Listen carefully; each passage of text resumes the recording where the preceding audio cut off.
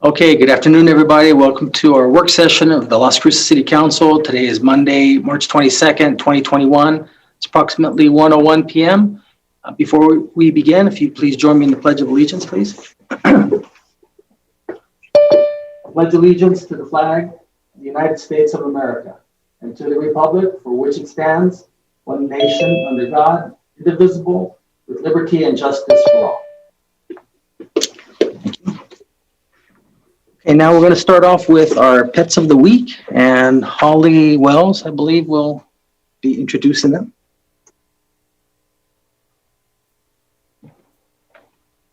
I hope. Maybe not. Do we have anyone from our animal services? Okay, well, let's. Anyone on yet, Mayor? Okay, let's go. Is Darlene Lopez here for Jobs of the Week? Yes, she is on. Okay. Okay, Darlene, we'll go ahead and jump to you. Perfect. All right. Thank you, Mr. Mayor. Darlene Lopez for the record. I'll go ahead and go over our jobs of the week. Thank you, Francisco. Okay, so we have right now active transportation coordinator. That's with the city of Las Cruces, and that closes on April 11th, 2021. We have access and visitation monitor, families, youth, and incorporated, and that closes on 4/12/20 of 21. And just a little side note, we actually do have a couple of different positions that are posted on our EmployNM website under search for jobs for FYI. So check those out. Security officer, Allied Universal Security Services, and that closes on April 23rd, 2021.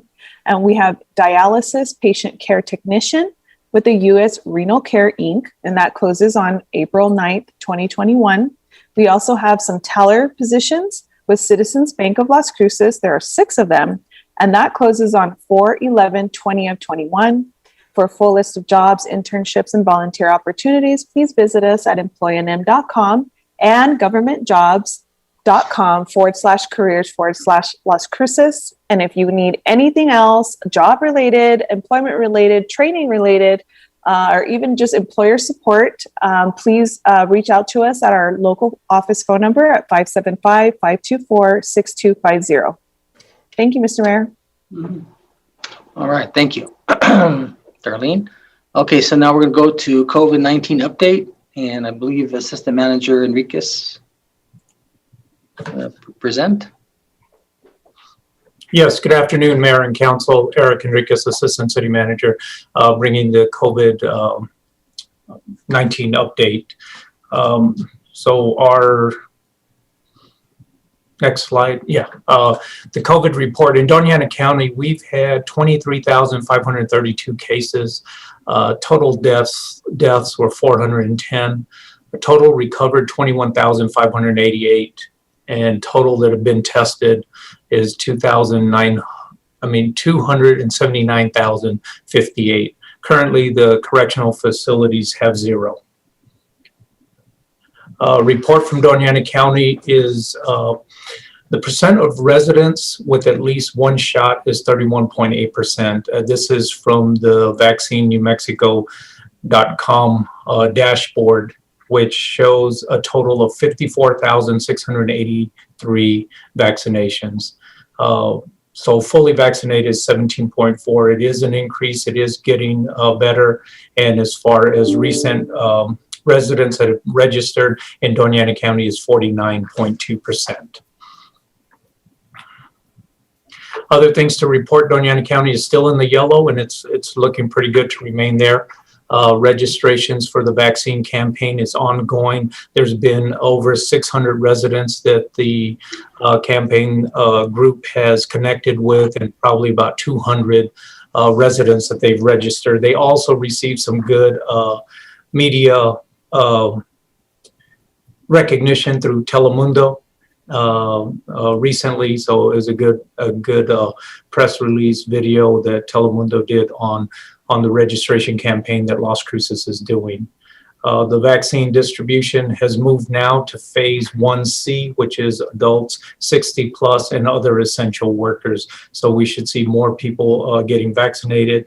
Also with that news, Las Cruces Fire Department is now an approved provider. So we will be able to order the vaccines and be able to work with OEM, which just received a grant for $1 million to contract with us so that we're able to provide that vaccine for Doña Ana County. Again, working with the Department of Health as well and teaming up.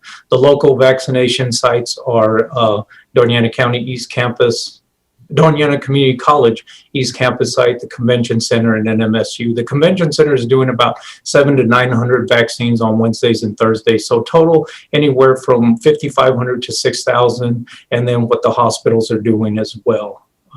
At this point, we had a very good meeting with the vaccine task force last Wednesday, and I'd like to give this time to our chair person, Councillor Albeta Stuvi, to give an update on that meeting. Okay. Thank you, Mr. Enriquez.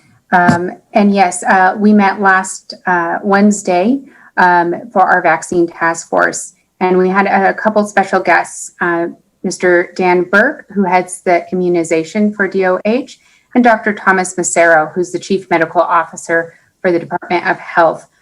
During this time, I think it was a great showcase of the collaboration that the task force has been able to bring, and to answer some questions and concerns from our community members to the State Department, and for them to also gain better understanding of what we're able to provide.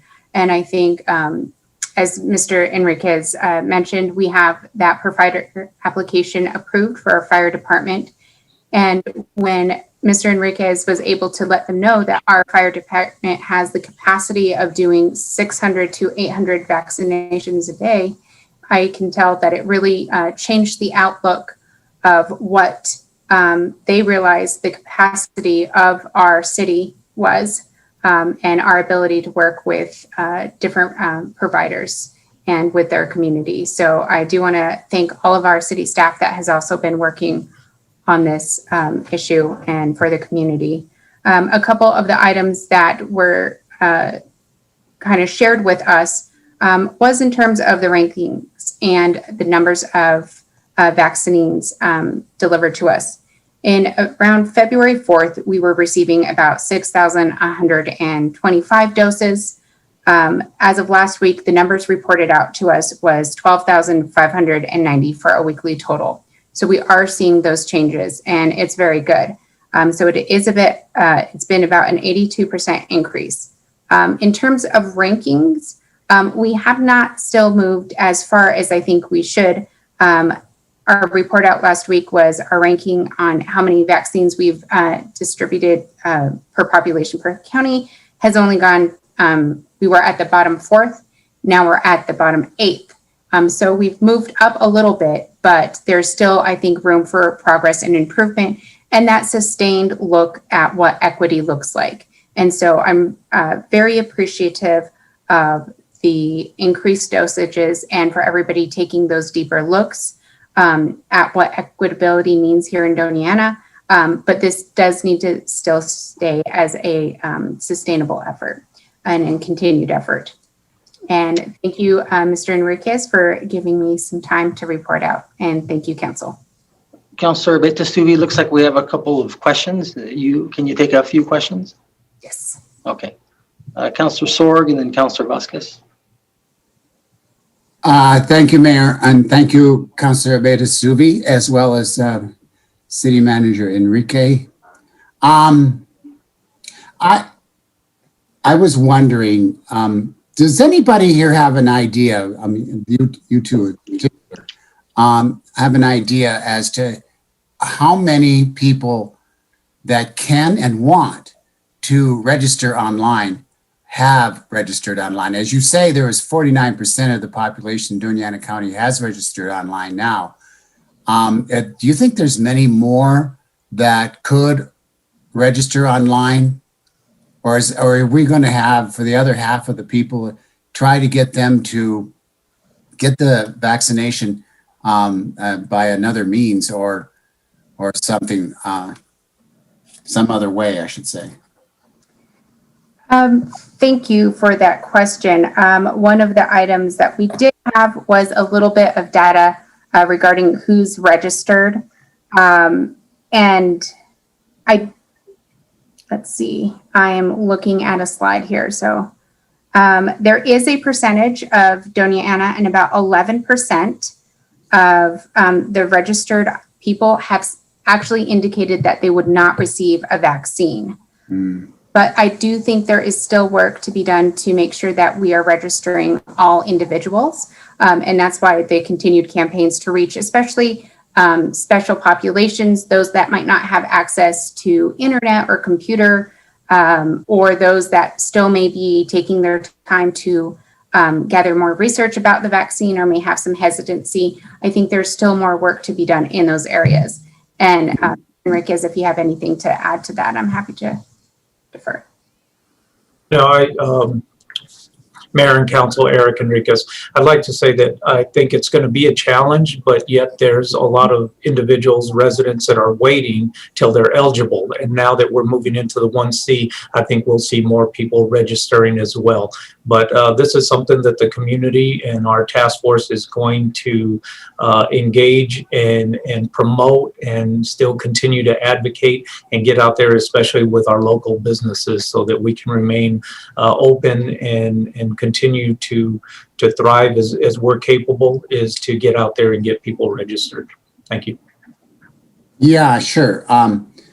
My internet connection here went a little haywire while Councilor Abeyta-Stube was talking, and I might have missed it, but I know for a fact that drugstores are giving out vaccinations too, besides the convention center, et cetera. Yeah. Go ahead, Councilor. Yes, Councilor Sorg. A bit of a report out on that. There are, our public health office has, for the last and this is in with a 2-week span here, has given out about 13% of the immunizations. Private providers had about 13%. Hospitals had a little over 12%. Our pharmacies, that's what you're talking about, yeah, delivered about 19% as well. And so altogether, each portion really does help to get those full 12,000. And so you're going to see a little bit more of a pickup from those pharmacies. And then we'll have different private providers and that are able to give those. Right. Oh, good. Thank you. The reason I mention it is because that's where I got my vaccination, is at a green Walgreens. Okay, that's all I have, Mr. Mayor and councilors. Okay, thank you, Councilor Sorg. If I could just get a little bit of clarification before I get to Councilor Vasquez, so either Assistant Manager Enriquez or Councilor Abeyta-Stube. So a few days ago, the Department of Health made an announcement that they were kind of opening up vaccinations. Can you all expand on that? I was of the impression they were opening it up to everyone over 16, because they said something about over the age of 16. Was it just for those subgroups, or was it for everybody? Because they were talking about it was like 1.6 million. So I don't know. Can you all clarify that for me, please? And Mr. Enriquez, I'll defer this one over to you for the clarification of criteria 1C. Yes, thank you, Mayor and Council. Mayor, yes, that is correct. That once we get into the 1C, you're looking at the 60 plus, and then any other essential workers that cannot work remotely. And that's the number that they came up with in the state of New Mexico. About 1.6 million individuals would be eligible under the 1C. And that's where we're at now. Okay, all right, thank you. Councilor Vasquez, Councilor Bencomo, Councilor Flores. Yes, thank you, Mayor. Just a couple quick questions here, either for City Manager Enriquez or Councilor Abeyta-Stube, regarding the approval of the of our Las Cruces Fire Department to be able to give these vaccines to the public. I heard that some of the issue around that application lay with the city, there was some delay in paperwork on our part. And I just want to make sure I have that straight, because that's what I just heard recently. And if that's not the case, I don't want to make that assumption, but I know that we were delayed for several weeks in getting that application approved, and just wondering if you could comment on exactly what the delay was, and if it was city, the state, or both, or just want some clarification on that. It was a state.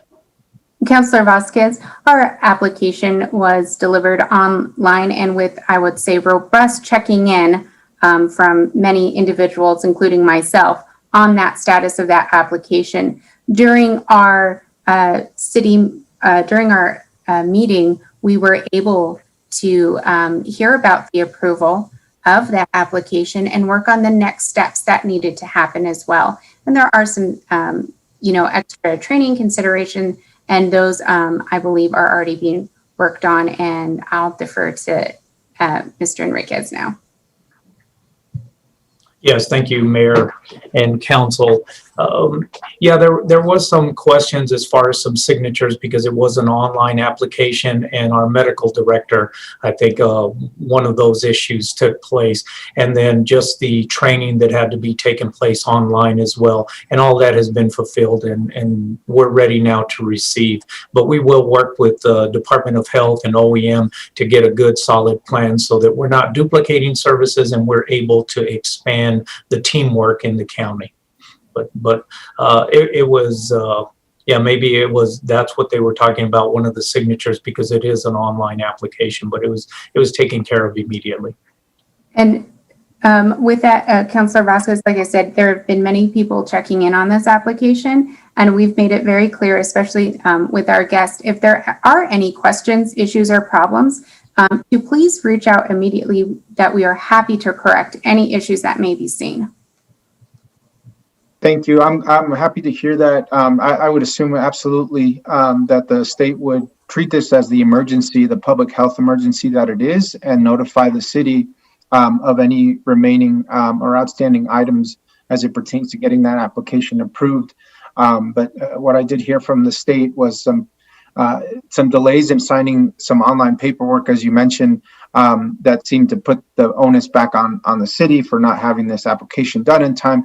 I don't think we should point fingers. I just think we should make sure that, definitely, if the state is not following up in a timely manner on some of those issues, that obviously you guys are on it as the vaccine task forces, as are you, Assistant City Manager Enrique. So thank you so much for that.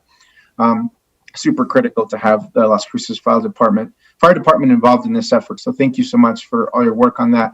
And then the other question I had is around the providers. We had, I think it's several private providers now coming on board. Do we expect to have more private providers as far as, in terms of being eligible and participating in the vaccine rollout? I know, especially as the federal stockpile the renewed federal stockpile starts to make its way to New Mexico with additional vaccines.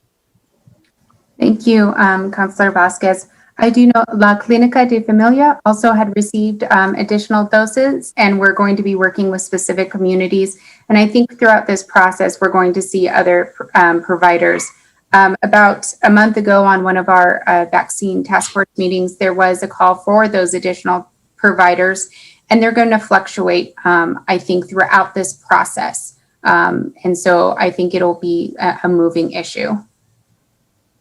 Okay, thank you so much for that and for being prepared. I think I hear that more Johnson & Johnson vaccines are going to be available. I think 20 million or so more in the next couple of days. And then I think the AstraZeneca trials are starting, or the expedited process to get that approved by the FDA is in order as well. So yes, having the provider network to be able to get those out is important. But those are all my questions. More than anything, just show gratitude. Thank you all. I think we're seeing the vaccine really help turn the tide here in New Mexico.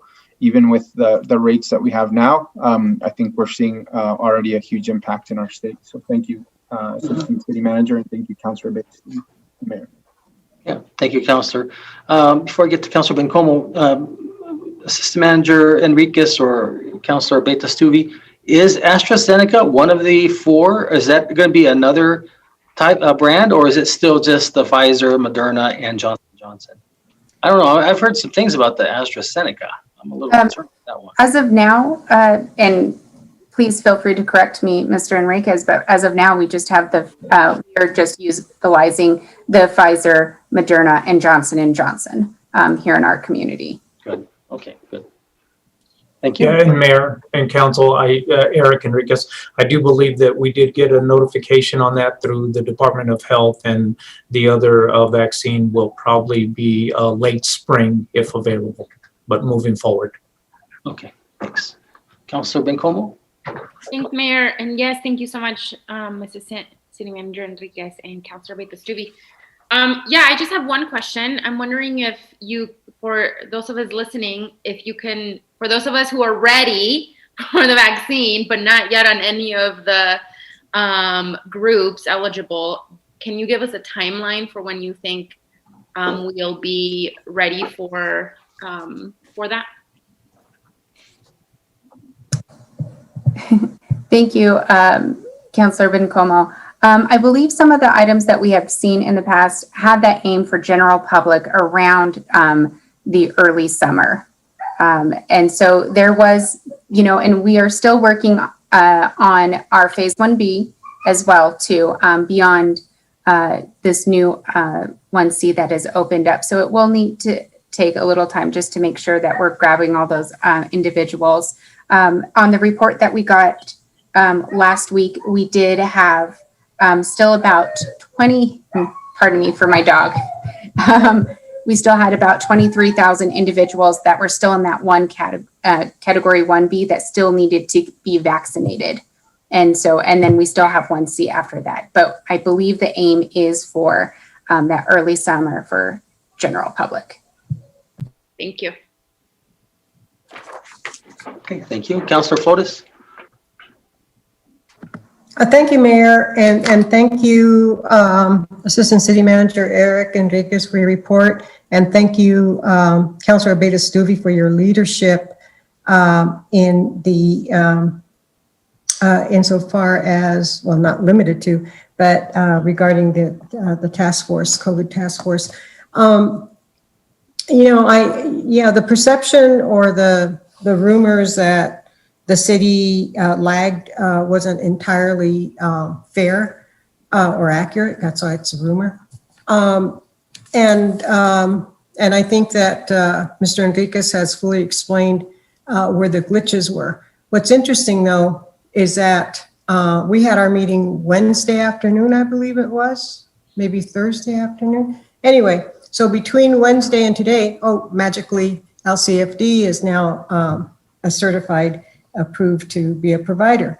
So where I'm going with that is that the task force, I think, has been really, really powerful insofar as giving Southern New Mexico and the communities that surround us here in Doña Ana County a voice at the table. So as Chair Beta-Stuvi reported with Mr. Burke and Dr. Massaro present, they were very receptive to the information that was presented to them. The questions that were asked, Teresa Tenorio, who's a board member of Las Cruces Public Schools, was present, and she wanted to know why teachers weren't being part of a special group. So I just wanted to add that they've gone up to phase 1C. Prior to that, Dr. Collins had been the distribution or the registrations or the appointments were going to those who were in the 1A and the 1B. So those phases were explained. So Mr. Enriquez, can you please explain briefly, of course, what these phases mean and the groups? And then my other question to you is, were the teachers included in phase 1C, especially now that the schools are opening up and some of them are going 100% open. Yes, thank you, Mayor and Councilor Flores. Yes, the criteria that the state, the tier effect was, of course, the way they had it was the 1A, 1B, and now the 1C. And the 1A was for health providers, nurses, and then first responders. And then the 1B went into the 75 and older and those with chronic illness. And they did include the teachers in the 1B. So teachers have been getting vaccinated, and they'll also fit into the 1C criteria as essential workers. But there was a recommendation by the state that they did allow the teachers to be vaccinated during the 1B. Right, because Dr. Collins had said that only the upper something of 1B, I mean, the upper strata of 1B was, or stratum was being inoculated. Right, and they moved the teachers up. Right, good. And I think I believe that the task force, the work that you've been doing, and our chair, and the input from everyone, and particularly that day by Ms. Denorio, I think it impacted. I think we finally got the DOH's ear. And I also want to add that Melanie Goodman, who works with Senator Ben Ray Lujan, is a member of the task force and was present and distributed information. And also State Representative Joanne Ferrari was present, who asked many, many questions regarding services to the outlying communities. So I just wanted to add my 2 cents there and thank Mr. Enriquez, and thank again our chair of the task force, Councilor Beta-Stubbe, for running a really running a very good meetings, and the outcomes were dynamite based on that meeting. I think it was a result of the leadership there. So thank you very much that we got that. Those phases they're crazy, but thank you. All right, thanks, Counselor. So I have just a couple questions. So on the 49.2% registered, I don't suppose that's broken into city and county, is it? That should be, sorry, Mayor Eric Enriquez, that should be the whole county. I wonder if, what's concerning me a little bit is it's moving along quite well. We've made some pretty good strides in the last couple of weeks. And if it continues, we're gonna be getting into the 40s. And unless we increase the amount registered, then we're gonna run out of people to inoculate. So, and I'm sure there's an aggressive plan for that. And as soon as I said that, I thought Councilor Beta-Stubbe raised her hand. Was that? I did get myself off mute, Mayor, to respond a bit. Sure, yeah. Thank you, Mayor. We did talk about that stalling issue. Other communities are starting to see it too, where you've released, you're hitting your levels and peaks for certain criteria. I think that's probably one of the reasons why they've released the criteria 1C as the next option. So we still have a little ways to go. When we talked about what does it look like for our community in Doña Ana, we did hear out from our OEM interim director, Stephen Lopez, that if we were to reach about 15,000 doses a week, that by that summertime, we would be able to get that majority of our community that is registered. And we're looking for that 70, 80%. We know that not every single person is going to register to receive the vaccine, but if we can get those higher numbers. And so it is something that we are considering, and us working now on those aggressive campaigns for registration is something that we're looking at. We have a section in our meetings that talks about communications that specifically is looking at that. And I have to commend our city departments for being creative and really innovative on how that they're reaching other people for these registrations. I did talk to a news station in Albuquerque actually last week about one of the programs, and that is us having those booths and stations at local grocers and other community spots. And that is something that we can really help answer questions, help with the technology issue, and get people registered. And it's something I don't believe anywhere else in the state is starting these programs. So we're really, I believe, starting out strong. And if we continue those programs to reach those special communities. Well, thank you for that.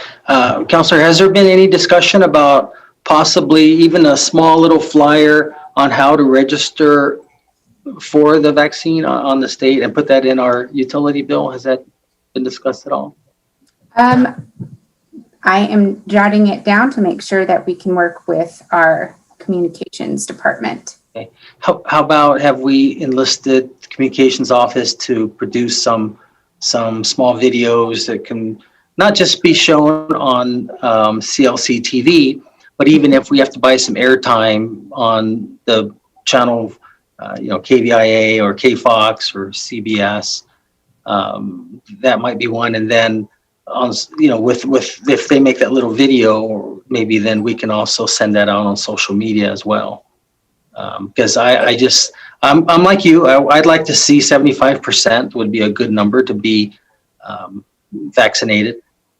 And also, I'm sure you all have heard that the ones that, they did a little poll, the ones that they feel most comfortable with endorsing the vaccine is someone from the medical field. And then the least is public officials. So, we'll just, maybe we can find a doctor who's willing to endorse that. Maybe put them on there. Dr. Gupta. And as we're looking, we do have individuals, students actually from NMSU as well that have been working on communications and making sure that all communications that we are doing are bilingual. Great, perfect. Looks like we have a couple more questions. Mayor Pro Tem and then Councilor Vasquez. Thank you, Mayor. Thank you again, Madam Chair Abeta Stuvey, for your leadership, to include Eric. Really appreciative of staff and all that they've done. I think what I do want to say is, I don't know if Mandy's on the line. I see her. Yes, she's in front of me. Mayor, is we have those, all those kind of media outlets have been identified. There's stuff running through them.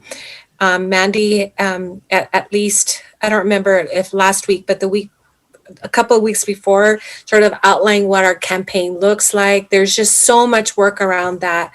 I like the idea of putting it in our inserts, but as you know, staff is out there registering folks and identifying a lot of, over 700 people, and registering about 150 or so of them who may not have been able to do so for various reasons.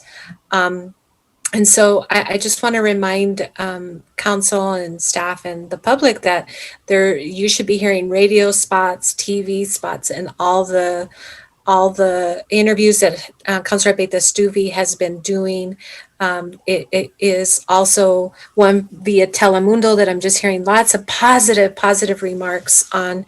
And then I do want to say that I read an article, NPR article, I believe, that it used to be where, our Latino, our people of color were lagging way behind in terms of getting registered, and they're up there now. They're registered, and many of them have received their vaccine. So to me, that's a very hopeful thing.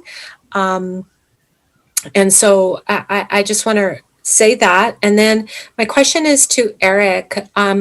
Once, and honestly, and I want to be very clear, it was extremely beneficial to have our DOH representatives that were mentioned on the call, because during that call is when they approved FD's application. Literally during that call, you could see it all happen with the doc on the phone and the representative, and they were like, "We just want you to know that you've been approved," kind of thing. So my question is, because I was asked, where are we storing the vaccine? Mayor, Councilor Gondra, thank you. Yes, we have a pharmacy at the fire department, so we're capable of storing. We're purchasing the freezers and the refrigerators that are needed. But we've also talked to Don and OEM, and they have storage capabilities and capacity for us as well. So if we want to order a large amount, if the vaccine is available between the hospitals, between OEM, and between the fire department, we can all share that and be able to store it in our pharmacies and work together. Good. Mayor Pro Tem, could you repeat that, what you just said about in your meeting? I couldn't understand it. In the vaccine task force meeting, it was beneficial to have the DOH representation because while we were meeting and talking about our concerns and gaps and barriers, one was the application to LCFD, right? The Las Cruces Fire Department. And while we were on the call, the application got approved. You could see it clearly. They were on the phone and making sure that it got approved. So I guess I don't know what the application was. the application to be a provider, Councilor Sorg. Oh, for our fire department. Yes. Oh, okay. Thank you. Yes. And so Eric, and we also, Councilor Abeyta-Stube and I went to a very nice open house on the new helicopter last week. And we met the EMS coordinator from Mountain View, and he was very interested, right, to hear where we were storing that. And so we might want to reach out in the event that we are needing more storage. It sounded like he was hopeful, helpful, and wanted to coordinate with you all. And I know you guys go back a long way. And so just wanted to make mention of that. I thought I had a last question, but I've kind of spaced it at this point. Sorry, Mayor. I think that's really it. I just want to, just give a lot of gratitude and thanks to both Eric and Councilor Abeyta-Stube. There's a lot of work happening. Good questions and feedback for the next couple of weeks. We'll make sure that we ask those questions as it relates to the vaccines and timeframes. I think those are all really important items. How to register, because we are starting to see some experiences of kind of the stalling, not having enough people registered, right, to move forward. But not here. Please understand, not here, but in other places in the state. So we have a good group. Everybody's really been very transparent. Oh, I know what it was. Also, I've been really big on this and pushing this, Mayor, as you know, this issue with the recording of the vaccines with MMC that was asked, and they were going to find out. I just want to make sure, Eric and Tessa, that those are questions, right? Because MMC was not using the same platform. They were told no, that they could not. I don't know why that happened, but I think, when someone is up to 15,000 being, inoculated and not being able to put that on the same platform to make sure that we're getting counted is a big problem. So that during that time, while we were on the call or on the Zoom meeting, Dan did reach out and find out that MMC does have the certain platform that talks to ours, but it's going to require, data entry. So I don't want to lose sight of that because I think that's important. And I want to make sure that data is being incorporated into the DOH web platform to get those vaccines counted for, because they do count. And Mayor, I think what we were finding out is that some people weren't registering on the system and the vaccines were happening. And so I know that there's a problem there. And so again, I don't know what happened. And it made me feel that there was conflict between DOH and MMC. And I'm hearing a few things along those lines. Now, whether that's true or not, I'm not sure, but I again want to make sure that MMC gets, that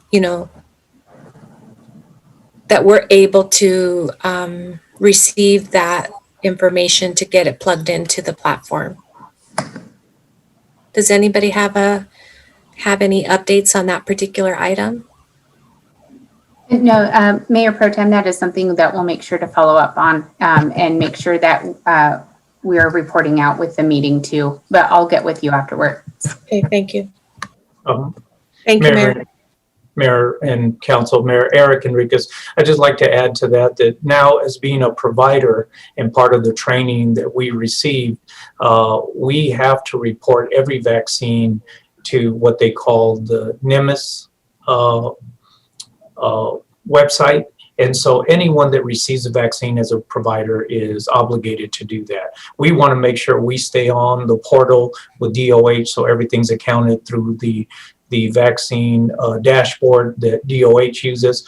But so the hospital, if they didn't use it, the numbers are still there with the NIMS website that only providers have access to. And that's why Mr. Burke came out with a different number, about 69,000. So actually we are doing a little bit better, but our dashboard doesn't show that. But NIMS, as a provider, you are obligated to report that. And that's what we'll do as well. Yeah. And I think that was one of the things he did find out, Eric, is that they do have the same NEMIS, and they're hopefully plugging that in. I make mention of it because it might mean that we might need to help with some resources to ensure that the data, gets into whatever program they need to get into. So I don't know how that all works out, but I just want to make sure that that doesn't get lost. And I won't belabor the point. But I just want to make sure that we're on the same page moving forward. Thank you. Okay, thank you. Councilor Vasquez. Thank you, Mayor. Two quick questions here. One is just around the numbers that we've seen trending up in Doña Ana County the last week. I think it's almost a 20% increase in cases over the previous week, which I think is maybe pointing us towards perhaps a designation back into the red level. And so I'm just wondering if there's any thoughts on that from Assistant City Manager Enriquez or Councilor Beta-Stuvey.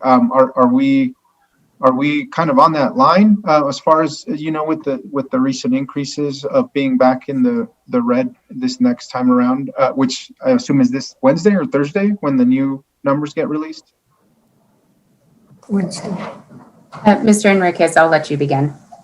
Oh, okay. Thank you, Mayor, Councilor Vasquez. Yes, that's correct. We did see a spike last week, and there always is a concern, but the numbers that we're looking at currently, it looks like will still remain in the yellow. I mean, it's close, but it looks like we still will. And we have the campaign with the local businesses, with NMSU, the county, the city have all jumped on board to get people to get out there and get tested. And so we are working on that as well as one of the campaigns. The numbers will be, I believe, tallied on Tuesday, and we'll get the results on Wednesday. Thank you. And with that in mind, it is a good time to remind everyone that we still do need to make sure that we're practicing the best possible hygiene. Mask wearing is very important, and it's important for our business community to keep running and for us to hopefully move into these different phases so that they're able to expand too, and for the health and safety of others, that our actions during this time do affect others and can. And so it's great to still keep up those safe practices. Mr. Mayor, yesterday we only had 20 new cases in Doña Ana County. Hasn't been that low since last September. Yeah, that was good. Okay, so anything else, Councilor Vasquez? Yes, just one more quick question, Mayor. Thank you. This is just around the enforcement of state regulations or state orders. Is it, just want to make sure that I have this correctly. for the enforcement of large gatherings that go against state regulation. Assistant City Manager, it's the state that has jurisdiction, state police, right, or state agencies over the current regulations and not municipal law enforcement. Is that correct, since we're no longer under a local health order? Yes, sir, that's correct. That's correct. We can follow up, we can assist, but the state is the one that do the actual enforcement. Okay, thank you. I appreciate it. I know recently there've been some, some expressions of frustration in the public sphere, with a lot of folks gathering unmasked and not socially distanced, especially on city property. And so I just want to draw attention to any of those that, may require just notifying at least the state that some of these gatherings are happening. I know that the Doña County Rodeo was recently held as well, with a large number of people in attendance. And so if we see that as a potential public health issue, just want to make sure that we are notifying the state as appropriately of those events that may endanger the health of our community. So thank you so much, Assistant City Manager. Thank you, Mayor. Thank you. Councilor Flores. Thank you, Mayor. So just as a follow-up to Councilor Vasquez's questions, the city, so if someone's, this is directed to Mr. Enriquez. So there was a big gathering of people at Johnson Park over the weekend. And so that's city property. So does the state have jurisdiction over the city property? Could they have been called and perhaps, try to enforce the regulation? Mayor and Council Eric Enriquez, I would say that, as the local, we go out and we seek voluntary compliance. I'd have to defer to Chief Dominguez if he's on, if they can actually do any citing. But really, we refer to the state because it is a state emergency. Right. But I defer to Chief Dominguez if he can give further explanation on that. I know we go out there and seek voluntary compliance in every issue.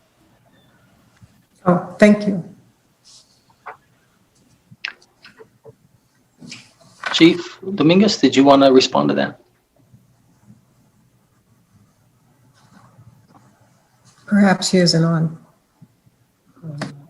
Maybe not. Oh, well, it shows he's on. Maybe he's got something else going on.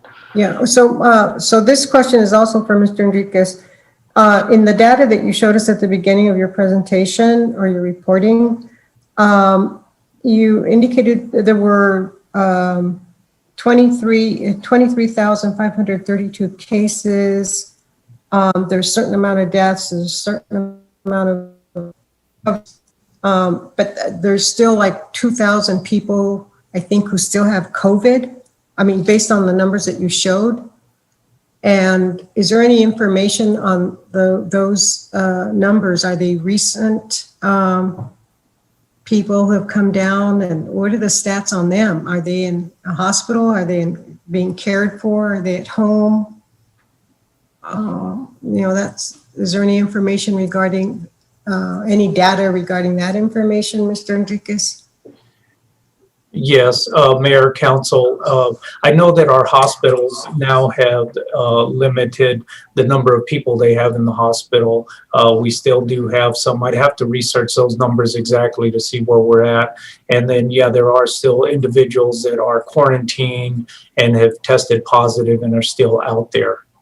But this is the latest number from the state dashboard that they've provided as a tally who's still who has been tested positive and who has recovered thus far, that they're able to follow up with. And those who have recovered, do you know whether they are still getting the COVID inoculation? Do you know? Does anybody know? I wonder about that because, we do have different strains going on. I mean, hopefully, so, and there isn't any assurance that once you've had COVID, you become inoculated or immune. So Mayor data on Council. that? Yeah, Mayor Council Eric Enriquez. Initially, they said if you had tested positive for the coronavirus to wait 90 days before you receive the vaccine. But now it's you can receive the vaccine at any time. So these people are receiving the vaccines even if they've recovered. Oh, great. Okay, thank you, Mr. Enriquez. And again, thank you, Chair Abeyta-Stube. Okay, I think that concludes it. Always great conversation and questions and answers when we have this update. Mayor? Yes. Yeah, Eric, because one more thing, I just wanted to comment that, Carla Walton, she provided a great presentation last week, and we're not done putting her to work either. So she is working on the flyers currently, both in English and Spanish, so we can put in the utility bills. She's also working on the bus wraps, social media, and videos as well. So that is being in the works right now as we speak for the vaccine and the registration. Thank you. Fantastic. Thank you. Okay, so with that, we'll go ahead and get started with our agenda items. And looks like the first one, 4.1, the ARMS quarterly update. Ifo, did you want to introduce our guest? Good afternoon, Mayor and Council. Yes, I appreciate the opportunity, Mayor and Council, to introduce Mr. Richard Dayub and ARMS, the Alliance for Regional Military Support. As you can recall, or you may know, this agreement was well underway before I began with the city, and so you may have more background than I do. But from what I understand, the purpose for us entering into this agreement primarily is to leverage our relationships and our resources with our regional military installations, specifically in the area of economic development, providing some mutual benefit between the city and the military. And as a part of the deliverables in the agreement, as outlined, a quarterly report is to be given, and that's what this is. Quarterly report / update. That's what is to be presented today. And so with that, I'll turn the time over to Mr. Richard Dayub. I apologize, Mr. Dayub, if I'm not pronouncing your name correctly, but I'd like to turn the time over to you and your team to present. That's how I pronounce it. So if it's wrong, then I apologize too. Richard, so what is it? How do you say your last name? Richard stepped away just for a moment. If we could turn it over to Mr. Gus Rodriguez, who is the chairman. Okay. Gus, I will start sharing my screen with the group so that they have the slides that we're going to use. Thank you, Lance. Mr. Mayor, members of council, Mr. City Manager, thank you so much for giving us the opportunity to present our quarterly brief. Mr. Rodriguez, do you mind stating, I know we already called you by your name, but can you state your name and your position, please? Certainly, Mr. Mayor. Gus Rodriguez, I'm the chairman of the Alliance for Regional Military Support. So again, thank you to you all, and I'm going to go ahead and proceed with our presentation. And by the way, you did pronounce it correctly. So, Mr. Mayor, you are correct. So in terms of pronouncing Richard's last name, so thank you. Okay. So it looks like Ifo owes me a lunch, so it's good. Right. I apologize for having to step away for a second. So go ahead, Gus. Richard, I believe you have the first slide. Yes, sir. So I'm going to go through this despite the fact that you've seen this before because it's been so long since we've presented to you. So it's critical to touch on these areas, the mission itself. Excuse me, Richard, I need you to state your name too and your position. Oh, I apologize. For the record, Richard Dayub. I'm the treasurer for the Alliance for Regional Military Support. Thank you. So we are focused on ensuring that Fort Bliss, White Sands Missile Range, and Holloman Air Force Base, what we commonly refer to as the Triad, remain an integral part of America's national defense strategy. And we'll talk a little bit more in detail as we go through the other slides on the background of that information.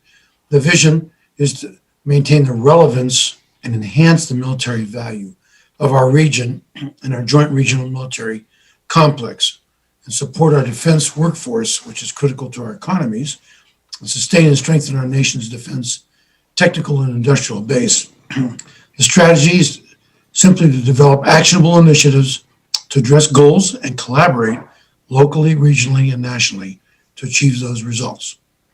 Next slide.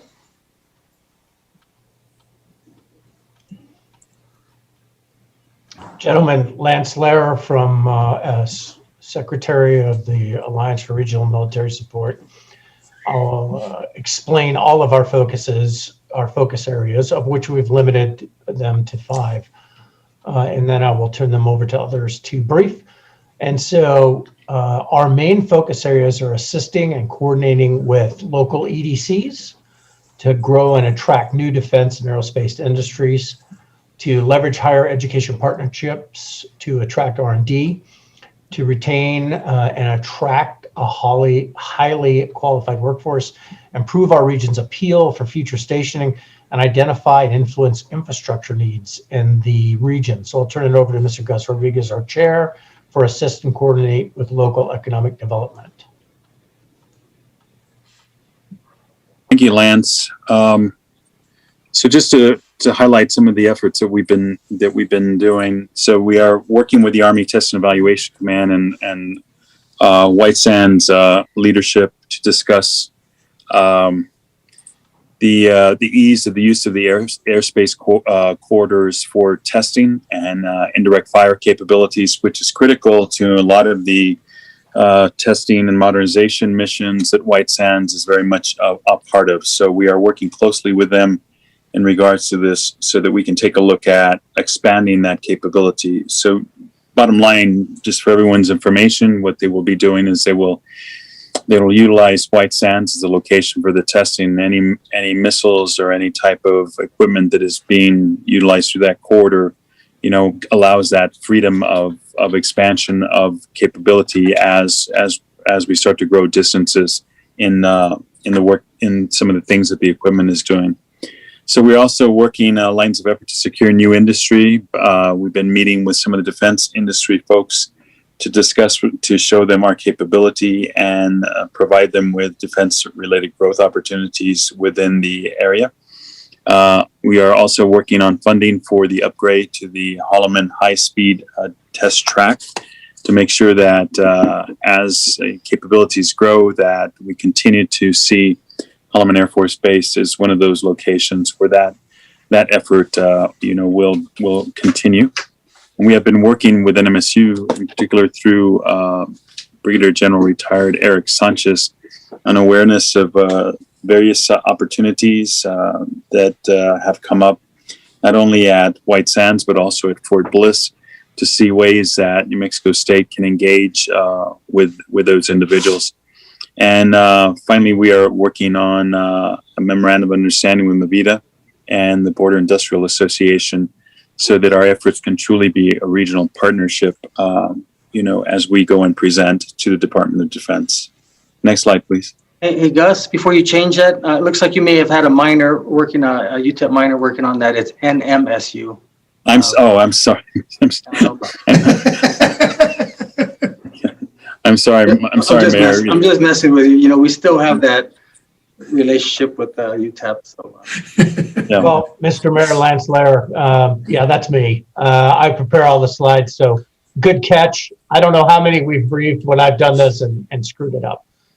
So we'll move on. Are you a UTEP alum? I am not. Okay, then we'll give you a pass. I am not, Mr. Mayor. I'm not. I'm a Villanova sort of fella. I'm going to move on to leveraging higher educations, and that's Mr. Richard Daly. Okay, if you go to that slide, thank you, Lance. So we can now start referring to UTEP as UPET to compensate for the misspelling of NMSU, for which we all apologize and are embarrassed. That aside, we have been very focused in incorporating an effort to bring students into a program with the various installations, including White Sands Missile Range, to set up a program where they are enabled to get clearances at a slightly quicker rate so that when they do graduate, they're able to be brought on board after they complete their internships. And this is a critical component because from the time a student graduates with a bachelor's degree, if that's when they begin the process of applying for a security clearance, it can take 12 to 18 months to get that completed. And we know these students are anxious, rightfully so, to get into the workforce. So if they have a choice between taking an opportunity with a company outside the region that will hire them immediately and pay them well, or go through that rather laborious process of getting their clearance before they can work within the government environment, it's an easy decision for them and usually goes in to the expense of our region. So we're trying to work on that. In fact, we're working with New Mexico State as well as UTEP in those areas to try and facilitate that effort and move it up. Critical to all of this, though, is our efforts in working with the installations and the universities to ensure that the curricula that's being utilized enables these students to learn better, learn more quickly, and be more focused on those specific areas so that when they get these internships, they're already being educated while they're being trained in the same disciplines and are then able to go to work full-time as soon as they complete their bachelor's degrees. And of course, if they choose to go on beyond that. So as Gus mentioned earlier, we're working with General Retired Eric Sanchez, and we're also working with Dr. Wilson, as I think all of you know. Heather Wilson is the former Secretary of the Air Force and is the president of UTEP right now. So this has been a great opportunity for us to build on that relationship and help to support the Air Force initiatives as well. And with that, we can go on to the next slide. And this is Lance Lair for the record again. Our third area is retain and attract highly qualified workers. So this is a very large area, but to try and meter it down, we've got 4 comments here, and I'll talk you through them. The regular and recurring meetings with all the bases helps us to determine needs for our transitioning service members and families and veterans.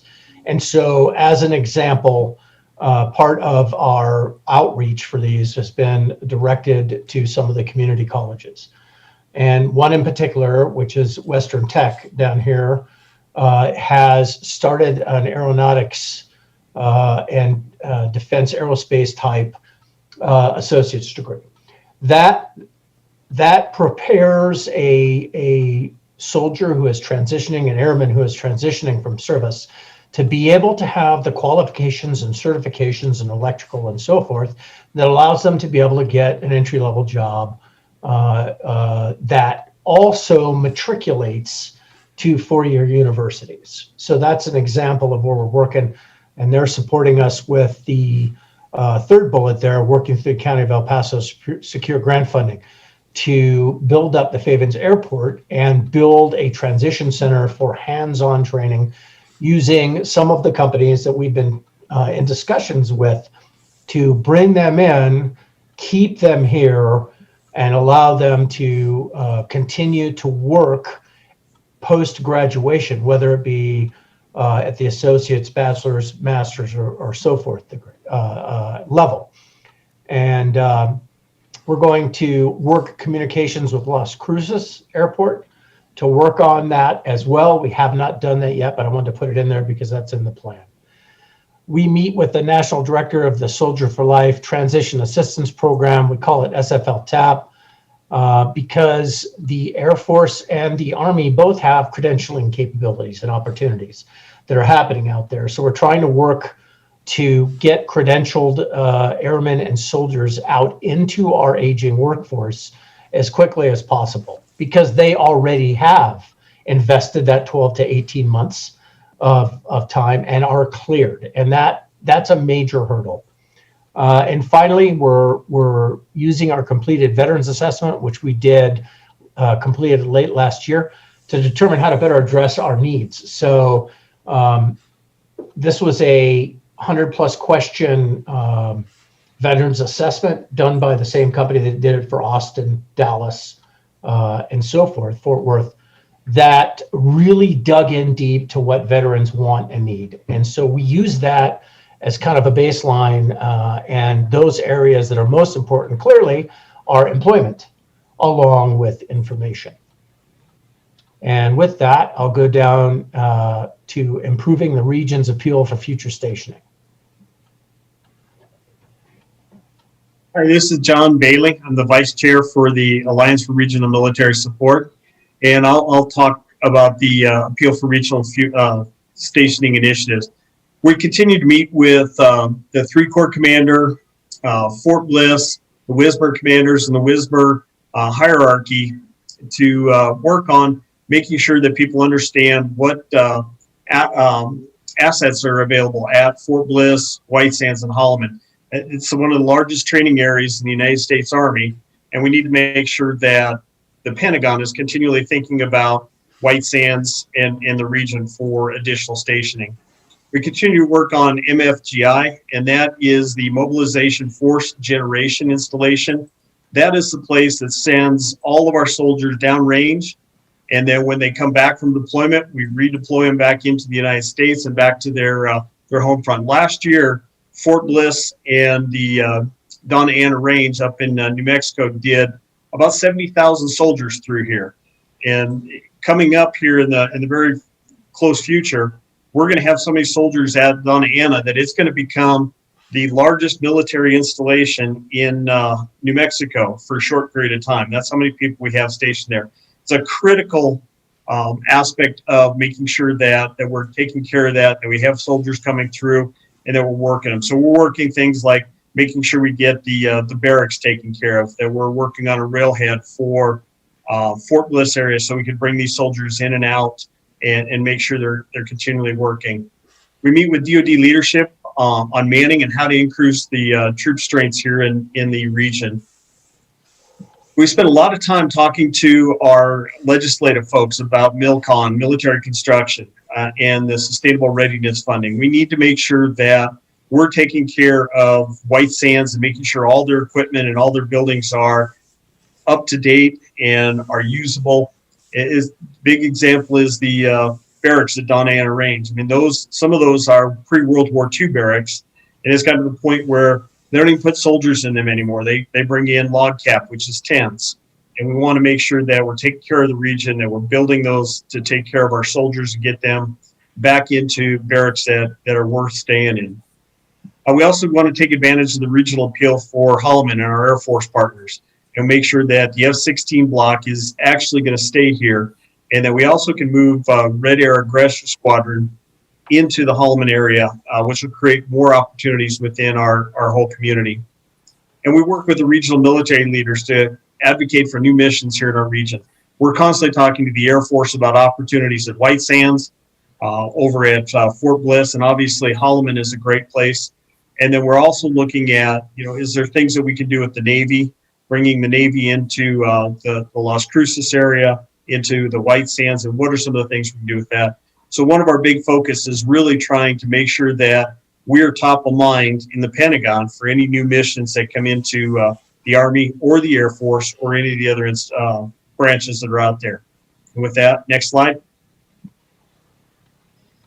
And Mr. Gus Rodriguez will identify and influence infrastructure needs, sir. Thanks, Lance.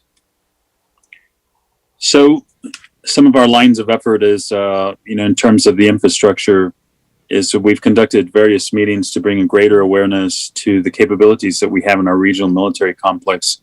One of the challenges that we have in the region is just a lack of understanding of how large White Sands, and together with Fort Bliss and Holloman, is in terms of utilization for training for national defense. So we have met with individuals, leaders in the various secretariat positions to be able to bring a greater awareness to that. We're also working with elected officials in both the House Armed Services Committee and the Senate Armed Services Committee to advocate for increased MILCON and SRM funding across the region. Recently, last week we met with the senators from Texas. This week we're meeting with the senators from New Mexico. We've had an opportunity to meet with Congresswoman Harrell's team and also Congressman Gonzalez. So we're making that connection between those teams, and there's support on both sides of the aisle to support White Sands and the regional military complex. So we're pleased with the effort that's taking place there. An area of big concern to us is the impact of all of the military's medical services being moved under the Department of Health agency. That is a major concern to us because it impacts how our veterans within the region are going to be cared for, in addition to how our service members are going to be cared for. There's some in the early part of this transition. William Beaumont was going to lose, somewhere in the area of about 400 plus personnel, and that is going to be placed into the community. We know that William Beaumont handles also the medical services for White Sands and Holloman Air Force Base. So that's a major impact. But the other area of concern is this being pushed into the community. Those three areas, Alamogordo, Las Cruces, and El Paso, all are under medically served communities that now you have the influx of additional service members that were normally being treated by the military.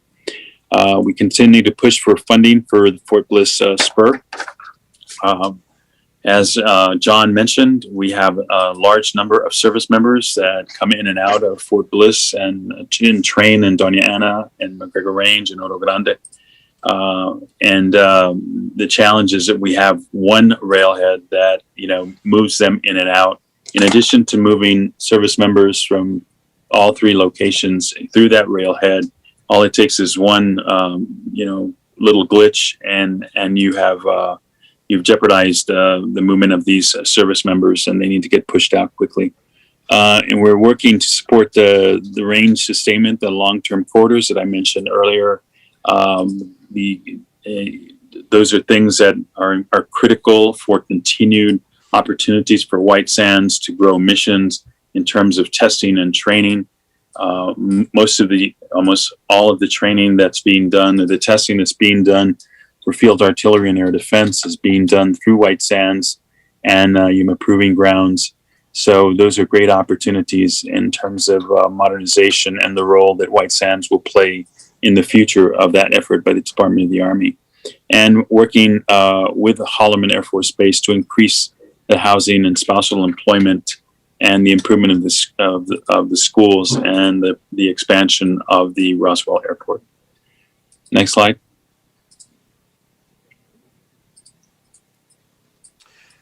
So very briefly, these are the organizations, the public entities that are engaged with arms.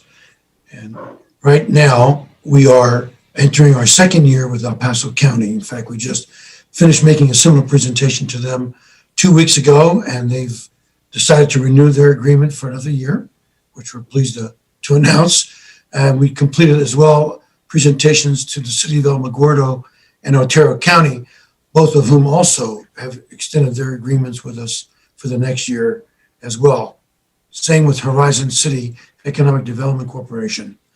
Of course, we're working with you now, and we hope that through this presentation today that we can then proceed and begin to have the city of Las Cruces contributing financially to the agreement per the MOU that we have with you. We are in the final stages of a new memorandum of understanding with the city of El Paso, and now that Mayor Oscar Leeser is in office, and we are working with Doña Ana County. In fact, we had initially scheduled a presentation later this week with them, but the county manager asked to push us back a few weeks. So we're getting ready to make a similar presentation to the county commissioners. We've actually made a presentation to both the county manager and the assistant county manager a few weeks ago, virtually as well. And next slide, please. And so here are the private sector organizations who are financial contributors, partners with us in these initiatives that we've just presented to you. And noticeable by their absence are representations by the private sector in both Alamogordo and Las Cruces. So far, that's been by design. We wanted to make sure that we have a strong working relationship, a trusting working relationship with each of the governmental entities that we're working with. And now that we do, we will begin, and we've already started working with Alamogordo to identify some mostly defense contractors, but private sector organizations in the Alamogordo area to become participants as well. And likewise with you, Mayor and Council, we'll be reaching out to you in the near future to have you help us identify some organizations that you feel should be participants in the arms partnership. And we'll reach out to them with your permission, first and foremost. Next slide. I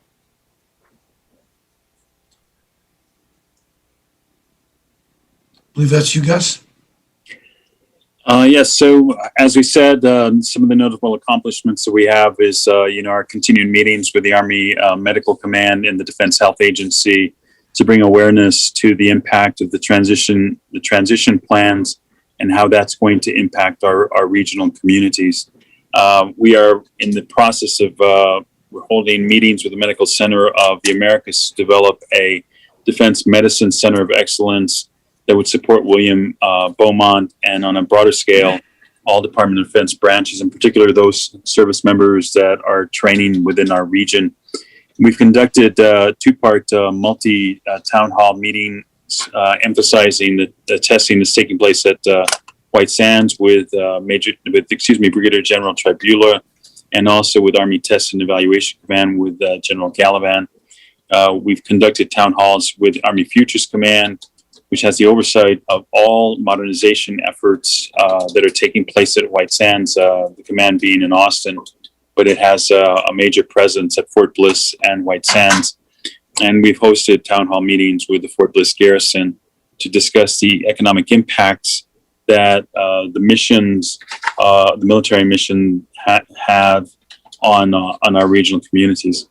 I'd like to take the opportunity to extend an invitation to members of council. The city manager and the mayor have participated in some of these briefings.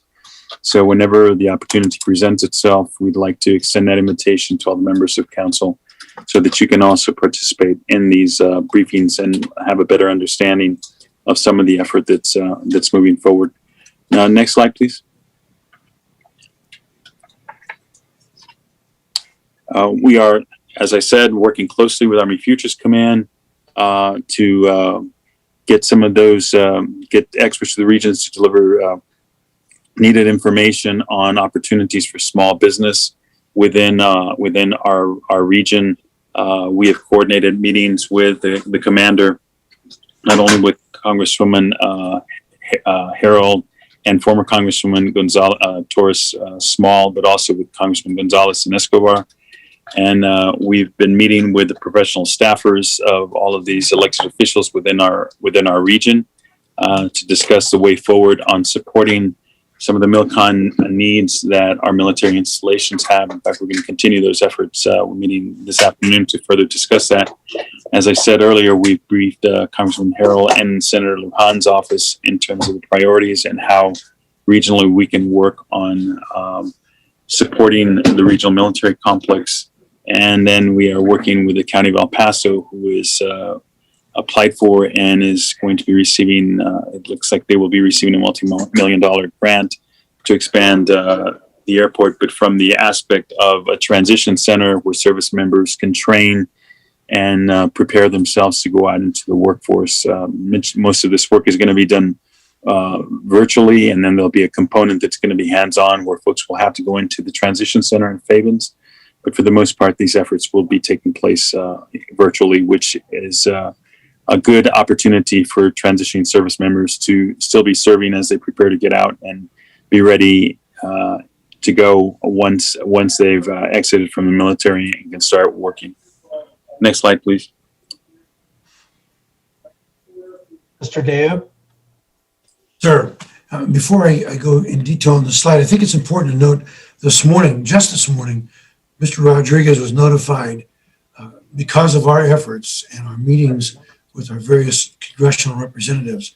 As a direct result of that, Congresswoman Harrell's office is now connected with Senator Cruz's office, working on priorities for the region, for Holloman, White Sands, and Fort Bliss in the upcoming National Defense Authorization Act, which is critical to our ability to raise the necessary funds to get the construction work we need done, to get funding for the various programs, testing programs, et cetera, that are essential to this region.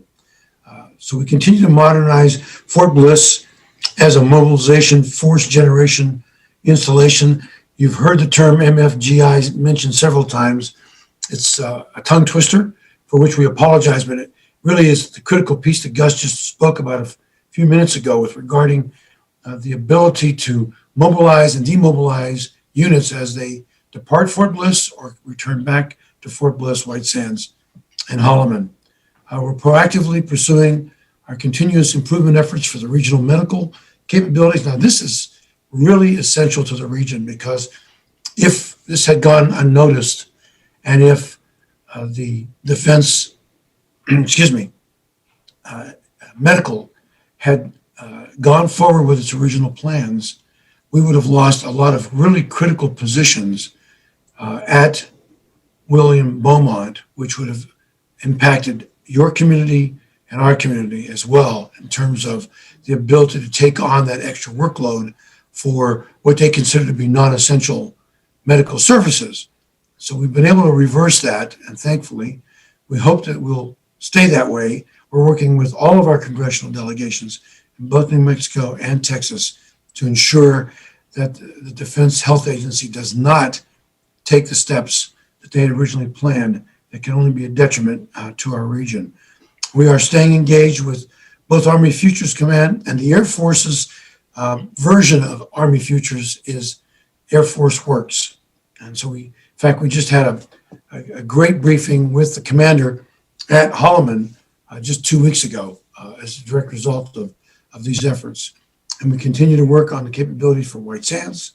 As Gus mentioned earlier, General Tribula participated in an active presentation that he made to our region. We had a number of business people as well as the public sector engaged in the discussion with him on his focus areas for White Sands.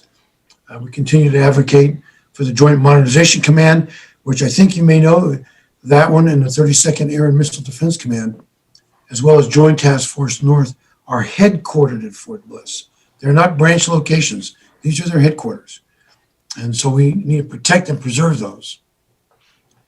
Sustain and improve the defense workforce by building a pipeline. Well, I won't go into that because Gus and Lance have already covered in detail what's being done in that arena.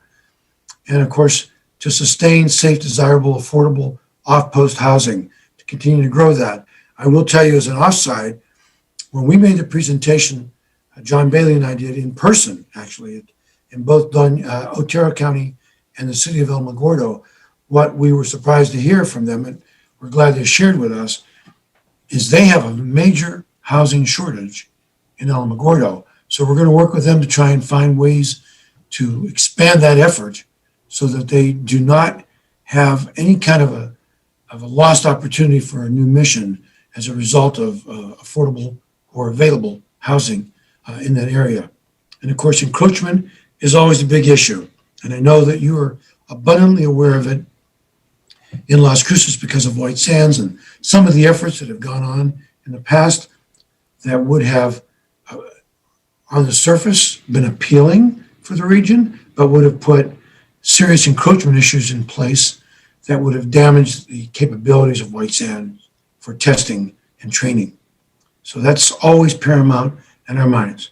And of course, while you want and we want to continue to grow the Las Cruces Airport, as a major airport, El Paso International Airport continues to be that centerpiece. And so it's become even more challenging this last year with the issues of COVID, because we know almost all of the airlines, if not all of them, have cut back flight services, numbers of flights, and even modified some of the equipment that they've been using to use smaller size aircraft, which is not good for anything, and it's certainly not good for the nation. And we need to continue to get them to reverse that and post-COVID get back to their plans for expansion like they've been talking about for some time, so we can continue to be an easy access point. Plus, frankly, we need better service to Washington, D.C. We've been encouraging a nonstop service. And in fact, I've just made a recent presentation to the management at the El Paso airport to work with the Albuquerque Sunport, because Albuquerque has the same challenge we have.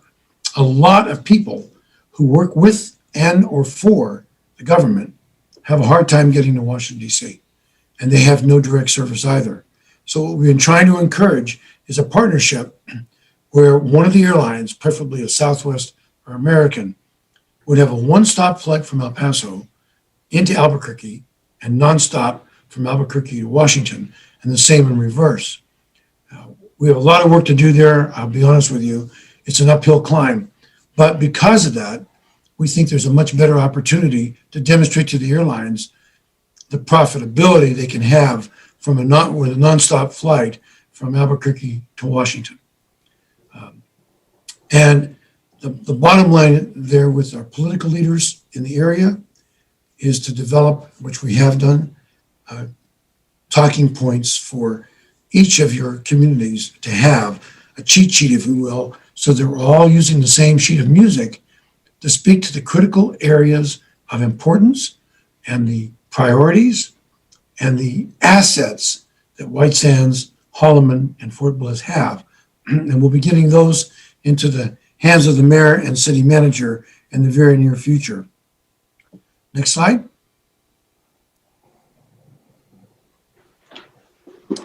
Thanks, Richard. Can you do me a favor? Can you go back to the slide where you had the different, no, not that one, the one with the different members? The Yes, sir. city, the county. Yes, sir. Yeah. Lance is taking us. There you go. There we go. Okay, so this is the first one. Yeah. So do me a favor, just for example, because I don't think my colleagues know this. How much you all charge the city of El Paso to be part of this organization? Okay, what's on the table for them right now is $20,000 in the new agreement. The county of El Paso has just committed their second year at $20,000. They were the first to step up at $20,000. The city of Alamogordo is at 10. The county of Otero is at 10. And again, they've each approved their second year commitment to us. And they pay us annually up front, just so you know, by way of comparison. Horizon City Economic Development is also in at 10,000, and they just approved their second year with us as well. So Okay, I hope that answers your question. Yeah, it does. I'll be real candid with you. The two reasons I wanted to be part of this, and the first and foremost, and you didn't touch on it, and hopefully that means that there's no discussion on it, but I would think that, especially now with the government the way it is, with the I don't know, 24, 25 trillion in debt, is the BRAC. And I think that's really, as far as I'm concerned, that's the value you all bring, and that opportunity, the access that you have to the Pentagon. All the other stuff that you have is good information. But when it gets right down to it, I don't want to lose White Sands Missile Range. And back when BRAC was discussed, we still had Senator Domenici, Senator Bingaman, Congressman Richardson. Manuel Lujan was the Secretary of the Interior. We had Congressman Skeen. And we had some heavyweights here. We don't have that now.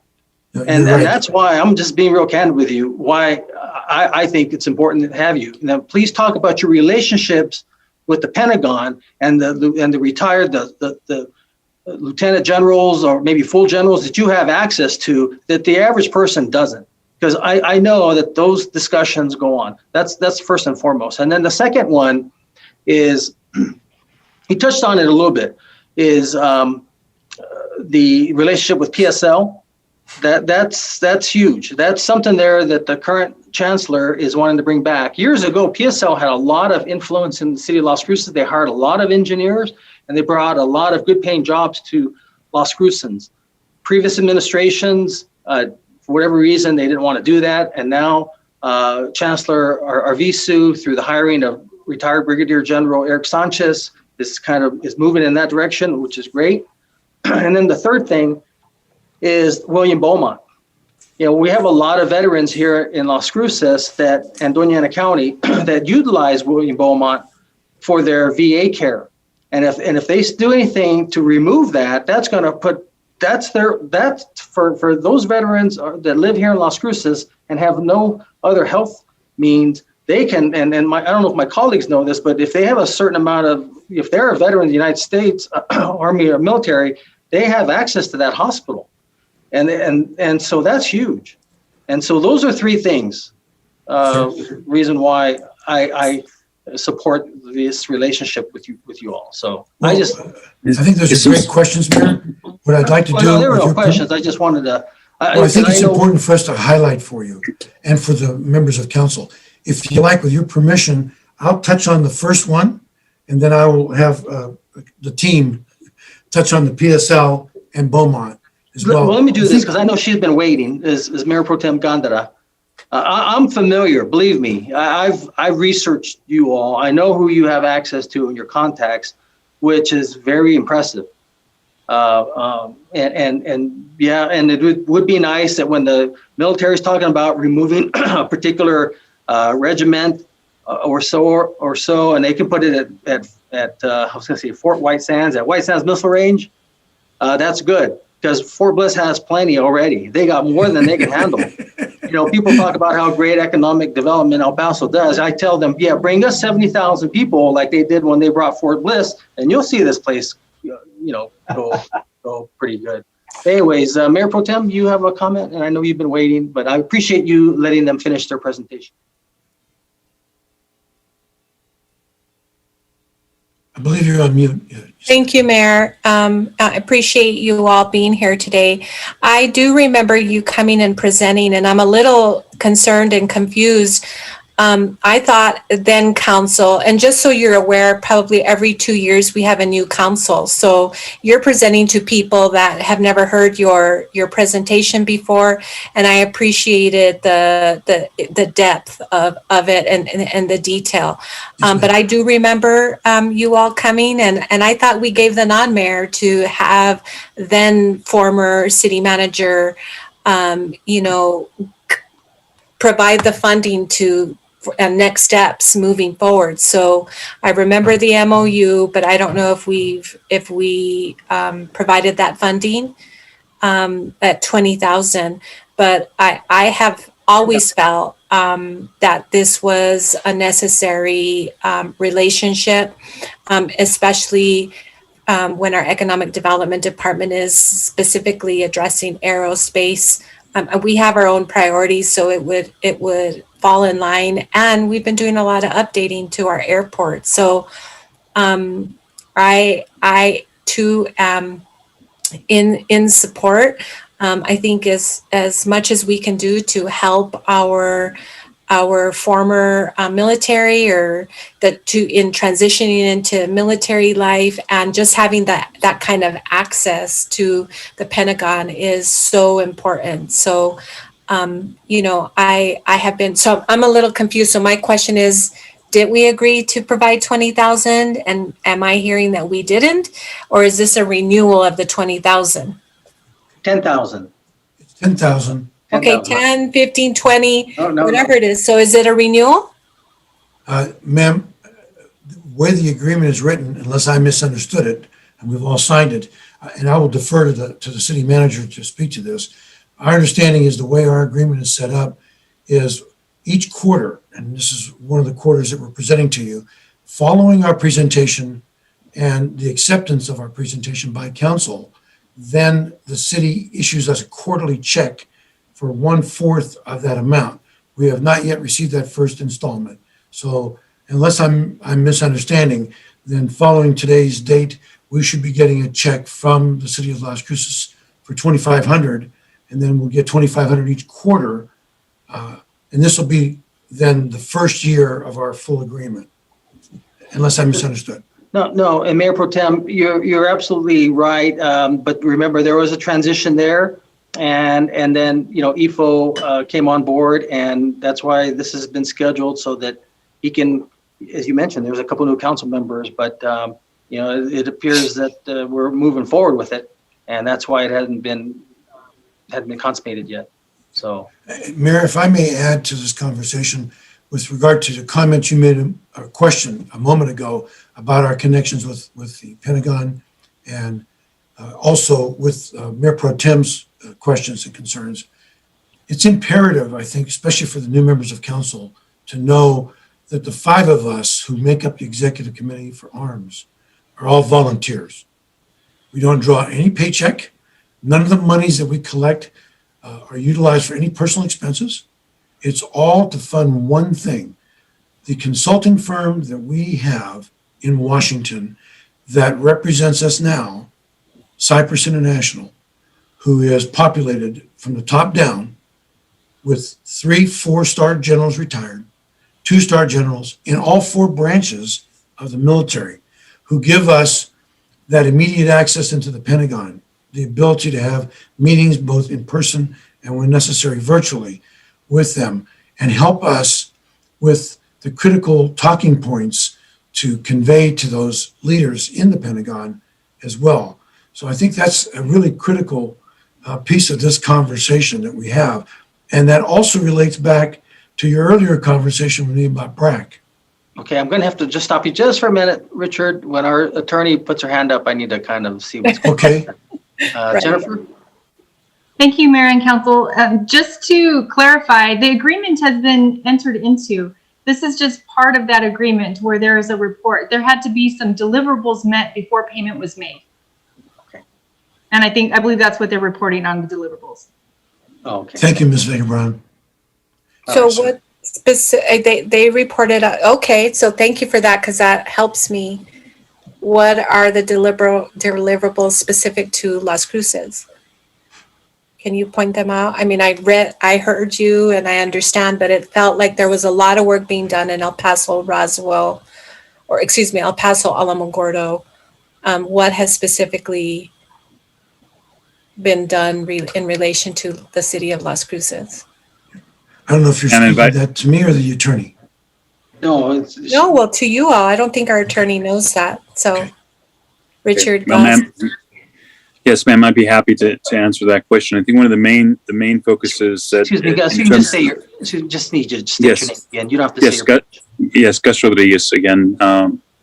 Mr. Mayor, again, in reference to that effort, one of the main things, I guess if you want to put it bluntly, some of the low-hanging fruit is some of the missions that we have going on at White Sands, currently. So this tremendous amount of conversation that's taking place in regards to those opportunities. Our engagement with Mr. Sanchez out at New Mexico State is critical, mainly because 50% of the White Sands workforce is at retirement age, and at any point could choose to retire.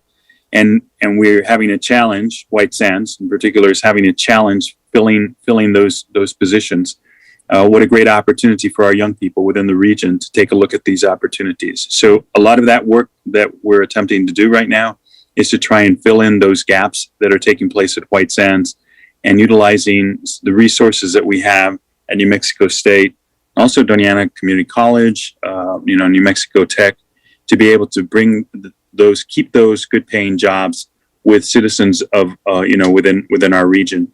The other effort that we're pushing, that we keep talking about in terms of Army Futures Command, is major efforts that are taking place at White Sands Missile Range. When we talked about the presentations and the interaction that we're having with Brigadier General Gallivan, he's the one responsible for all of the testing that's taking place at White Sands Missile Range. He is the higher headquarters to Brigadier General Tribula. So those efforts are coming into our community. The deceptive thing that when we talk Fort Bliss, what many people don't realize is that 2/3 of Fort Bliss resides within New Mexico. So all of the training that we're talking about with the MFGI mission, and the fact that that training in this summer will make that training area, which is a part of Fort Bliss, but it is in New Mexico, the largest military installation in New Mexico for that period of time, again, is an opportunity for us regionally, for the city of Las Cruces, to take a look at how do we capture some of those opportunities that are taking place that normally you're bringing people from outside of the region to be able to support those efforts. For example, some of the evaluators coming in from Killeen, Texas, why are we doing that? So, some of the folks that are doing the testing coming out of Huntsville, what are those things that we can do to capture some of those opportunities within the Las Cruces, in particular Las Cruces area, because you have New Mexico State, and what are those things that we can do to assure that we're keeping our young people here within the region, to be able to fill those positions, to be able to become a part of that. And then also the opportunity that we're one of the things that we're going to be doing this coming April is a briefing from General Gallivan in regards to the value and the importance of STEM education and how it presents opportunities for young people, not just by becoming service members, but also by taking a look at government contracting positions, jobs, or also government service jobs. And we're going to be engaging with the Las Cruces Independent School District as one of those folks that participate in that briefing, so that they can get a good sense of those opportunities within the Department of Defense, for young people within the Las Cruces area. So, ma'am, just, initially, it's just, it's the infancy of what we're doing. And we're taking a look at some of that low-hanging fruit and to see how we can expand on that and become a greater opportunity, for Las Cruces, for the city of Las Cruces. I don't know if that answers your question, ma'am. It does, Gus. I really appreciate you explaining further. It aligns with our strategic planning in that, we're trying to provide the kind of economic vitality and ensuring that our kids, our New Mexico State graduates stay here, right? And so I see the alignment really, I see that for sure. But what I like to see is some more immediate in that scheduling to speak to our director at the airport, our economic development director, Dr. Griselda Martinez, and glad to hear that you're scheduling with the Las Cruces Public Schools.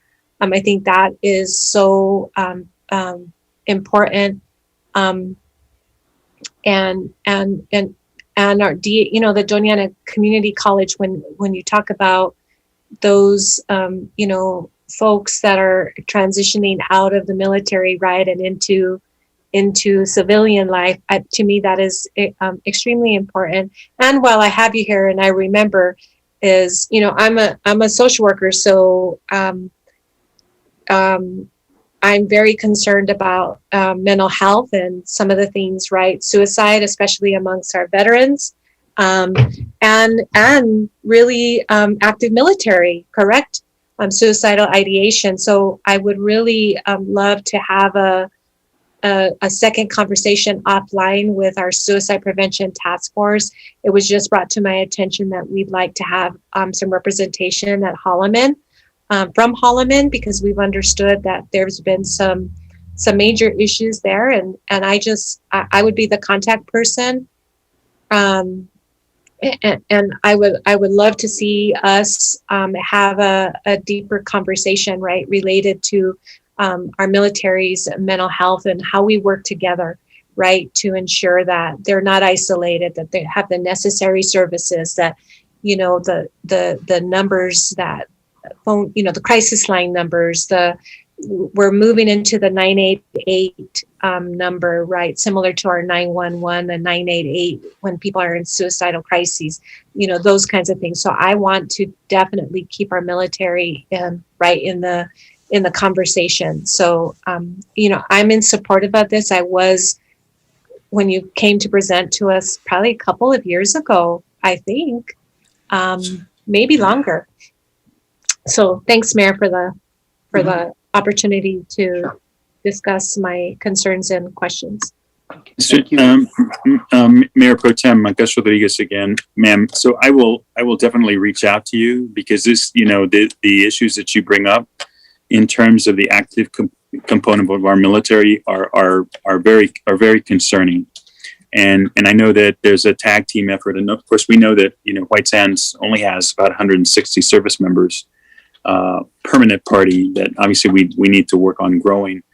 But it definitely is an impact in terms of, we do have soldiers from Fort Bliss that reside within the city of Las Cruces and the surrounding areas, and also service members at Holloman.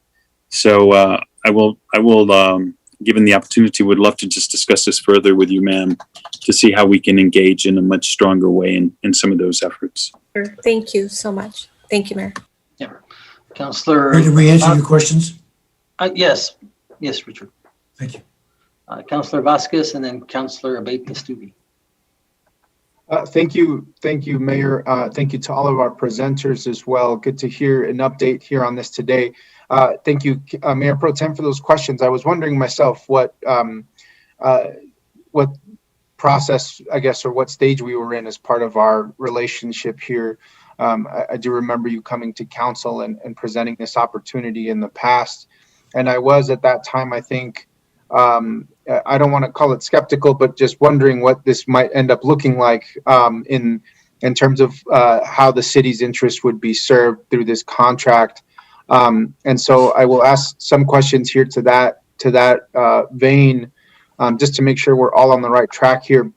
But I guess first I'll just say that, yes, obviously the public sector in New Mexico, particularly in our region, is one of the largest employer of people in our community, to include places like White Sands and NASA, and even as far up as Holloman, and certainly as far down south as Fort Bliss, from folks who choose to live here but perhaps work or are stationed at any one of those places, or are contractors involved with the activities that happen on our military bases. It's a tremendous economic asset, and that impact is really widely felt here in Las Cruces. So I just want to say that first, and thank you also for your focus on this. My question is first is just around Cypress International. How much, if I may ask, what is the total contract that your entity gives to Cypress International? Is it what the whole contract is, involving all the local municipalities? Or are there additional funds that are given to that consulting firm? Okay, I can answer for Gus if you prefer. Okay. Either one is fine. Well, our contract is for, and should be public information since we're using public funds, is $110,000 a year. And all the monies that we collect from all of our participants, public and private, are utilized to service that agreement with Cypress. I also think, since we're talking about Cypress, it's important to note, Representative Vasquez, that we chose Cypress for a specific reason. It was Cypress that, when I was at the Chamber of Commerce in El Paso, we hired to be our consultant during, as the mayor was talking about, the base realignment and closure process that occurred in 2005. I can tell you unequivocally, if it had not been for Cypress's advice and counsel and access for us to the Pentagon during the BRAC process, White Sands, Holloman, and Fort Bliss in particular, would have been net losers, not gainers, in that BRAC process. It was their advice that helped guide us, that helped us secure White Sands and Fort Bliss in particular, those two, as the embodiment of what training and testing is for the Army today. And Richard, can you share what BRAC stands for, basically? Yes, sir. It's base realignment and closure.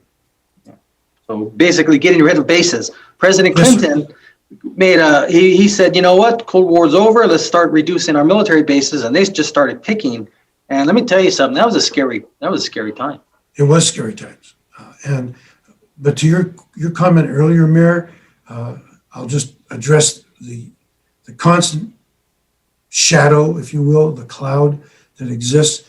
There have been no real serious discussions about BRAC of late.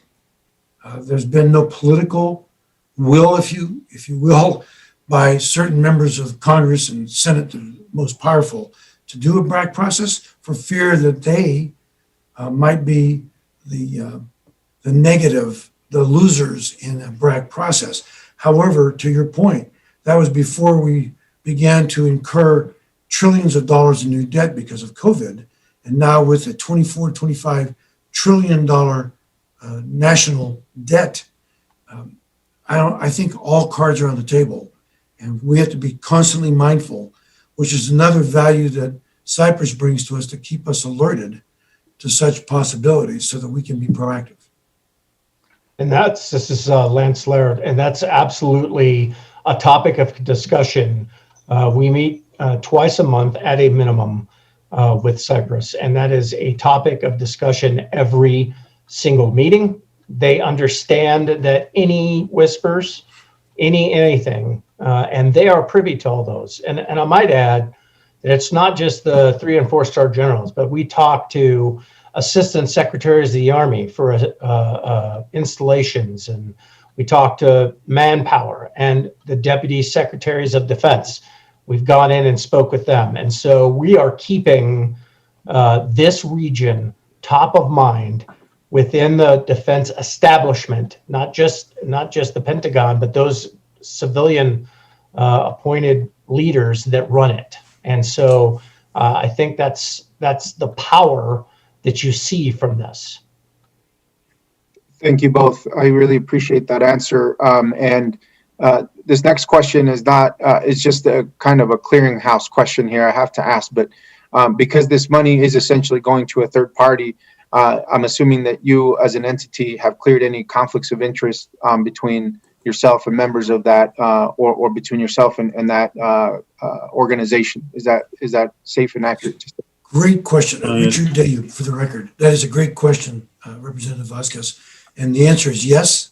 But not only that, because of the due diligence of your legal department, by the way, it took us almost a year to get our memorandum of understanding finalized. So they're very diligent and detail oriented. But we actually have an insurance policy we made special purchase of only for the city of Las Cruces. I almost forgotten about it till you mentioned it, to protect the city of Las Cruces from any issues that might come up, unforeseen as they may be, with being represented by Cypress. Even though our agreement is directly with Cypress, the city of Las Cruces requested that we provide them with that additional insurance coverage, which we have done so. Thank you, Mr. Dayu.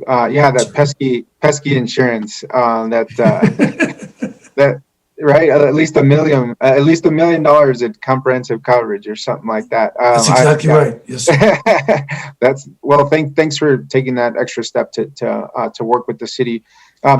Second question here is actually just a strategic one, and this is we have a senator here, Mr. Martin Heinrich, who was just appointed to the Appropriations Committee and is actually the chair of the Military Subcommittee for Appropriations, which is a huge asset for New Mexico. He essentially is the person that will be leading budget decisions for military installations and helping to prevent things like BRAC, future BRAC actions impacting New Mexico's military installations. So how would you describe yours or Cypress's relationship with probably the most influential member of the Senate who now in this space and at least appropriations for military bases? If you could just comment on that quickly, that'd be great. I think certainly that. Yes, I'll go ahead and take that. I'll take that question. So that's a very good question. We have a briefing with the senator's staff that is going to be taking place this week in regards to the MilCon issue. So he is definitely on our radar screen, and our intent obviously is to marry him to his staff, to the folks in particular with Congressman Gonzalez that represents the southern portion of El Paso County, because you have Senator Heinrich that works the MilCon issues, and you have Congressman Gonzalez who works appropriation. So both of those tag team together is a big plus for our region. And as the mayor mentioned earlier, the region, in particular New Mexico, has, is barely starting to get back in those influential key positions that over time senior senators or senior members of the House, are able to take on. So, to the simple answer to your question, Mr. Councilmember, is that we are in dialogue with them, and our agreement with them is that we will interact with them not monthly, at least at minimum quarterly, but our intent is to try and continue that dialogue on a monthly basis, where we're getting status reports on the effort that we're doing. And this is Lance Lair. Yep. So the big part of this that you can be aware of is the cross-pollination that we're facilitating. So facilitating the senator speaking with the congressman, and congressmen's offices working with other congressmen and women, is to cross-pollinate that and start to work the so that if we're low on the HASC, that we can bring together both Congress and the Senate, and so that we have a much better chance of getting after what we need in the region, and that's also a powerful part of what we do, sir. Thank you so much, both of you gentlemen. I appreciate it. And my last question here, and that's really helpful context to know. I'm trying to figure out how all these pieces work together with our federal representatives, right, who advocate obviously for the economic development and training and housing and all the different opportunities that our military installations bring to our local communities, with you as citizen or as advocates for our borderland communities. And that's really helpful. But my last question is just around just any type of written report or performance measures. At the end of our contract, is there a written summary that you submit to the city of Las Cruces that outlines the detail of activities that you all have conducted? And is that something that's made available to our staff? If I may take that, Gus. While it's not specifically called for in our written agreement, we've made a commitment that we would not only do quarterly briefings, but at the end of the first year, so after you've completed the contract with us for 1 year, at that year end, then we'll provide you with a written report of what were the actionable items, what level of success we've had in each area, for you to have as a written report. It's public information, it needs to be. So we have nothing to hide. We want to make sure that every taxpayer in Las Cruces who feels like this is a worthwhile agreement to have with us feels, as they read our written report, that it's acceptable, so that we can then have you, hopefully as council, approve a second year with us. Thank you so much. Yes, that's really important. I won't go into the minutia of checking on things like that, but I'm sure staff would appreciate it. And like you said, the taxpayers would really appreciate it. Even though we're not talking a large dollar amount, understanding what some of the activities or issues were that you worked on any given year, how they supported or benefited our community here in the city of Las Cruces, and what things were even avoided, right, or discussed, or how many folks were brought together to discuss a certain issue. For me, it just helps me understand what the value of this contract is. And so I trust that staff would also appreciate that as well. And so thank you for your commitment to do that, Mr. Dayub. And yes, sir. Again, and thank you all for your work here. Couldn't agree more that this is incredibly important. Just want to make sure we're moving the needle on things. So thank you. Thank you, Mayor. Thank you, sir. Counselor. Counselor Flores. Thank you, Mayor, and thank you, gentlemen. So I'm just curious about what happened several years ago. I don't recall this coming up when, as long as I've been on council, but Mayor Pro Tem Gandara asked about that. So, and Attorney Vega Brown mentioned that there weren't any deliverables. So what was the problem there and why? And the reason I'm asking is, how do we know that's not going to happen again? I'm not sure to what you're referring to, ma'am. Well, The agreement we have actually have several, it's written in the document. I don't have it handy, but I'm sure the city attorney does. But there are several specifics that were written into the agreement by the city of Las Cruces as to what they want us to focus on. In each community, by the way, Alamogordo, both the county of Otero and the city of Alamogordo, same with the city of Las Cruces, the same with the city of El Paso, Horizon City, and the county of El Paso, each have specific areas of focus they want us to pursue. So Okay. it's written in your current agreement with Okay. us. Okay, And by the you're way, saying, I'm sorry? and you're saying that whatever that deliverable was, you performed, and I need to know what it was, and I need to know why, if this is a quarterly and you want a renewal, and this is an annual renewal, when was the last time you reported to us? I just want to know what happened between that first agreement and now. Okay, there is no second agreement yet. This is still, we're in the first agreement. Let me try to clarify that real quick. So Councilor Flores, when council gave the go-ahead, then staff started working on it, and then Jennifer and maybe Barbara, we're hammering out various details, and then they got it done. This is the first report, and then they'll get their first check after this. Okay. $2,500, I guess. Well then, Attorney Vega Brown, where was Looks like that? Barbara has her hand up too. Oh, So let me ask Barbara, and because I know Jennifer just popped on, but she may have just been here to watch you in action. Barbara, did you have a comment? I did. Thank you, Mayor and Councilor Flores, Barbara De Leon, for the record. And as Mr. Dayoub said, yes, there are deliverables in the contract. I actually can share my screen with you if you like, so you can see the structure of the deliverables in the contract. So I'm just going to do that.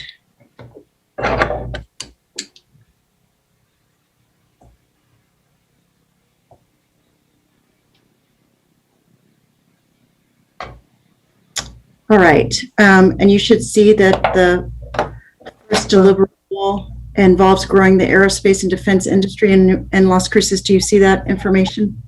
well, I can see the attachment and scope of services, but this looks like an eye test at my doctor's office. I apologize. Let me see, the top line says attachment. Okay, then I'll just summarize for you. I apologize, Okay. Counselor. All right, so the scope of services includes coordinating meetings with key stakeholders, meetings that would take place in Las Cruces, providing business leads, 1 per quarter, in the aerospace and defense related industries. For example, that's under the first deliverable. The second one involves supporting and advocating for White Sands Missile Range in the way by providing advisory information, and the deliverable or the performance measure is to increase the number of soldiers or civilians at Wismar, for example. So there are 5 key deliverables, and the 5th deliverable is the one that Mr. Dayoub noted today, which is the quarterly report to the council regarding outcomes for the deliverables and goals. So Ms. De Leon, when was this contract entered into? It was entered into in October. Last October? 2020, I believe, is when it was signed. Okay. So this is their first quarterly? That is correct, as the mayor said. Okay. And so they've complied with all the deliverables, and now they're due a quarter of the $10,000. Am I following that correctly so far? The contract actually stipulates for an annual payment. Okay. So that annual payment isn't, I see. Okay. So this was something that, so we have the one contract and they're here to do the reporting, and that's part of the deliverable, and here we are. Thank you very much, Ms. De Leon. Thank you, Mr. Mayor. Okay, very good. Well, Richard, I think, thank you, Barbara. Richard, I think we've got, and Gus and John, all of you. I think we've got it covered. I think you guys have presented it well, and information's good. But yeah, try to bring some more soldiers there and to White Sands, okay? Yes, sir.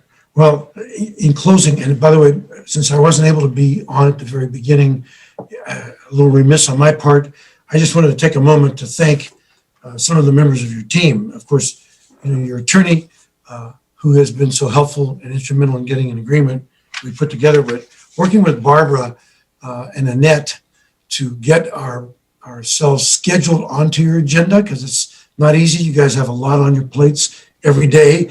So getting on the agenda was no small task, but I thank Barbara De Leon for that, and Annette. She got our presentation, which we were able then to present before you today and to the public who are listening. But I want to thank all of you, Mayor and Council, the city manager, whom I've not yet had a chance to meet in person, but look forward to the opportunity as soon as we start to free up the community a little bit, and we can maybe look forward to making a formal in-person presentation to you for the next quarterly report, right? From as the phrase goes, from my lips to God's ears.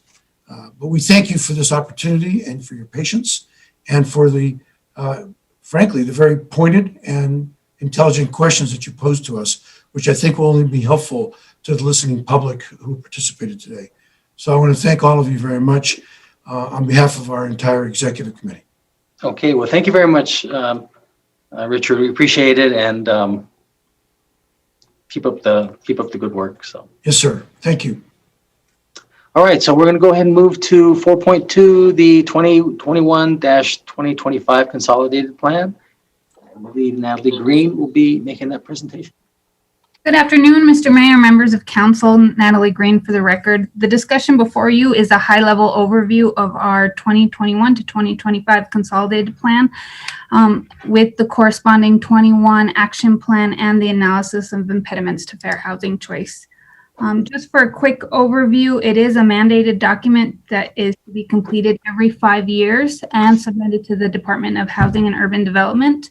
The piece that we'll be discussing today in particular is the strategic plan and that 1-year action plan. Before I turn it over to Crescendo Consulting, I just want to give a big thank you to our stakeholders and community members who contributed to this project, and then of course to the housing and neighborhood staff that has been living and breathing this document for the last 7 months. So I'll turn it over to Caitlin Machad with Crescendo Consulting, and I'll let her take it away. Thank you. Great. Thank you, Natalie. For the record, this is Caitlin Michaud from a Crescendo Consulting Group, presenting on behalf of Natalie's team here today.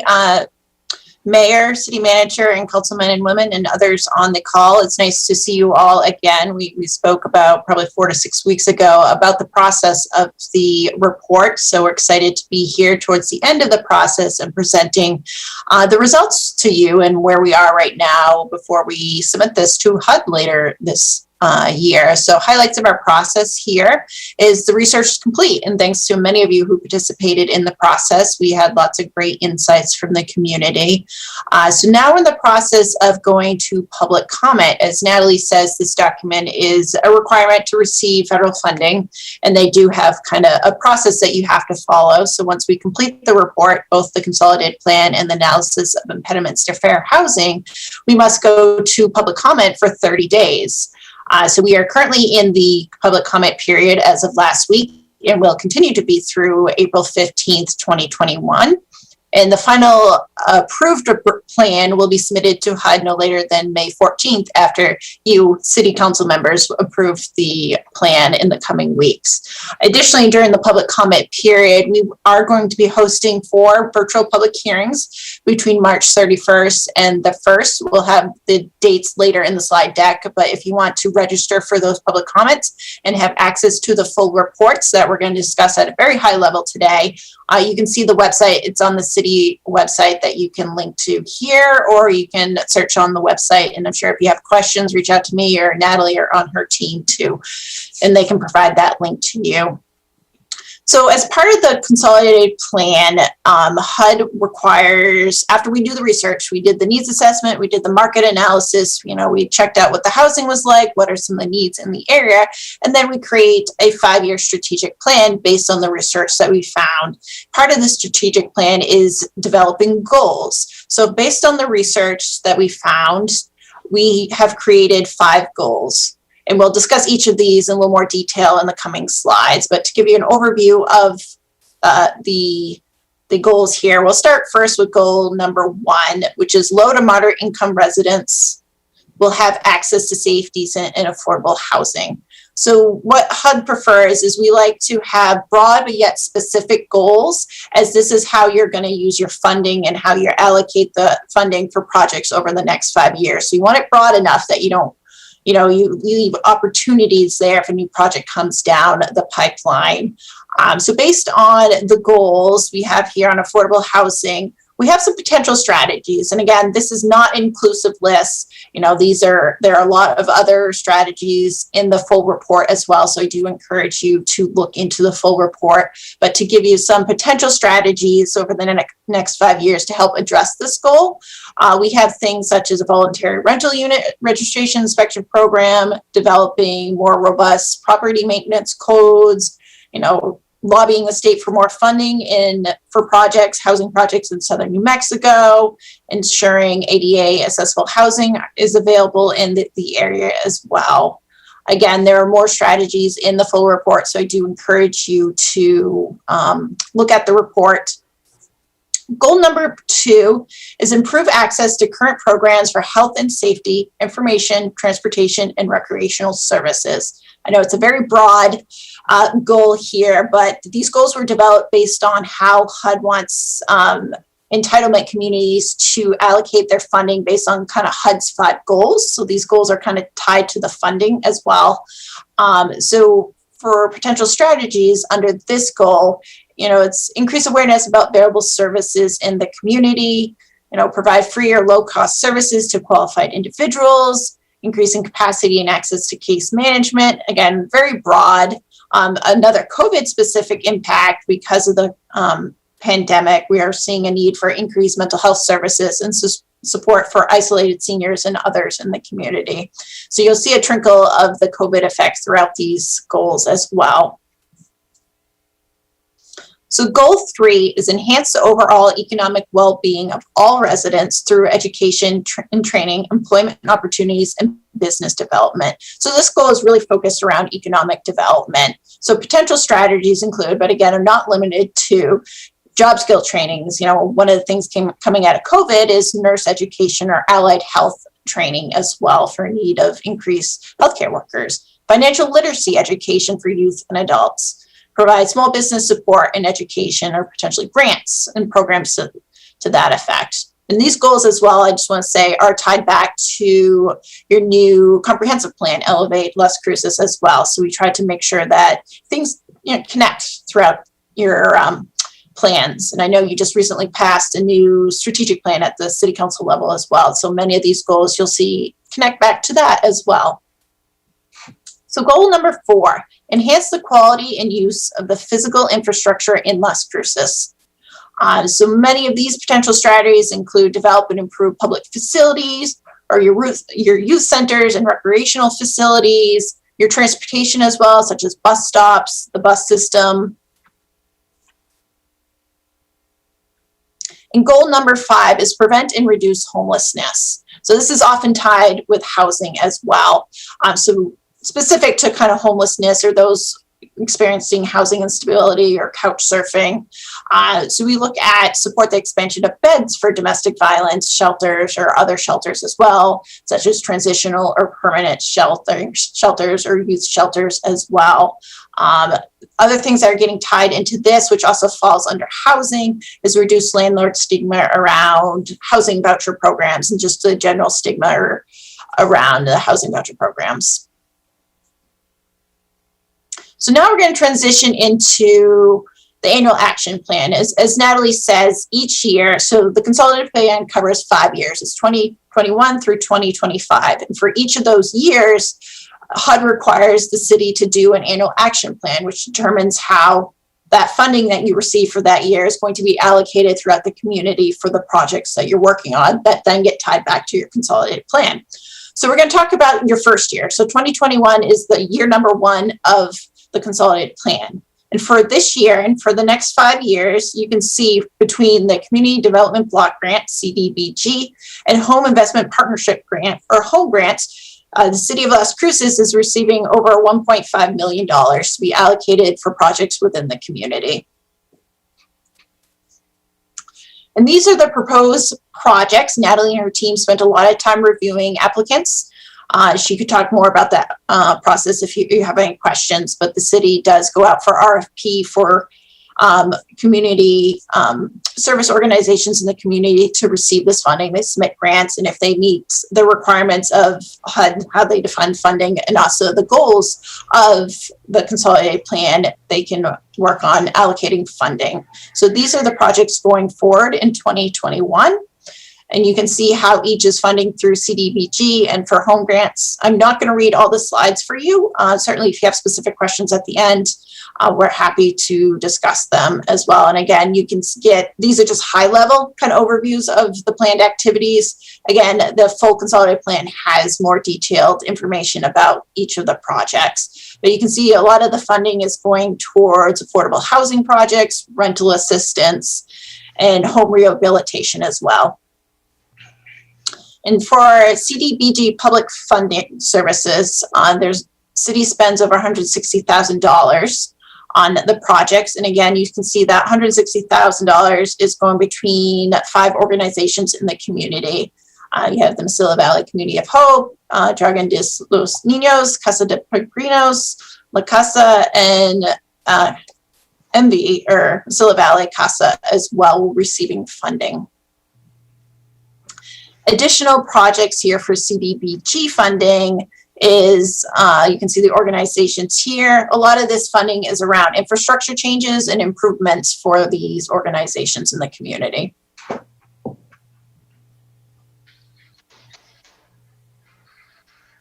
So now we're going to transition to analysis of impediments to fair housing. So last time we met with you all, we talked very briefly about this. You'll hear me abbreviate it as AI, not artificial intelligence, but analysis of impediments to fair housing choice. It's a long word, so we often abbreviate it to AI. So if you hear that, that's what I'm referring to here. Again, an AI is another regulatory requirement. The City of Las Cruces is mandated to affirmatively further fair housing, and it is a regulatory requirement to receive federal funding from HUD as well. And it's also a really good process to do, and it's important. I'm sure many of you are very aware of Fair Housing Act, but I just wanted to add a quick slide in here for those who might not be as familiar with it. Fair Housing Act was signed into law by President Johnson in 1968. It expanded the Civil Rights Act earlier, a few years prior, but Fair Housing Act prohibits discrimination in housing because of race, color, national origin, religion, sex, familial status, or disability. And this includes from the rental side and the home ownership, the home buying process, and just all housing related activities. So through the process, the AI, we did the research as we did the consolidated plan. So it was run parallel and very similar. A lot of the data that you pull for the AI is same as the consolidated plan. And HUD again defines kind of the research process for the analysis of impediments so that it's across the country for all municipalities that do this work. It's pretty standardized. Based on our analysis, we identified 4 impediments to fair housing.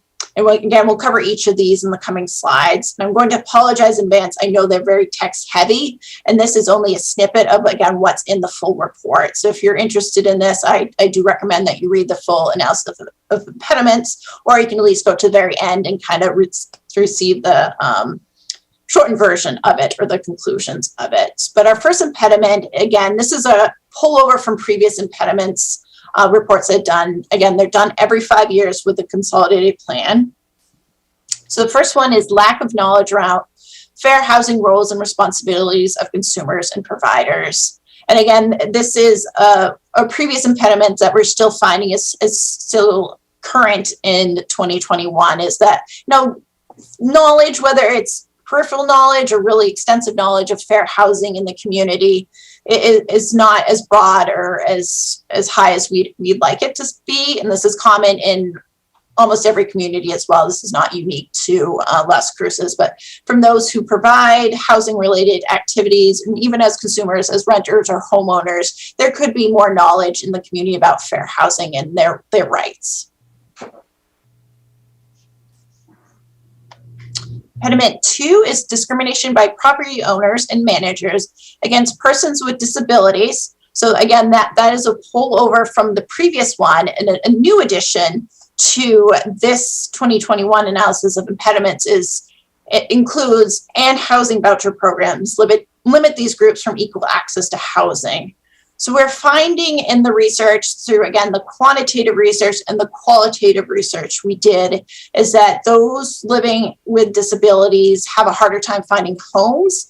Many property owners don't work as well with these tenants to help them meet their accommodations for whatever their disability might be. And we're also finding that there is a stigma around housing voucher programs with some private landlords. I think, again, it just comes from a lack of awareness and a lack of knowledge about what is the housing voucher program, how it works. And there's been, again, this is not unique to Las Cruces. It happens in many communities across the country. So it's just a stigma around housing vouchers and the people who use it. So again, information sharing, PSAs would be helpful here. Impediment 3, the increasing costs and scarcity of both rental and for sale housing disproportionately impacts low-income households as quantified in the CON plan and the housing concerns section of the analysis of impediments. So if you can remember a few weeks back when we first looked at the research, we showed you a lot of tables and graphs that support this. Again, you can go back to the full report and you can see all those data tables. We're happy to walk you through them anytime you have questions as well. But this is very relevant to right now, going through the pandemic, is that the pandemic has made the affordable housing crisis in this country even worse. There's just a severe supply of both rental and for sale houses at the moment, and especially those who are low income or very low income are really feeling that burden as well.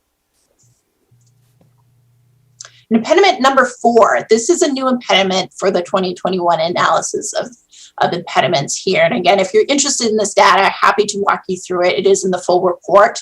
But loan denial rates remain relatively high for some racial ethnic groups. And this was really interesting to dig into. So HUD, their Fair Housing and Equal Opportunity Office, collects all the mortgage lending data. Mortgage lenders are required to submit data. The newest data available is 2017, so it is a few years old, but it's really interesting looking at that data and digging deep into kind of loan denial rates by ethnic racial groups. And we did find for the Indigenous, Native American populations and Black or African American racial groups is that they are disproportionately denied rates. It's often due to credit and a lot of credit-related activities. So potential kind of strategies to help mitigate this is just providing potential opportunities for credit counseling or more first-time home buyer education for people who do want to become home buyers. So our next step for both the consolidated plan and the analysis of impediments for fair housing, as I mentioned earlier in this presentation, we are currently in a 30-day public comment period from March 15th, so last Monday, through April 15th in the coming weeks. The reports are available on the city website. You can download them. I apologize in advance. They're about 200 pages long each. So they are a long read, but lots of great information there. And I do encourage you at least to skim through it. We are hosting 4 public comment meetings starting next week. We are having 2 on the 30th, a lunchtime and an evening Zoom meeting. And then again, that Wednesday, the 31st in the evening, and that Thursday, the 1st, mid-afternoon. So we do encourage you to come if you ask questions. You can come provide any feedback you have for us. We're here to listen to your concerns, your edits, and your feedback. Again, you can also submit it. Next slide, Natalie. If you don't want to come or you're not available to come to those public comment meetings, you can also submit written or phone edits, comments, feedback as well to Natalie and her team by mail, email, or phone. So once again, I want to thank you all for participating in this process. You're very valuable. We appreciate your opportunity to present today and have your involvement. And at this point, I would like to thank you once again and open it up for questions, comments, concerns, feedback. Thanks, Caitlin. Sorry, I had some difficulties. Hopefully you guys can hear me. Yeah, good, okay. All right, so looks like, wow, okay, so when I go to this laptop, because there must be doing some work on Comcast, so I had to switch this laptop, and then this is CenturyLink. Your hands, the color of your hands change on this one versus this one. So, okay, so Councilor Bencomo. They've always been different colors. No, really? So Really? on this one, it's blue. On my desktop, you have blue hands. So, okay. That's why this one here, okay. So Councilor Bencomo and then Mayor Pro Tem. Thanks, Mayor. Thank you so much, Natalie and your team, for all the work you've put on this, and certainly the consultants as well. I'm excited to dig deep into the entire report for sure. I have not done that yet, obviously, but since you're here, I wanted to ask you if part of the goals and the strategies you've laid out in those, if you have also policy recommendations. I heard a lot of maybe more programmatic things, and what I've learned through the housing PRC is that our partners in the community, they're doing their thing. They know, you know, they have a clear pathway forward. They have a clear vision. And often I feel like our role is to try to get rid of these impediments, like you said, try to, through policy, like more systemic changes so that people can operate more freely to be able to do the work they need to when we're serving our community in terms of housing. And so I'm curious if you have provided some more of those systemic type of recommendations. Yes, thank you, Councilwoman Bencomo. I think that's a great observation, and we do provide some of that in both the AI document. You'll probably see more of that in that document because we do spend some time actually analyzing your current policies, looking at your zoning, looking at your comprehensive plan, which I know you just redid as well. We did spend some time looking at that, and I do think Elevate Las Cruces has some really good opportunities there with some policy changes that I know that are in the works. Might take a little while, but I know you're working on it with the housing PRC as well. So there is some of that, and I know Natalie as well. I believe the next process going forward to continuing looking at housing is doing another affordable housing plan with MFA, I believe. Is that correct, Natalie? Or for MFA? Mr. Mayor, Natalie Green for the record. Yes, that is correct. Great. I'm really looking forward to reading that for sure. So I really, really appreciate that. I'm excited about it. I feel like we have a lot of exciting things happening in the housing PRC, and housing in general. A couple of the impediments you listed, particularly 1 and 2, I wonder, Natalie, what kind of legal support do we have for residents who find themselves in those situations where they're being discriminated against by a landlord, a property owner, for whatever reason? You know, I'm not, given everything that's happened in the last year with COVID and how hard it was to fight evictions. I'm just curious, just in general, outside of COVID, what kind of legal or any kind of support do our residents have when it comes to this? Mr. Mayor, members of council, Natalie Green for the record. One, we have staff, so, and the city of Las Cruces. I'd like to highlight that we are one of the only municipalities that has our own fair housing ordinance, in addition to the federal ordinances or laws. But staff regularly takes phone calls on landlord-tenant issues. They screen them essentially for fair housing violations. If there's a fair housing violation, we do referrals to HUD. We can also assist them and have many times in filling out the online complaint portal. So we've had particular clients, especially around disabilities, or if they have mental disabilities that makes it hard for them, or even if they're limited English proficiency, they can come in and we can assist them with filing that complaint. And so we keep an open line of communication with HUD regularly. So we're able to do that. Of course, they themselves have their own issues, so to speak. And then there's been changes with the last administration that rolled back a lot of the protections under fair housing law. But staff is always available to members of the community if they need assistance. That's great, Natalie. Thank you so much. How would someone find that information? How would someone know that there is this resource in our community? Mr. Mayor, Councilor Bencomo, we have all the information on our website. We also regularly have fair housing pamphlets all across city buildings, at the library, within City Hall. Next month is actually Fair Housing Awareness Month, so I have a feeling that a proclamation will be coming forward, and we've also worked with our utilities department to put fair housing flyers in all the utility bills for April. That's great, Natalie. I didn't know that. I'm so glad to know. Perhaps maybe through the PRC, we can do some, work with the communications department and do greater outreach for the community, given that it's Fair Housing Awareness Month. I think that's a huge opportunity to get a lot more information out there in Spanish and English. Yes, we will work on that. Thank you. Awesome. Thank you. And then just my last question is around, I was curious, Caitlin, if you had more information on the loan denial rates, who is that affecting particularly? Do we have information that's specific to Las Cruces? And is that going to be in the report? Yes, this is Caitlin Misha from Crescendo for the record. Yes, most of that, we have a bunch of data tables in the report. If you want to connect offline, I can walk you through it as well. I'm more than happy, and that goes to anyone on the call as well if you're interested in learning more, but there's a bunch of data in there. We were able to get data for Las Cruces and the state of Mexico as well. Great. Thank you very much. I really appreciate that, Caitlin, and everyone. Thanks, Mayor. Thank you. Mayor Pro Tem.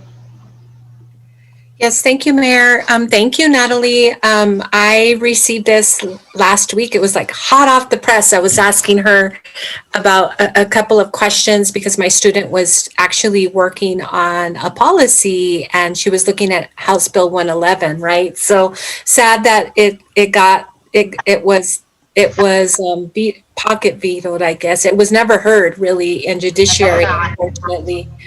But that would have been really helpful, I think, in establishing a statewide, right, housing committee and just getting more recognition that I think housing deserves so much statewide, but also helping to prevent or curtail, right, this discrimination from the number of, people coming in with that vouchers and such. And so, we'll keep working through it. So Caitlin, I'm going to take you up on your offer and going through the report. So I started doing some of that, but not at great length. So I just needed some clarification, Natalie. So March 31st to April 1st, there will be public hearings, if you will, on this particular item, on the consolidated plan, and you're looking for people to comment on the 5 goals and strategies, and then when they do that, are you going to rethink what that might be? Or I guess I want to hear from you what you're looking for in relation to the public hearings. Mr. Mayor, Mayor Pro Tem Candida, it's very possible that could happen. Again, most of these goals are set with a lot of data behind them, so I don't see us necessarily changing them. But we could definitely modify them, add additional strategies. The public comment period is for the full 15 days, but we are having the 4 public hearings to solicit that input from the public, and all of their input gets incorporated into the document. So we have to report to HUD if we choose not to accept any comments. And it's very rare that happens. Usually a comment is not accepted because it was profane or something along those lines. But generally, we accept every comment we receive and incorporate it into the document. Thank you, Natalie. That's very helpful to me. I mean, as you know, Resilient Leaders has their own housing committee, and you and some of your staff sit on that. And I know that we had wanted to look through that, and I had made mention to the chair that this was coming down the pike and it'd be nice to have a letter of some sort. So I noticed that the strategies are very general, not very time, right? Or we will be doing 10 of these every year, whatever. Is that by design? And is that by design? And could we be more specific about what the strategies look like? Caitlin, do you want to take? If not, I can. I can do that. So Caitlin Michaud from Crescendo for the record. That's a wonderful question, Councilwoman. Yeah, it is by design because this is a 5-year plan. You know, we got thrown last year, global pandemic that no one predicted. So cross our fingers, it's not going to happen again anytime soon. But, you know, we try to keep it broad in case something like that pops up, that you can quickly pivot for whatever that need is. So we try to keep them broad, but specific at the same time. Again, the list of strategies aren't necessarily something you have to do. It's just ideas that we have, recommendations based on best practices that we see in other communities across the country based on some policy as well. So it's things to think about and look at for Las Cruces if it makes sense that, like, yes, this would work in our community, or let's pilot and see if it works, or yes, this is where we want to send our funding. But again, they are left kind of broad for that reason, to give you a little wiggle room so that you don't quite pigeonhole yourself into saying we're going to do this and then realize in 3 years, like, oh, this is not going to work for our community, or it's not in our best interest based on our strategic plan or comprehensive plan to do that. But I think next steps, you know, this is what HUD wants. HUD defines what they want, but what you could do is, going forward, if you're interested in this work, or, you know, the Housing PRC or the City Council wants to take on some of these strategies, then you could certainly create your own goals, or, you know, the more SMART goals around it and get more specific. So there's opportunity to take what HUD wants and then run with it further on and get more specific. Yeah, I thank you, Caitlin, for that. I want them to be more SMART, right? I was you moved your I'm looking at one way and you moved down to the second row, but anyway, I would like for them to be more specific. And this then just goes to my other question. You know, before Councilor Bencomo and Councilor Abeyta-Stuvey came on board, the Housing Policy Review Committee was moving in the direction of looking at a uniform housing code that I know I think it's ready to be presented at a work session. So I don't want to forget that. Councilor Bencomo, it's a lot of work has been done in that, on that. And I want to make sure that that is a part of this process in terms of a strategy.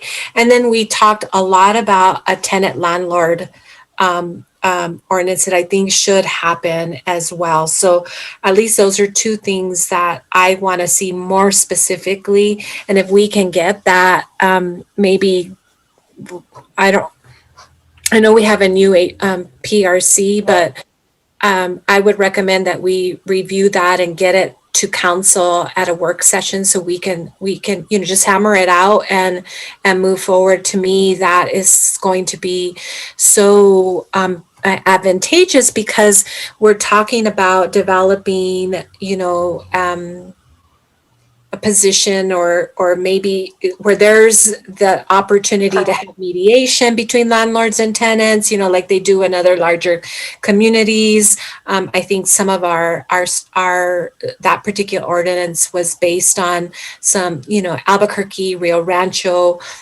which I really think should happen. And so I don't want to lose sight, because a lot of work happened, and I want to give credit there to the former PRC. And the idea that it was something, you know, when you started as a chair, Councilor Bencomo, was something that I had talked about. So and then lastly, these goals, are they in priority, or are we working simultaneously on each of those? How is that working?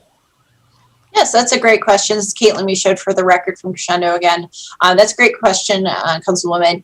Yeah, so HUD requires us to assign priority, and all the goals are assigned high priority. So they are going to be run parallel to each other and concurrently as well. Many of them are tied together, like homelessness and affordable housing. They're very much linked, or public services and homelessness or housing. They're all interlinked as well. And Natalie has created this wonderful slide she's showing you now on kind of how the funding and project workflow goes.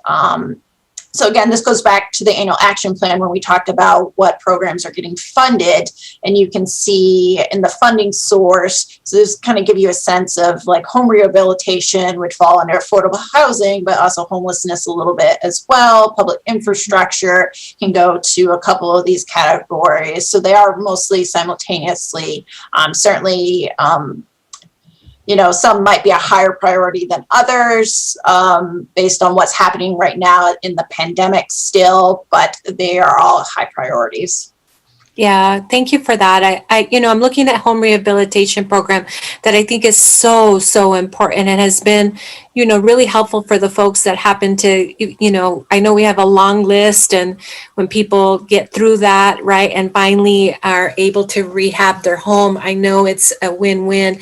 And I also think, and I was posed this question about gentrification, especially around in the Mesquite Historic District, right? Like, building up, there's been some cafes open. There's going to be a restaurant sort of on that main strip there of Mesquite Historic District. And, there are so many people very concerned about gentrification. And I think that if we highlight, one of the priorities for me would be that home rehabilitation, continue to upgrade these folks' homes, but and the ability, maybe a rent to own program, I think would be really important, so that we can mitigate gentrification, especially in that area, and really in all the areas, the older parts of our community. So I for me, if we had to prioritize, and I realize all of them are running simultaneously, all very important, but I for sure would like to highlight, as for me, the home rehabilitation as something in my district that I think will continue to be very important. And so I really, Caitlin, and then the evaluation, will we see you as throughout the period of time in terms of where we're at with each of these goals and strategies, or how does that work? Yeah, that's a great question. This is Caitlin from Crescendo for the record as well. Natalie and her team are the ones that typically do the evaluation. So I think Natalie has a slide at the very beginning that would show you that. So each year, HUD requires an evaluation. They call it a CAPER. So based on kind of your annual action plan, the following year, once the funding cycle's done, you report on the metrics and the data, and Natalie and her team primarily collect that data and report it. So, and those CAPERs go out to public comment as well. So you have an opportunity to look at those, provide comments and feedback. I'm not sure, Natalie, when the most recent one was done and available, or if you have other comments as well. Yes, thank you, Mr. Mayor, Mayor Pro Tem Natalie Green for the record. And this will cover two things that Councilor or Mayor Pro Tem Gandhi brought up. So in the annual action plan, which comes to council every single year, you will get that specificity on your metrics and data and the actual accomplishments. So within that action plan, we will say we will serve X number of people, we will build X number of homes, and then it is definitely a circular process. So as we are developing our action plan from November to May, we are implementing the current year's plan, and then from July through September, we're working on the CAPER. So it's a constant cycle of planning for next year while implementing the current year, and then reporting on the past year, and then we get to start that all over again. So that information is available. We have traditionally not presented the CAPER to council, but it is presented to the public, so we can look at opportunities to at least send it to you, even if we don't necessarily present the document. Or at least maybe review it at the policy review committee, something like that. That would be helpful. thankfully, I'm in my 5th year, going on 6th year, and I'm really starting to connect the dots about all of this, right? Housing has been a passion of mine. So there's just so much. And Natalie, thank God we have you to be able to help us sort of sort things out. Things are starting to make so much more sense to me in terms of when things are presented and why, and, you know, all that. So thank you for that. I really appreciate that. I think those are all my questions, Mayor. Thank you. Okay, thank you. Well, thank you, Caitlin, for that review. I think it was really good. Oh, yeah. So, there's anything else is that your full presentation, or was there a little bit more to it? That was it, Mayor. Okay, great. Okay, so I guess that's it, Natalie? Mr. Mayor? Yeah. Yes. I Oh, have I'm my sorry. hand up. Did you see my hand? Well, My now little blue hand? it's You want my little brown hand, or you want my actually blue hand? yours is yellow. So, okay. Yellow. I see. Oh, yeah, well. brown. Okay, so thank you, Mr. Mayor. Thank you so much, Natalie. Thank you so much, Caitlin. This is wonderful. And I think, Mayor Pro Tem, you confused me with Tessa. I've been on the Housing PRC. This is my 2nd term. Anyway, I just want, no, okay, I'll send you a text.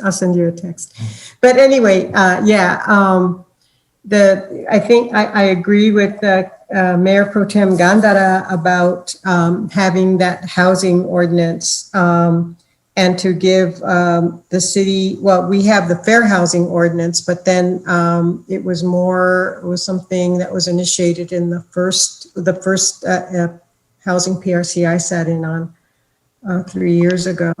And that was a landlord-tenant issue because there aren't any laws in the state of New Mexico, or excuse me, here in the city. And I don't know about the state laws, but at any rate, the one thing that scares me a little bit, though, and I mean it from the bottom of my heart with all due respect, Mayor Pro Tem, the word gentrification gives me chills. And the reason was because the CDBG grant, for example, comes out of HUD, and HUD came out of that Fair Housing Act that Caitlin talked about back in 1968.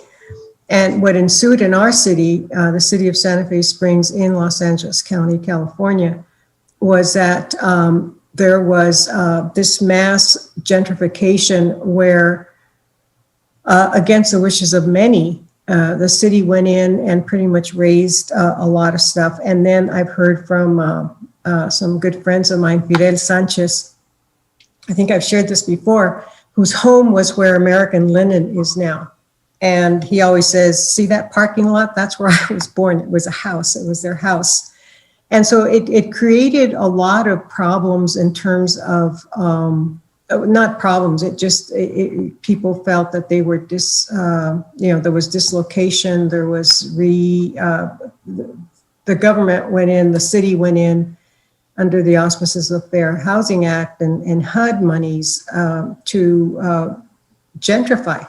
And it pushed out the community, it pushed out people who ordinarily would be there in many cases, in many places. In Santa Fe Springs, that didn't happen. They were actually relocated, a lot of the property owners there, and then some, because they bought out a dairy farm too. But I just want to be very careful about how we would even go about. Yes, we need to get rid of some of the, make things better for a lot of people. So I just wanted to bring that, and I just want I want us as a governing board to be extra careful about how we proceed, and we want to make life better for everybody. But that's why I think these surveys are so important, and so I hope that we're really, really, really able to reach a lot of people. And again, thank you, Mayor. Thank you again, Natalie Green and Caitlin Michaud. By the way, Caitlin, are you in Boston? I am in Maine. Okay, because you used an R at the end of a word that My apologies. I don't mean to embarrass you by asking you if you're from Boston or Massachusetts, but yeah, they're Close enough. We used to be part of Massachusetts many years ago, but yeah, it's part of the New England accent. So I apologize. Okay. No. My apologies. Thank you. Okay, thank you. And I believe that's it for the questions. So, so that's it, Natalie? Mr. Mayor, that is the conclusion of our presentation. The final document will come to council approval on May 3rd, and then it'll be submitted to HUD. So thank you. Okay, great. Okay, thanks again. And now we'll go ahead and move on to item 4.3, which is the fiscal year 2022 budget review. And it says City Manager Ifo Pili to introduce our next speaker. Thank you, Mayor and Council. Yes, Ms. Liane Demouche will be providing the budget review presentation. We're very much in the thick of the budget process, as you know. There have been several meetings, public meetings, also individual meetings with councilors since November. We've just also concluded our meetings with all the department heads, our initial meetings as well. Very appreciative to Leanne and her team for all the work that's been done so far, but still a lot of work to do regarding the budget. It's still evolving and still refining. And so I just want to let you know that this is kind of where we are. She'll give a presentation of where we sit currently, but many more meetings and refinement to come. She'll go over the council priorities and then give you sort of a look of where we are in the general fund, where we are, all the proposed operating and proposed projections for all the projections for revenues have been inputted. And so she'll go over that and then as well as go over the CIP. But with that, I'll turn the time over to Leanne. Great. Okay, thanks, Ifo. Mayor, Councilor, thank you very much, Ifo. Also with me is David Cedillo, who is, as you know, our Public Works Director. So we're going to be co-teaming this today. I'll be leading the PowerPoint. And I just want to ask, Mayor, because I always have problems with my PowerPoint. Do you see my full screen PowerPoint? Yes. Yay, good. Okay. So as Mr. Pili was just mentioning, this is a snapshot in time, okay? This is what we have for our fiscal year 22 budget, work in progress as of today. It is still an ongoing work in progress. David and I both want to point that out to you. We are still making little tweaks here and there, and hopefully today going through the council priorities. We met with all of you counselors, I want to say last week or maybe the week before, and time gets away from me being here in COVID land. But hopefully we will be going over those priorities and the tweaks that we did to that priority list as well. So this is a repeat of the timeline that I gave you at the last work session that we were at. Nothing has really changed except for one thing, and that is that we added, if you see the second to the last line, we have added a public hearing. It will be May the 4th, similar to the public hearings that Natalie just mentioned. So David and I will be presenting we will be presenting to the council on the 26th, and then again, we will be presenting to the public on May the 4th. And I just wanted to point that out, that one change in there. This is a snapshot in time of the general fund. As you can see, I've put into this this chart are the original fiscal year 2021 original budget. This was what was adopted back in May of calendar year 2020. And then the second column is what right now, this is what our proposed budget is for fiscal year 22. And as you can see, we have a really nice proposed beginning balance. We are still working on that beginning balance. However, I do not foresee it going down. I probably foresee it going up just a little bit. The reason that it is larger than the current fiscal year that we're in is mostly because we had, as you well know, we received quite a bit of funding from the New Mexico, from the State CARES Act. We had several departments that received additional CARES Act funding from the federal government. Transit received $6 million. Programs received some funding as well. So a lot of funding that we would have spent in the general fund was put onto those particular grants that came in for the assistance with the COVID. And also too, there's probably some additional while we were closed, as you well know, during fiscal year 21, which was calendar year 20, there was probably a little bit of less spending going on through the city. And as you know, we never laid anyone off. We never had any furloughs. So we did have payroll still going out, but there were, we had a lot of our facilities and, museums was closed, the library was closed, all the parks were closed. So we have some of our expenses went down during those closures. And so we're proposing that that's part of the contribution to that 40.82 million. Our revenues were very conservative. As you know, we have a forecast model that we work with Dr. Francisco, Dr. Perez, and in economic development. It's a very conservative model, but we have been very, very close to what our revenue is in this year.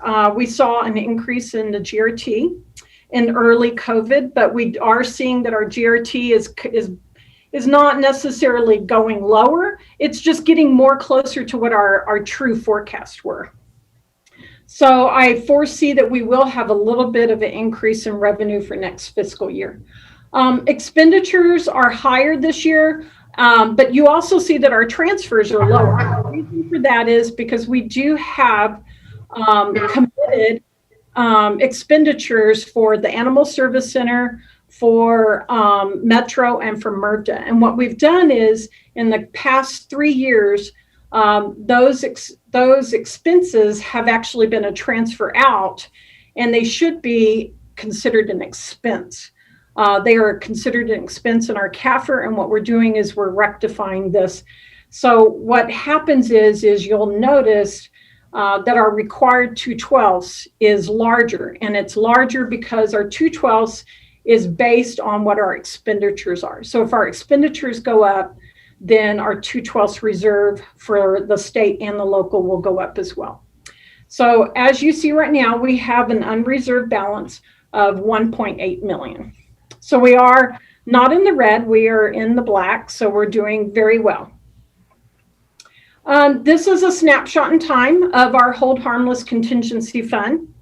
As you know, this is the 0.3% that we receive. Our beginning balance for our proposed is 4.59. Our revenues we're predicting about the same as last year, 10.32 million. Expenditures are a little higher. We've put some additional funding towards facilities for maintenance and repairs. Our transfers out are a little bit higher we have some debt and some other transfers to other departments that come out of this fund. And then we do not, since we meet our 2/12 on our general fund, we do not have to show it in the Hold Harmless. And so overall, as you can see, we're going to have an unreserved balance of about 6.48 million. And I feel very confident that this particular fund will probably not change very much when we bring this to you in April. Just to give you a graphical where the revenues are coming from, as you all know, the largest part of the pie is our gross receipts tax. It's 72%. Second largest is property taxes. After that is other revenue. That is revenue that we receive from our permits and fees, from Parks and Rec for when we we put out for rental for the baseball fields, things like that, museums. And then our internet sales tax has increased. There was a special legislative session that happened about 4 or 5 months ago, where the governor increased our internet sales tax from 1% to 2%. So we will be receiving a little over $2 million every year for internet sales tax. And then, of course, our excise and other taxes, we receive funding from for cigarette tax, for a gas tax, and for payment in lieu of franchise fees as well. This is where currently right now at that snapshot in time, this is where our general fund expenditures are going to. As you can see, the largest part of the pie is personnel. This includes salaries and benefits. That's 67%. Our transfers are 14%, operating 17%, and then our capital is 2%. And with that, I will turn it over to Mr. David Cedillo to go over the CIP. Thank you, Leanne. And good afternoon, Mayor and Council. David Cedillo, Public Works Director for the record. And I'll be going over a brief portion of the CIP, mainly focusing on the totals for major areas of the CIP for Council's review. As Leanne mentioned, this is a snapshot and point in time that we wanted to go over, and it will still be evolving, not the final copy. So with that, I do want to point out that there are a couple of changes in the CIP. What those are is, if you recall in the past, we would have those projects listed by department. Now we have listing departments and programs, and that is due to the internal reorganization that we have currently gone under.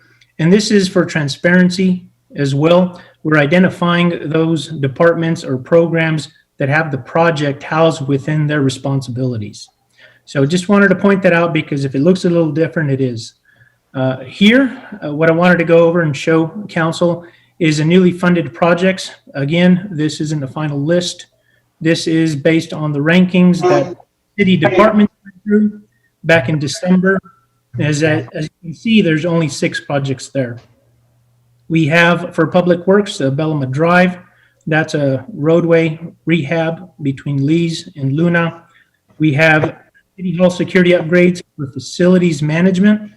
We also have downtown Wi-Fi for information technologies, or IT. Parks, we have 2. We have the A. Fielder Memorial Safe Haven renovations, and also neighborhood parks. And then lastly, we do have the Roadrunner Transit with their facilities improvement program. Now, at this point in time, those total up to $1.9 million. Here is the slide of the totals for carryovers. If Council recalls, as part of the Capital Improvement Program, or CIP, we list what those projects are that are carrying over or projected to carry over in the amounts from one fiscal year to another. Here for FY22, we are showing what that amount is, the total amount for each department and program. That is listed in the green column, the first column right after the project title. At this time, it is proposed that we will be carrying over approximately $136 million worth of projects. Here we have the totals for our future projects. Now, these projects are those that are scheduled out in outer years, do not have any funding at this point in time right now. As you can see, those are listed again by those departments and programs, and given those totals for each of those horizontally between fiscal years 23 and 27. Down at the bottom, you will see that all of those are totaled up for the organization for a total project amount for future. And then lastly here, wanted to show the total projects tab. Here we're listing all the departments and programs with all of the amounts for that first column that we're proposing FY22 as a funded project, and also for those other 5 years, FY23 to FY27 as unfunded. And then lastly, on the bottom half, you will see that again, we're having those totals by those major items within the CIP. And then down at the bottom, you have your grand totals. It is estimated that at this point in time right now, we have $160 million worth of funded capital projects for FY22. And with that, I will be going over council priorities that we did also back in February. Now, I do want to point out that the list didn't shrink. You're only seeing half the list. And the reason we did that is because it would have been too small to read. However, we do have an additional slide that lists all of them side by side if council wanted to view that as part of the discussion. So with that, I wanted to also point out that we have some changes to this cover sheet. If you recall, back in February, we only had two columns with a amount that was needed for the project and then a page number. What we've done here is after the proposed project and the total project cost, we have the total amount. Now that is the summation of any funds that we currently have budgeted in FY21, and then those requests that are not funded at this point in time right now.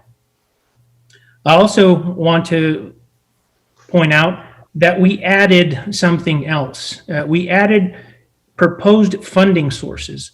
Now, we've added these because there are some projects that may be able to cover a portion or possibly most of the asked amount that is not funded.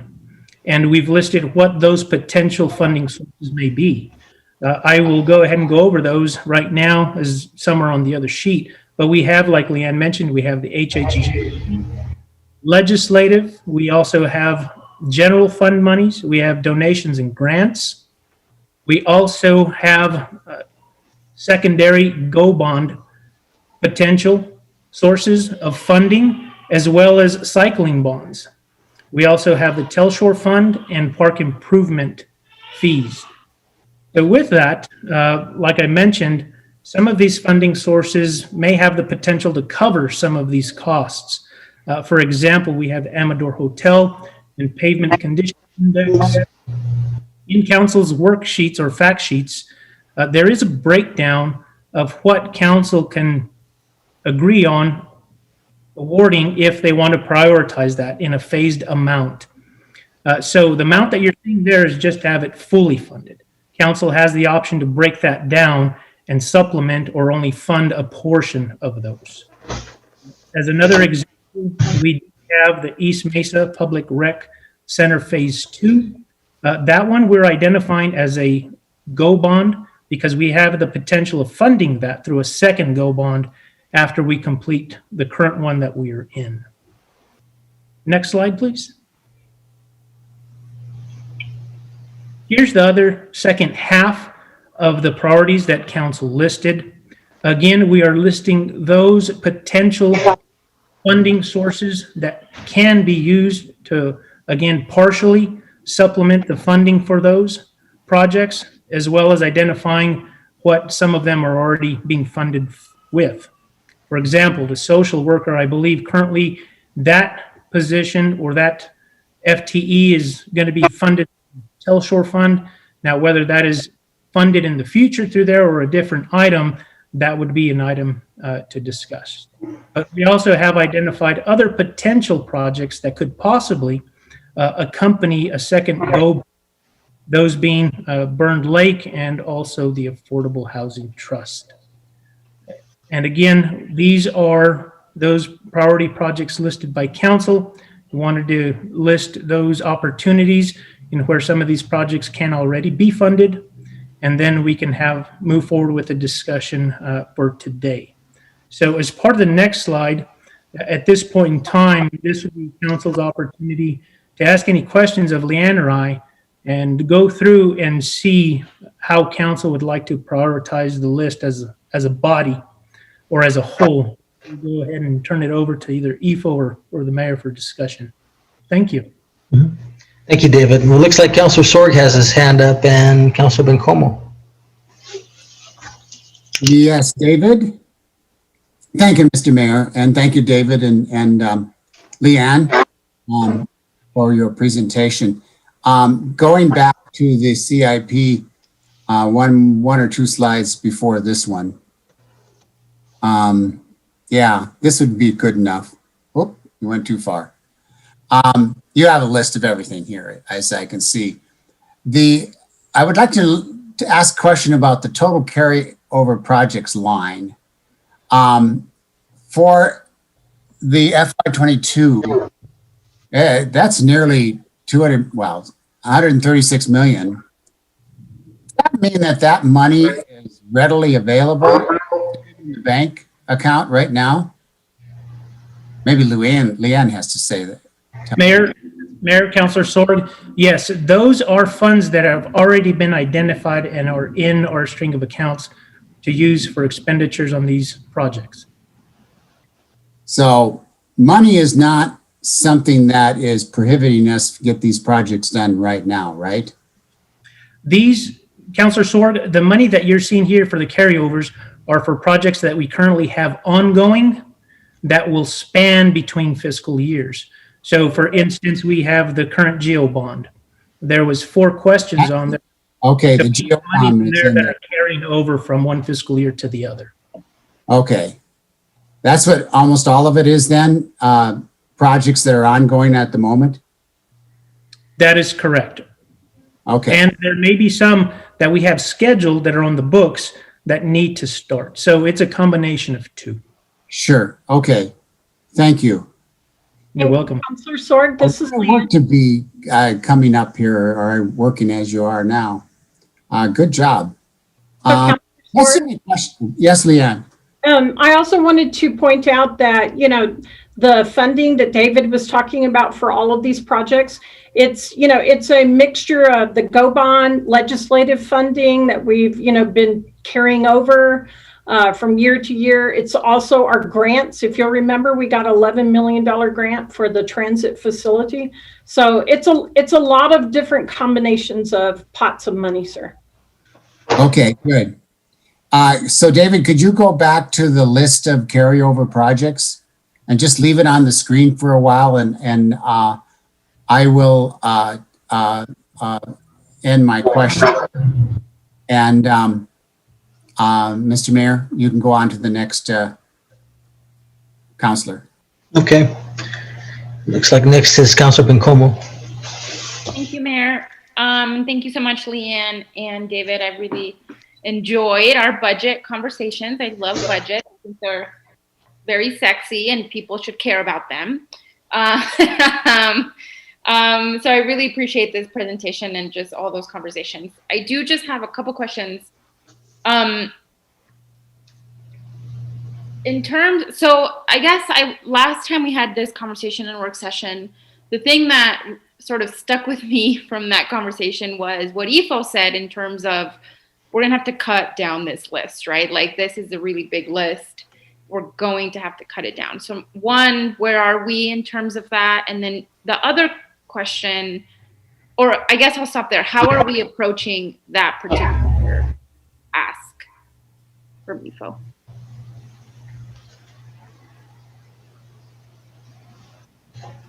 Or is this the final list then? Have we said that this is it? Mayor and Council, maybe I can speak to that a little bit, and then Leanne and David can add whatever they feel. So what we want to do here and what we're showing you here is different funding sources. And I think the last time we presented this list, we have this big list, this 45 million total or whatever it was showing. And then we had, I mentioned that we don't have $45 million.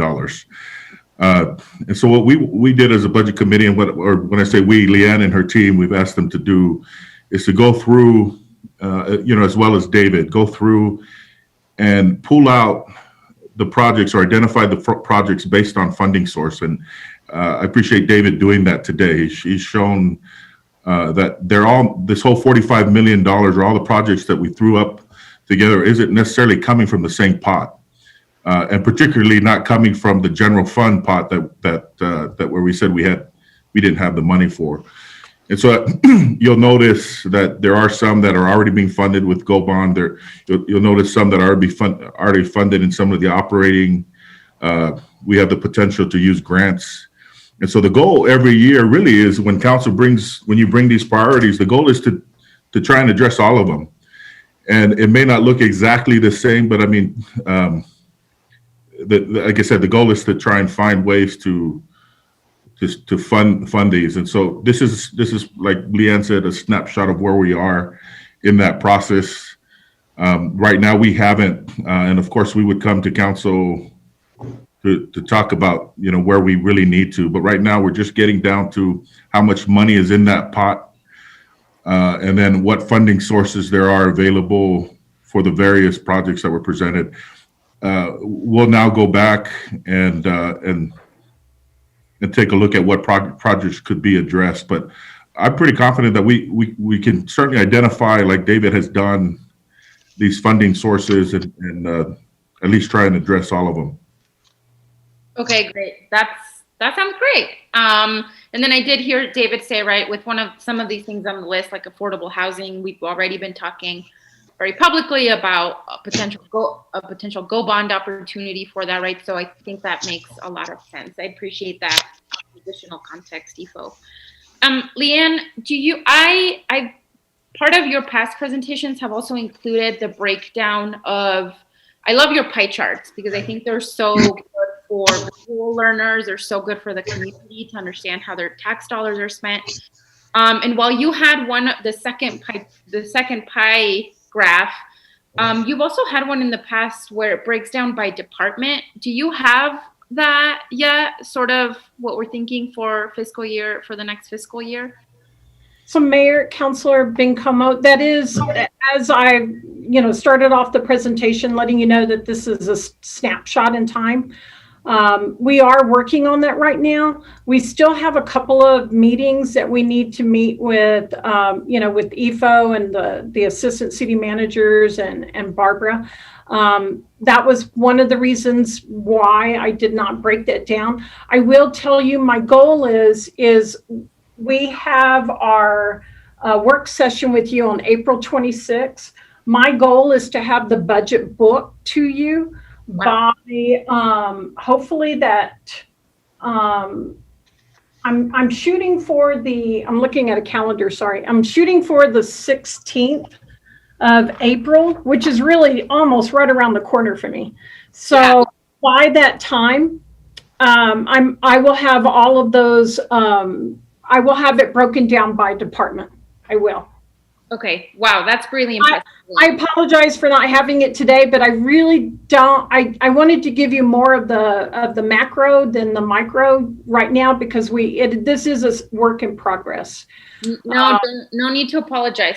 It's already impressive enough that you'll have it by April 16th, which is like 2 weeks or something. We will. No, yeah. So I really appreciate that. Thank you. I get excited to share that kind of stuff with constituents for sure.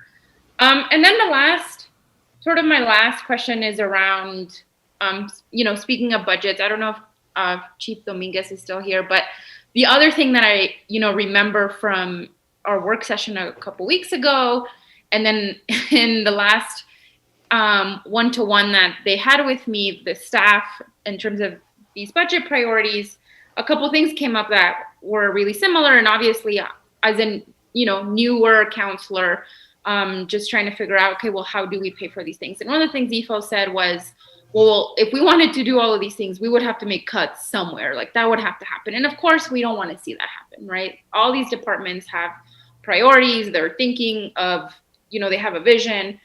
So last thing we want to do is cut anything, right? However, I also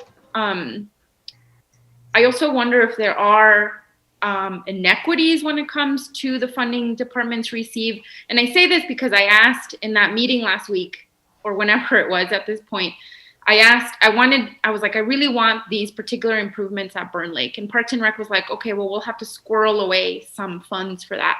That, I think, is the last thing I want to do, is for a priority to come up and departments have to squirrel away funds. Like to me, that doesn't seem fair. But in terms of some of the things on the list, I do wonder if departments, and I mentioned Chief Dominguez because I wondered if, in terms of like the social worker or the crisis unit that RFQ is currently being prepared for, if the PD budget could absorb the cost of those, given that we are trying to bring these particular things on board to reduce the number of calls that PD is responding to, right? To reduce that stress that PD is experiencing in terms of people experiencing homelessness or experiencing mental health conditions. And so I'm curious if we're thinking about things like that, and if PD is able to absorb some of those costs.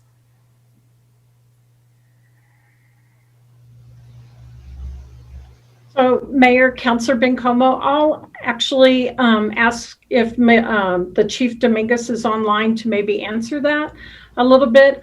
I do not believe that at this point in time in his budget, he has actually budgeted. You're talking about the mobile crisis unit, and the MIH program is more into fire. That position, that is actually budgeted. Maybe not so much the increase that we have in there, but it is budgeted.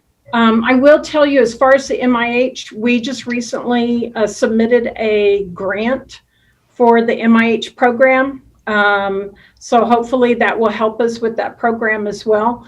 But my understanding is that unless the chief has a different, maybe he remembers when he put in his budget, but I do not believe that the mobile crisis unit is actually budgeted in the police budget for FY22.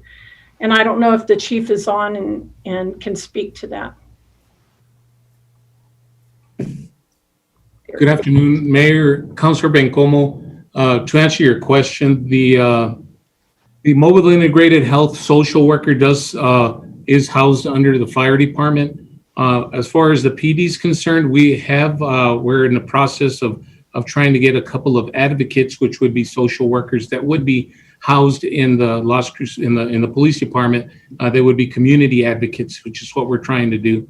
To your point of trying to reduce some of the calls that officers are going to and things of that nature. But the MIH program is a fire department initiative.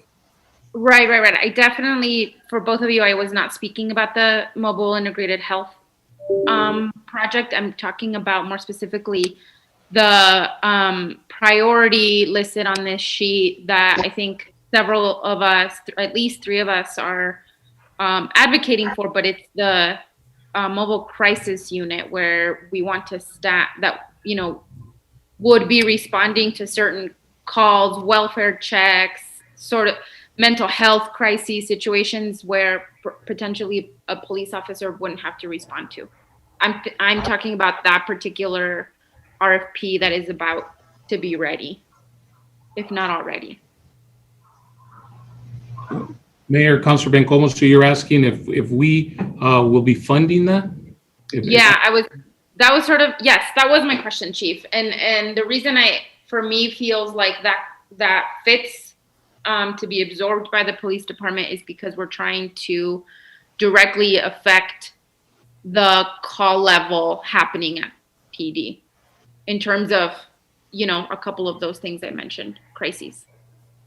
Mayor, Councilor Bencomo, well, the calls would be reduced based off of that initiative going to those calls. I would point out that we still have, over 140,000 calls for service that the PD responds to, and some of those calls end up getting pushed down the road because of other issues that we're dealing with that really aren't police department issues. That being said, if we can maybe meet and discuss some of these issues, because to go over the budget and we'd have to determine how many calls for service, things of that nature, to really get into and dissect that service. Okay, Chief, that's super helpful. I'll definitely follow up. Thank you for that context. And those were all my questions, Mr. Mayor, but I did see that Interim Chief Smith had his hand up and then it disappeared, but perhaps he wanted to jump in. But thank you very much.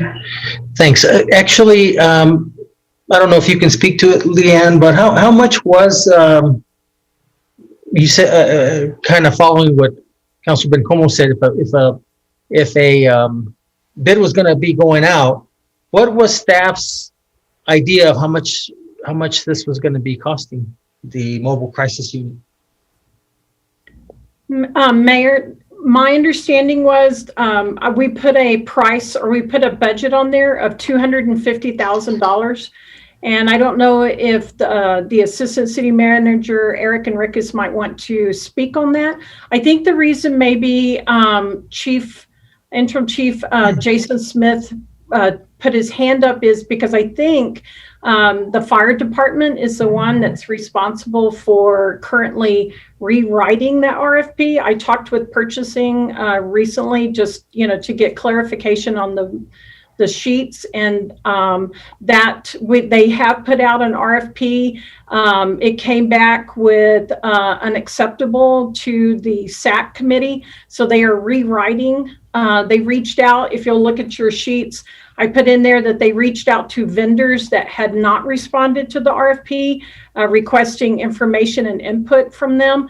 And I think it is that particular RFP is being rewritten by the fire department. And I don't know if maybe our city manager, Mr. Peely, or Jason Smith or Eric might want to speak on that, sir. Mayor, this is Ifo. I'll have Eric maybe speak a little bit about the costs, that projected costs.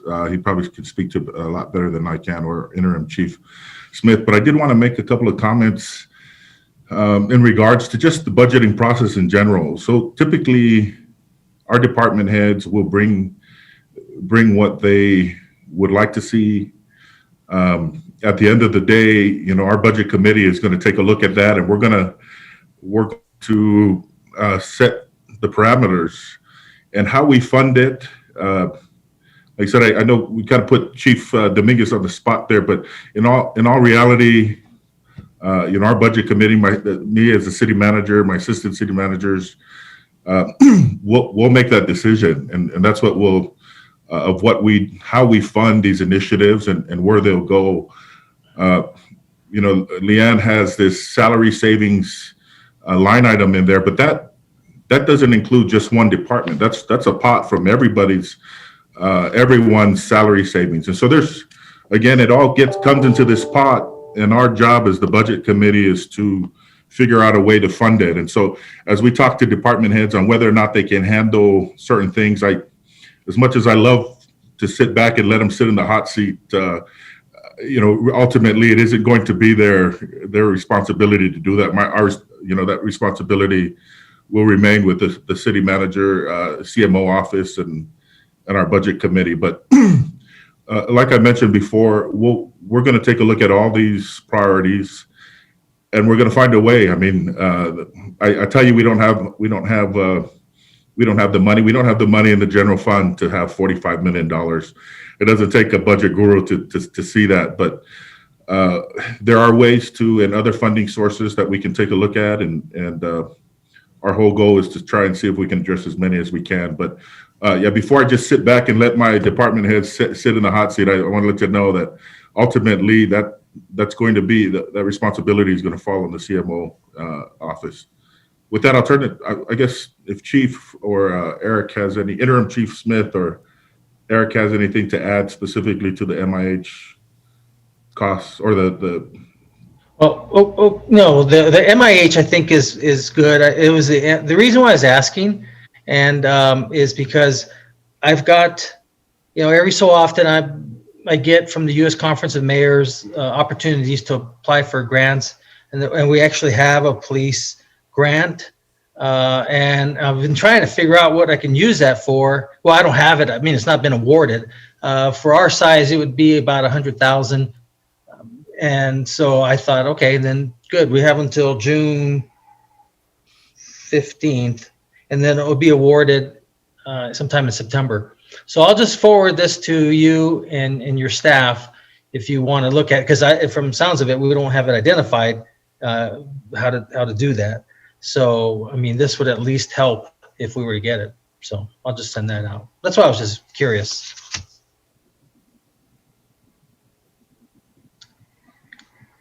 Can you guys hear me? Yes, sir. Mayor, okay, good. this All is right. Leanne. If you can send that to me as well, sir, and Sure. that way Oh, yeah. I can look at it and get a jump on it, sir. Actually, that was code. I was going to send it to you. I just said I was going to send it to EFO, and I was going to copy him. Okay. All EFO would do is just send it to you, so that's no problem. Okay, well, very good. That's it, Councilor Bencomo? We're good? Yeah, but thanks for coming back to me. Just want to apologize for putting the chief on the hot spot. Thank you, Ifo. Oh, well, I wanted to listen to see. That's why I was listening intently here. I didn't think we had the money, and I didn't know how much was. And then, because like I said, I've been for the last week. I get this every so often, these opportunities to apply for grants, and sometimes we get some. So we've won 2, and so this one here, I would give it to the city. So. All right. So Mayor Pro Tem, looks like you're next. Mayor, thank you. I appreciate Councilor Bencomo's questioning and whatnot. I mean, I've been working on that crisis mobile unit stuff for a while, and so to not have some funding identified, at least through the Telshore Fund, to be able to get this up and running, we can't afford to wait till September. Although I think that's a great opportunity, and I think we should do as much as we can related to that. I also, Mayor, through representing you in the Thrive Cities Conference, they send me, Thrive City has many federal opportunities related to mobile crisis, just mental health in general, that I think we should be looking at, especially if that's a priority of ours. But I also know in times past, frankly, the PD has turned back funding into the general funds. So it may not be this past year. It may be. I don't know. But it was, and it may be because of vacancy savings. I'm not sure, but I think there's some opportunity to look at that and re-examine sort of how our funding is. But I think we've been clear from council's perspective that mental health is a huge priority for us. Even under COVID, it's always been a problem, but so much more for COVID. So I want to make sure that we find the funding this fiscal year to get something moving, and soon. We can't wait any longer. Like I said, I've been working on this for 2 years, probably. Talking about this for that long. We just really need to get on the move. Right, and then down the road, and I'll try to keep it specific to this because I don't want to go outside this. Sure. Was the behavioral health district. So once we get it on the ground, then we can also invite our member communities, whether it's the county or some of the other municipalities, and then that program can be expanded, and then that's when they can start buying into it. But I'm committed to moving forward with this. In fact, if staff has what they need to go out for an RFP, I can go ahead and make sure this is on their agenda for approval to move forward with an RFP next week. If staff's ready. If not, then we'll do it. We'll do it. Let's put it this way: within the next 3 weeks. I'm committed to that. Sounds good, Mayor. I really appreciate that support, Mayor, and I know our community does as well. This will, go a long way to help PD. Yeah, for sure. All right, well, good. And then, so I didn't mean to interrupt you, but I wanted to at least circle back to this. No, thank you. I'm not sure where the RFP is at this point. I was going to ask Aoife. We have a council manager meeting on Thursday, and so that was one of the things on my list. Mayor, Council manager or city manager. City councilor. You and his one-on-one with me. Oh, okay, because I didn't want the media to think that we're meeting with him and we haven't posted it. Oh, no.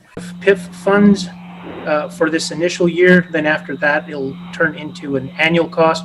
But if you're looking for the specific projects that'll be listed there, I will have to defer to Sonia Delgado, who I believe is in the meeting. So I will go ahead and turn it over to her, and she can give you a list of what they're planning on using that $500,000 for. Thank you. Thank you, David. Good afternoon, Mayor, members of council. Sonia Delgado, Director of Parks and Recreation. That 500,000, we put that in there because we get probably at least one new park a fiscal year, and we want to make sure we put that money aside to pay for that when we do the reimbursement. The other thing that we've been talking about that we just started is purchasing land. So we want to make sure we set aside money to be able to do those and to make sure we don't spend all our PIF, to have some of that earmarked for incoming facilities. Got it. Got it. Thank you. So then there isn't anything, upgrades or anything of that sort, Sonia, related to any of our older parks? Mayor, members of council, Sonia Delgado, Parks and Recreation. No, those are replacements. And when we talk about using PIF, it's only for new levels of service. We would need some identified funding for replacement articles. Okay. So, it'd be, my recommendation would be when you put neighborhood parks, just put that in parentheses, that it's coming from impact fees? Is that what I'm? Yes. Yeah, that would be. I'll get with Leanne and David. Okay, cool. Thank you for that. And then the 136 million carryover on for fiscal year 22, is that, Leanne, from your, so many of our departments had to, weren't in like full swing because of COVID, and that funding is moving over for the next fiscal year. Am I getting that correct?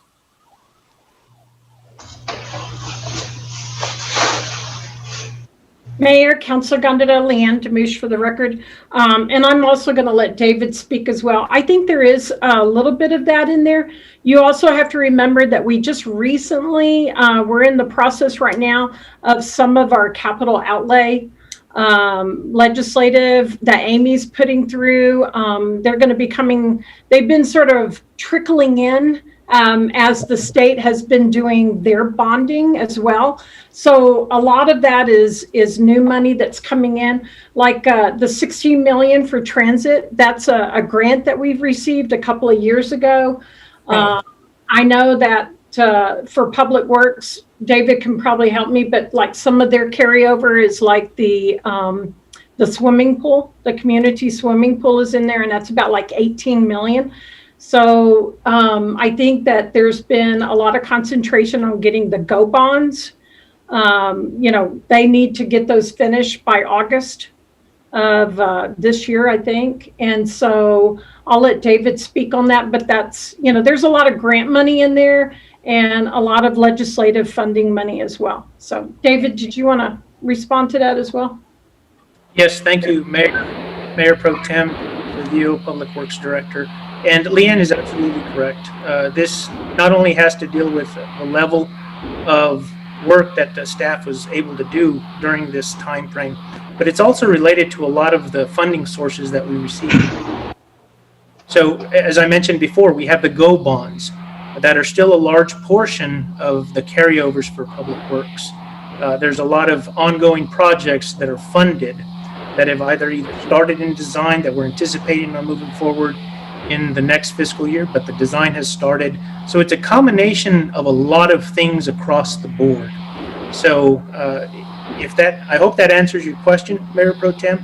If you have any follow-up, it does, David. Thank you so much. So it makes me, so Leanne mentioned that 18 million for the swimming pool, right? The community pool. And I know we've been emphasizing and trying to get those GEO bonds where they need to be. We have that dashboard, but what about some of these other projects that are important to community, right? In terms of where we're at, like for example, the swimming pool, where are we at, or where are we at, A, B, and where might someone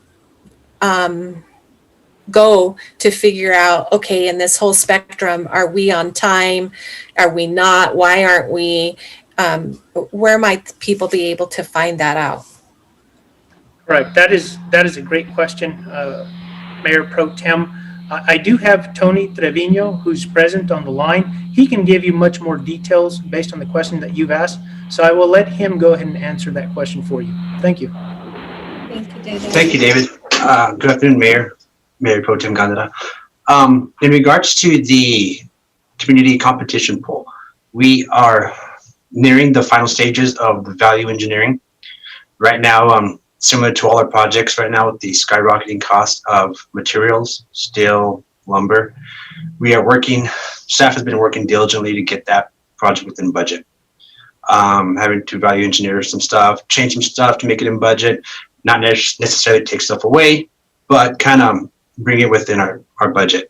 All these projects can be seen on our portal, on our Public Works website as well. Like you mentioned, the GeoBond site, we have one for all our CIP projects. That portal can be seen. It breaks it down by districts. It breaks it down by departments. It gives the same kind of time frame, whether it's in design, construction, or planning, and it gives a percentage complete on that. So this kind of the same thing you see for the GeoBond website. It's the same thing for all the projects. Got it. And that can be found on our website. Thank you, Tony, for that reminder. I remember a presentation at one of our work sessions. I think it was East Mesa Complex, maybe, or up in the senior center. I don't remember which one, but I remember you unveiling that or talking a little bit about that. So that's good to know. Now, does that include where you might be in any of the payment management projects that you're working on as well? So separate from that, we do have a payment management one, because there's so many streets on that. Sometimes there's about 70 some streets with all our programs. So that is also available for that. So it's broken up for payment maintenance and then our CIP projects. So that is all available. Yes, ma'am. Thanks, Tony. And then so council priorities, if you would move over to that slide. Sorry, I didn't. Oh, it's half it, and then you have the second one. Yeah. So for sure, I think for me, my top priority and what really my constituency has said pretty consistently, loudly, is that we need to put more money into our pavement condition, our management program, getting more streets and whatnot completed. And so for me, that is like a number one priority. And I know that this can be a bone of contention to some of us. And I know that we have a great management program, but I also know, and what gave me pause and a lot of concern was that there might be complete rehab needing to take place, which means like, underneath the replacing water line, pipes and laying conduit and all that. And it gave me the impression that maybe some of these streets get tacked down further in the list, if you will. And so I do want to just say publicly, this is super important to me. I know Ifo and I have been talking a lot about this pavement management program, and like certain streets happen, getting updated versus others. And I'm really concerned about my streets, especially around the area that I live in. The tree streets, there's some major deficiencies, and I think that we need to really talk about what that means. And I look here about the not funded $3 million. And so although I'm really appreciative of this pavement management program, I'm also concerned that some of them need complete rehab, which would require a lot more funding. And then, so where are we going to get it? So that was one of the comments I wanted to make. The other is, and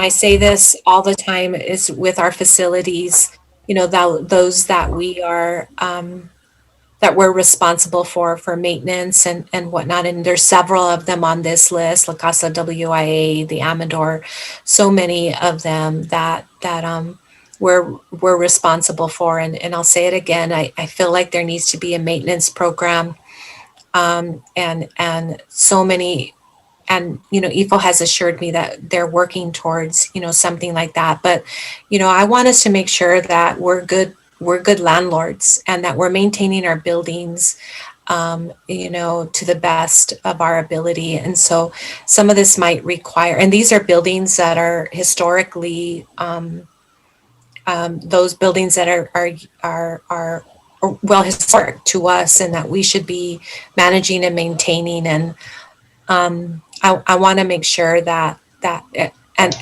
the buildings need to be updated. So I'm not sure what needs to happen in relation to that, but I just feel like we need to make sure that that gets taken care of. And then the Mobile Children's Museum, you know, that Mobile Children's Museum is on this list. They received funding from the legislature. I'm not sure why it's marked 0 or the dash or whatever, and that there will be donations and grants. And I just want to make sure that that the communication is continuing with the Engage and Success Partnership related to that. And if that was done in error, and shouldn't we have, because don't we help be the fiscal for that money that comes from the legislature? Leanne or? Mayor, Mayor Pro Tem Gondeta, this is Leanne Demush, for the record. I will actually ask maybe Lynn Gallagher to help me, but I will, in your packet that we sent to you, the funding that we got from the state legislator was not for a mobile children's museum. It was for a children's museum. It is my understanding that they have been working with Engage to develop an RFP for that. For the actual children's museum to come up with a plan of action. And I'm looking for the sheet for it because I think I have more information. Here it is. But that legislative funding was only to plan, design, and construct a children's museum. And this funding cannot be used for a mobile children's museum. And as I said, Quality of Life and Engage, they are working together to develop an RFP to hire a vendor to plan for phase 1 of the Children's Museum, which is to execute a feasibility study and a site selection. So I don't know if Quality of Life, if Rebecca Slaughter's on, or if Lynn might want to contribute to that. Good afternoon, Mayor, City Council. Lynn Gallagher, Director for Quality of Life, for the record. And Leanne is correct. So the funding that was received through the ICIP through the state was for the feasibility study and location identification. Engage is working with us. And Rebecca has several meetings with Engage, and they are and will continue to be a member through the RFP process. Thank you so much for that clarification, Lynn. I appreciate it. I didn't want to lose sight of that.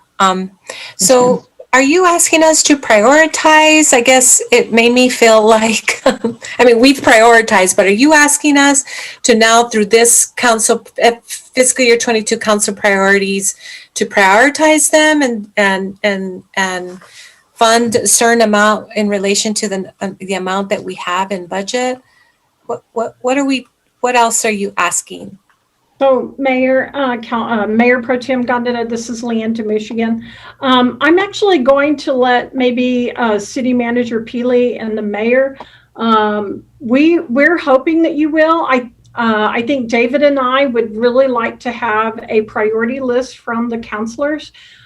We may not be able to supply funding for all of your priorities, but we'd like to see, you know, if everybody is in agreement for, I'll just choose the pavement condition index because it's on the first, not that it's my top priority. I don't have any any specials in here. But, like I put on here, we could possibly, as you saw from the hold harmless, there's a nice little balance in the hold harmless, and we could put some of the funding from the hold harmless GRT into the pavement, or into any of these. So I think that I'll turn it over to City Manager Peely and let him, maybe he's got a better wish list than I do, sir. Thanks, Leanne. But before I get to EFO, so Mayor Pro Tem, this is what we're a possibility is to basically take this. First off, I want to commend EFO for allowing you all, including myself, to put forth all of our wishes. I mean, this is like the huge Christmas list, right? Or wish list. And so knowing that there's just almost no way we could fund it. However, I think it at least allows management to understand what it is that you all would like to see. Now, going back to this list, I think would be good is to let staff, I don't know if you recall, but one of the last meetings we had, I don't know if it was Jennifer or David that said, one of these things here we couldn't do because, or Lynn, that we couldn't do because it violated the anti-donation clause. So if we could go back and let staff come back with that list and let them kind of give council a good idea. Okay, you know what? I think we can probably do this. This one here may be a little bit difficult. This one here, I don't think we can do at all, or it's going to have to be pushed back. And then the ones that they think that we can get done, I think if they can narrow that list down for us, I think it might be helpful. I also don't think that you should be, when you're doing a whole project for roads, I think that's really more of a whole city, and that shouldn't count against you to be one of your priorities. I mean, it will be your priority, but you know what I'm saying? If it comes back where they're going to do so much in each district, that's more of a citywide thing, and you should still be able to do something else. I don't know. What do you think about something like that?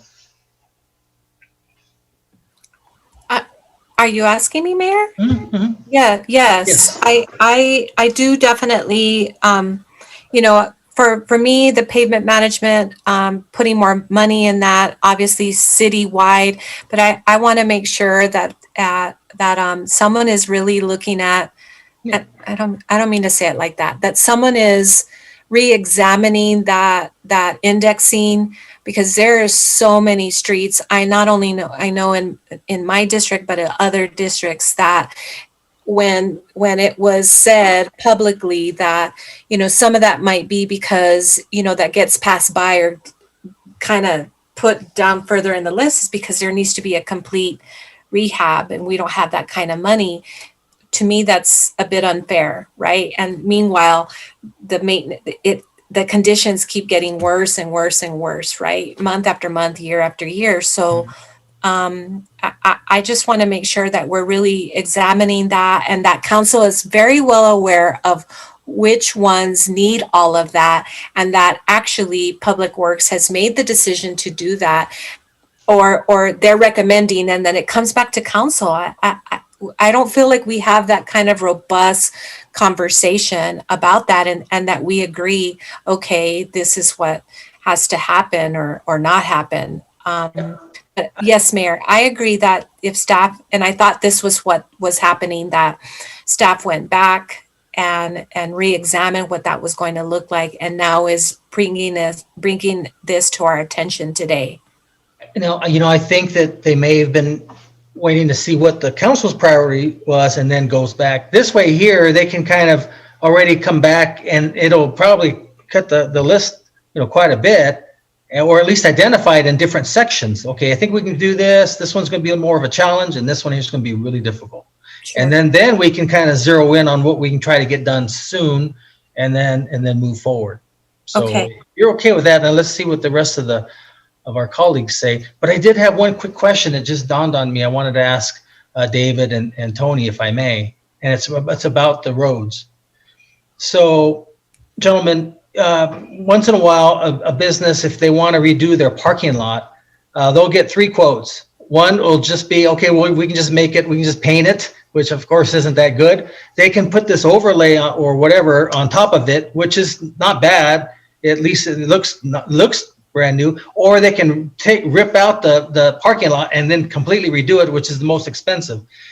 I seem to recall a few years back that when we redo our roads, I don't know what you call them, millings or something, that the city, when they redo a complete road, they put that away somewhere, stored somewhere. And I'm wondering if council would, let's take Mayor Pro Tem's district.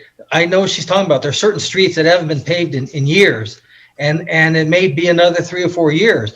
But if we were to put that process on, it will probably last 2 or 3 years, and it'll look like it's new. And by the time we come around for that particular funding, then we can just redo it at that time. Do we still keep those millings or that old asphalt, David or Tony, or both? Yes, thank you, Mayor.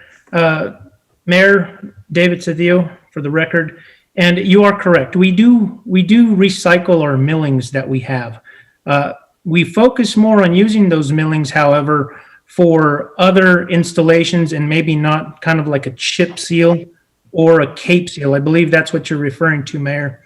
However, we do have our program that we are able to modify and look at different situations. Like you said, a contractor may get 3 quotes. We can also use our software to state if we have these projects, to extend the life of them, at least until we can get some funding for a complete rehab, what would that look like? We do have that ability to take a look at those options and basically play with the software to say, okay, we'll increase the amount of a certain maintenance. It may not be a full one, but it may bridge us for a little bit. And like you said, it's upgraded, it extends or at least holds that road for an extended period of time until such time that we can come back and do a full reconstruction. So yes, those are options, and we look at all of those options as we move forward, because we want to make sure that we are utilizing these funds to the fullest extent of their benefit. And that's what that program helps us do based on the data that we have. So yes, that is an option. Mayor Pro Tem, what do you think about something like that? Yeah, no, I think that would be really helpful and probably a welcome from many of my constituents on some of these streets. I would agree, Mayor. Yes. Excellent. And I think Tony has something to add, so I'll defer to him as well, too. Oh, no. Oh, yeah. Go ahead. Thank you, David. Mr. Mayor and Mayor Pro Tem Ganda, this is Tony Trevino for the record. And I want to answer Mayor Pro Tem's kind of question of, we've already looked if we get this additional funding of what we'll kind of be attacking for this money. But and you're exactly right. There is a lot and abundance of red streets, which we consider the very streets that are failing us already. The majority of this money, probably all of it, will be going to doing a pavement replacement. And a lot of those roads are within District 1 and the older neighborhoods. We are working with utilities right now to see what roads we can provide some improvements on without having to replace the utilities below. So we provided them a list of all those red streets. So that will be our biggest attempt and approach if we do get additional funding for our pavement maintenance program. Thank you, Tony. I'm very hopeful. Thank you for that. That's helpful. Mayor, I don't want to take too much more time, but the senior center kitchen, is that the update at the one on the East Mesa to get a commercial kitchen? I think that's the one on Armijo Street, or the one that would be used where that big open spot is near the public housing. I may be incorrect. I don't know, but I'm thinking that's the senior kitchen they're talking about. Munson? I don't think so. Not Munson. It's near Munson. Mayor, Council, Mayor Pro Tem Gandara, Leanne Demish for the record. And I'll ask Lynn Gallagher or maybe Rebecca Slaughter to answer or to help me with this. I don't think that this funding is for one particular kitchen. I think it's actually for more of the appliances that are in the kit. They have several kitchens throughout the city. And some of the appliances that are in their kitchens are like 10 to 15 years old. and the maintenance and the repair on these, because these are, these are like commercial grade appliances, as you well know. And a lot of the repairs and maintenance are getting extremely high. So they do need to be replaced. And they need such things as a walk-in freezer, refrigerators, dual fuel kitchen ranges. They have a Quality of Life has a full list of what their needs were. And they came up with the total for those needs to being about $140,000. Yeah. $400. So I don't know, Lynn. No, that was helpful, Leanne.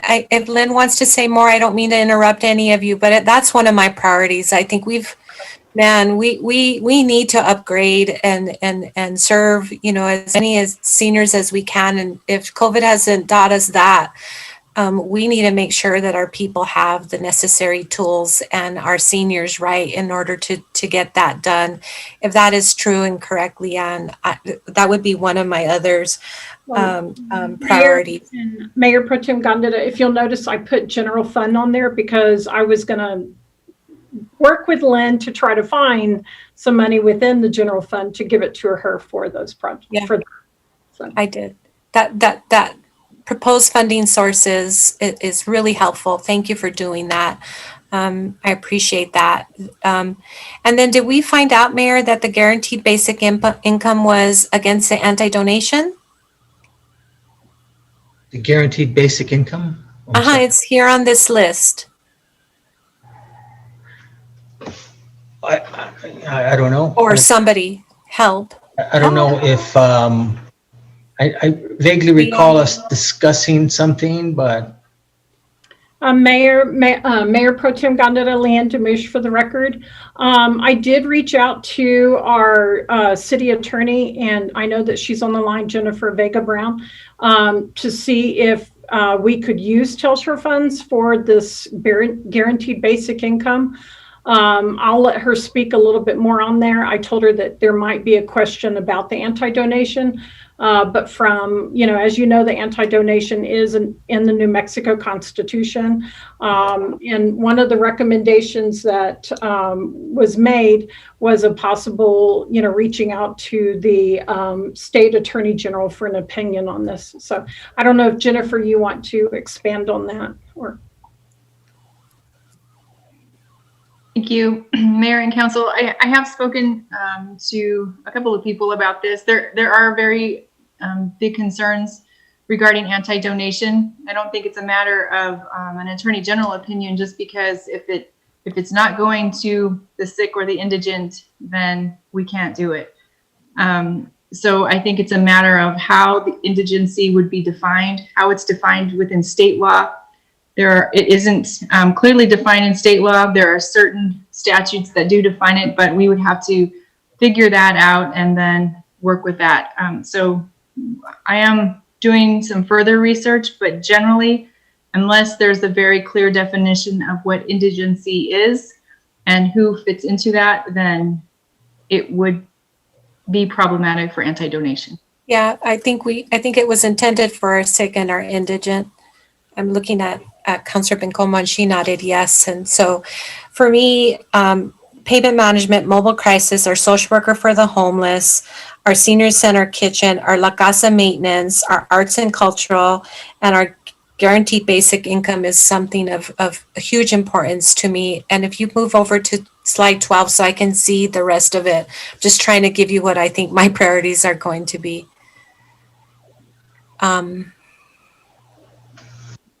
Yeah, and I think the El Paseo corridor and Solano corridor is something we have to find some funding to be able to do. And our affordable housing trust. That's all for me, Mayor. Thank you. Thank you. Okay, Councilor Vasquez. Thank you, Mayor. Thank you, Mayor Pro Tem and councilors for your great questions and comments. Just have a few questions here as well. The first is, Leanne, so regarding I'm glad to hear first that we have a larger budget than we did last year due to some of the perhaps assistance and federal funding we're receiving as part of our response to COVID. So the first question is regarding those monies. including, I'm assuming the new act that just passed that I believe had some money in there for municipalities and counties as well, relief funding for services that we provided and are yet to provide, I'm assuming. But can you just summarize what that federal funding amount is and what we can use it for, and if it's going to help us replenish the Telshore fund, or if it has to be used, or if it's not reimbursable for services already provided? Mayor, Councilor Vasquez, I want to make sure that I've got your question correctly. So are you talking about the recent, I don't want to call it CARES Act, I think it's called American Relief Act? Okay, so that's the one that where we've seen emails from the Municipal League that the city has the possibility of receiving, I want to say 23.7 million. So that's what you're referring to, sir.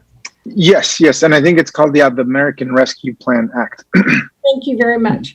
My understanding is I have turned that over to, and she's not online today, to Amy Bassford, as you know, our grant manager. They are researching. My understanding is that there's no, there is nothing that has been released last week. There was nothing released on how we can, if that money's going to come straight to us, is it going into the state? I think there's a lot of unknowns right now. Of course, my understanding is, and I apologize, I haven't read the whole bill, that we are personally named in it and should be receiving those funds.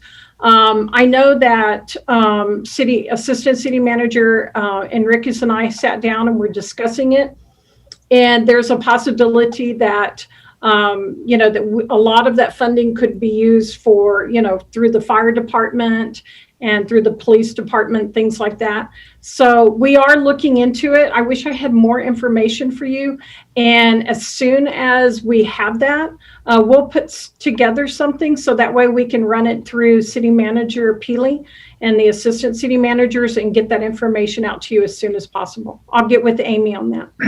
I've got a little bit, Councilor Vasquez. I think it's called the American Rescue Plan. It says New Mexico state and local governments will receive $2.5 billion under the American Rescue Plan. The state will receive $1.6 billion. Metro areas, $177 million. New Mexico counties will receive $407 million. Let's see, Bernalillo gets 131 million. Santa Fe will see 15, and we're supposed to get 24 million. And directly. Right. Excellent, Mayor. Thank you so much for that recap. And Leanne, thank you so much for following up on that. Well, since this is still TBD, I won't go further into the questioning of how those funds might be used. I do know under this administration, at least it seemed like obviously this it was a lot more generous and in the terms of providing help to local and state governments. But I would be curious to see, one, if we'll be able to replenish some of the funds that we use for, local small business response, for other costs associated with COVID response. I'm even thinking about the contract that we just doubled for the barricades, right? Because we said, well, we need it because of COVID. And there was some reasoning there, completely understood, to block off parks and that kind of thing. But it might be a good opportunity for us to see where we can tweak the budget in the future if we can replenish monies that have been spent in different departments with this funding, so that we can prioritize or we can reallocate funds from certain department budgets into some of council's priority projects. If we can use this millions of dollars that we will be getting to help supplement our existing budget. So look forward to maybe learning more about that process as it comes down. So thank you, Mayor. Thank you, Leanne, for that. The other question is actually similar to that. If we're getting onto a couple of priorities here, is just the response that we may anticipate for asylum seeker housing and perhaps if we end up having another another instance in which we have to house asylum seekers and coordinate their travel and transportation. If our budget right now, where might we be prepared for that in our budget? Is that something that folks have looked at? I'm assuming Telshore funds perhaps would be the fund of choice to use again. But I'm just wondering if during budget planning that we kind of examined this option, and if we have thought about that permanent location that we've talked about in the past of having like a permanent housing area for folks that are in crisis. So Mayor, Councilor Vasquez, Leanne Demush for the record, and I'll ask maybe Assistant City Manager Enriquez to help me with this. I will tell you, we are thinking about the asylum seekers. It is not in our budget for FY22. As you know, when the asylum seekers did come in, we were actually we were refunded almost every dollar that came out of the Telshore. Actually, I looked that information up today, so it's fresh in my mind. We were able to receive from FEMA to pay back to the Telshore everything that we had, that council had approved, except for, I think, $75,000 to one of the local NGOs. And then we had a couple of work orders for some maintenance and things like that. I think that added up to about 16,000. So everything else that came out of the Telshore was reimbursed by the grant that we got from FEMA. Okay, thank you, Leanne. I do know that our federal agencies this time around are proactively partnering with local nonprofit organizations to help in the assistance and care for individuals and their families. And so that's at least a welcome difference. I know in El Paso, certainly they've been coordinating and would hope that we get that same level of coordination this time around through federal departments and agencies should that situation arise. And I would say that we should be, I definitely would be welcoming right to that opportunity if it comes down to helping people again, and we have the resources and capability to do that, which I think we do, just to make sure that we're planning for that. So thank you, Leanne. Just a couple of other quick questions here, Leanne. Can you just briefly, I know the RFP for the skate park design and construction has just recently gone out, but can you just quickly recap what the timeline is on the construction and I think you had mentioned that if there was leftover funds that they could perhaps be repurposed towards the use of a new skate park, but are we expecting the skate park to be on budget and on time this year, as far as you know? So Mayor, Councilor Vasquez, I will let, for the record, Leanne Demush, I'll let David and maybe Tony and Sonia speak on that. I will know that Amy Bassford did reach out to DFA on whether some of the funds could be moved over. And it is our understanding from direction from DFA, we're not going to be able to commingle any of those funds. Whatever was set aside for the new needs to be spent on the new skate park, and for the renovations has to be spent on the renovations. And with that, I'll see if maybe Sonia or David or Tony might want to speak on where they are with the skate park. Okay, thank you. Good afternoon, Mayor, members of council. Sonia Delgado, Director of Parks and Recreation. As it relates to the skate park, the renovation, that RFP just closed last week, and the purchasing will be going through those RFPs and then we'll come back to SAC so we can review.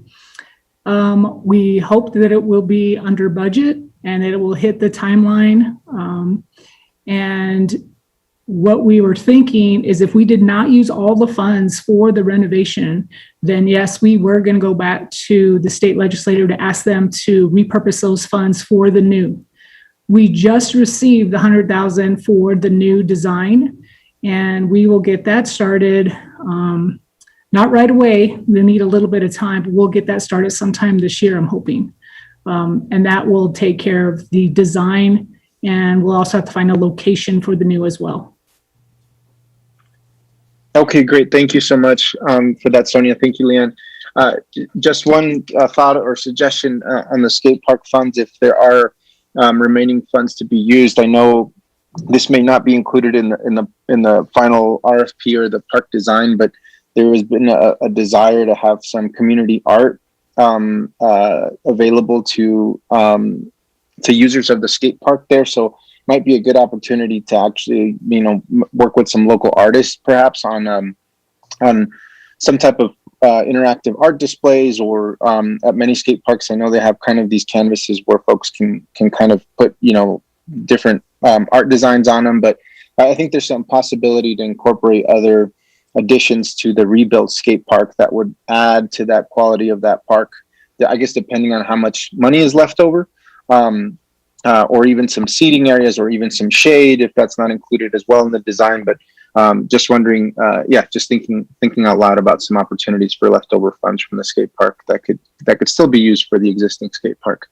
Some other thoughts here quickly. The Villamor Dam, Leanne, I know we talked, David, we talked about this last time to make sure that it's added to the budget this time around. But I'm not sure we reached a consensus on what the amount of funding would be needed to open up the park in perhaps an official but in development type of way. I think understanding that the total development of the park is probably a few years out. However, that park is already being used by residents and is already owned by the city, already has existing walking trails that have been being used. Are there any thoughts, and maybe this question is for David or Leanne, on what the interim and the appropriate budget request is for Villamor Dam to perhaps get that into a place where we could actually, for it to be an official park? Thank you, Mayor, Councilor Vasquez, David Cedillo, for the record. And we did come up with some initial cost estimates just based on what we have, based on the Apalaca blueprint and what we had listed in the fact. But there are other aspects of that, and I wanted to let David Weir also chime in here in a little bit. But that is something that Public Works and Parks and Rec is looking at to see what is needed. Like you had mentioned, there's already some things that are there. What can we do in the interim to add some of these things? So we're looking at how we could move forward with that, but ultimately make sure that we still fall in with the overall concept and design of the area. So some of those small things that you had mentioned, Counselor, there are some trails, maybe some signage, some other things that we can do in the interim. And Public Works and Parks and Rec is also looking at those opportunities, if you will, based on the funding that we currently have, which has been set aside for the design. So we're looking at other funding sources to see what we can do in the interim at this point in time. But I'll let David Weir, if he's on the line, to go ahead and explain a little bit of the overall improvement of the area. Thank you, Counselor. Thank you, Dave.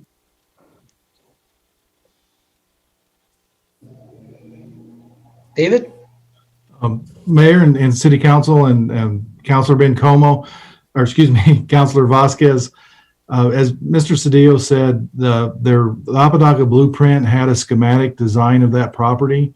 The zoning on it currently would allow some preliminary programming as a park, but long-term, I believe the city would like to see that developed per that concept plan.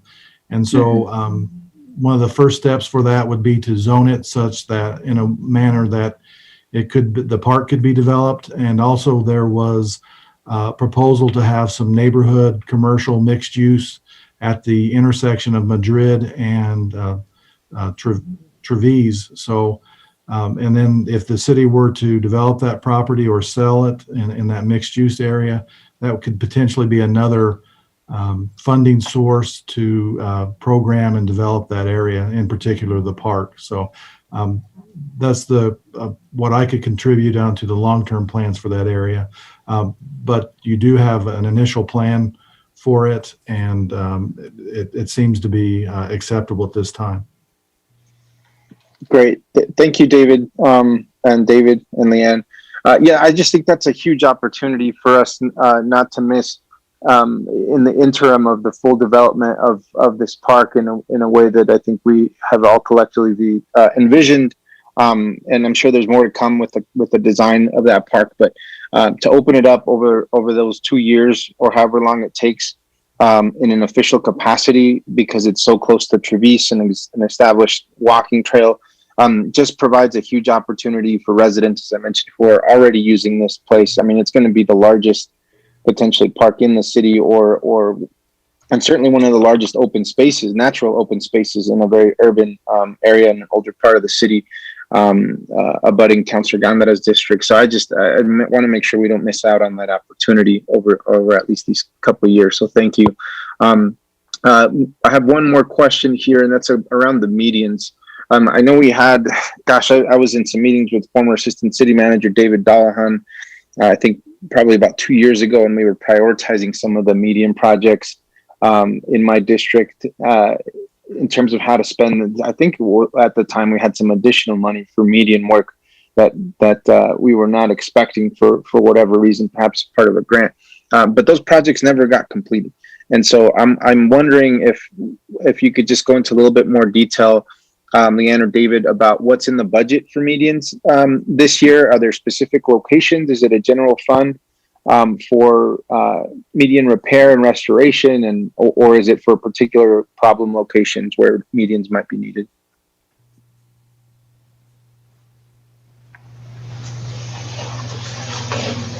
Mayor, Councilor Vasquez, I'll let David speak on which ones.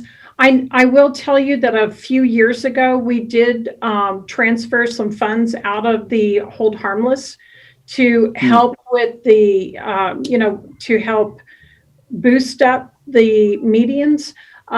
So I think a lot of the funding that you'll see in here for, that David shows for, that we have funded came from the hold harmless a few years ago and has been carried over.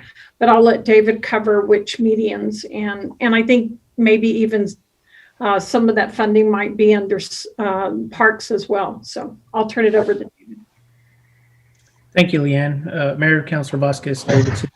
And Leanne is correct. There was some identified funding to address medians throughout. We did have a project which we used that funding for phase 1, and that included an improvement of a median, at least one median in each council district. There is a project going on for a phase 2, and that again is also looking at identifying other medians throughout all council districts. There are some that we've identified, like you had mentioned. You had spoke in the past with the city manager's office.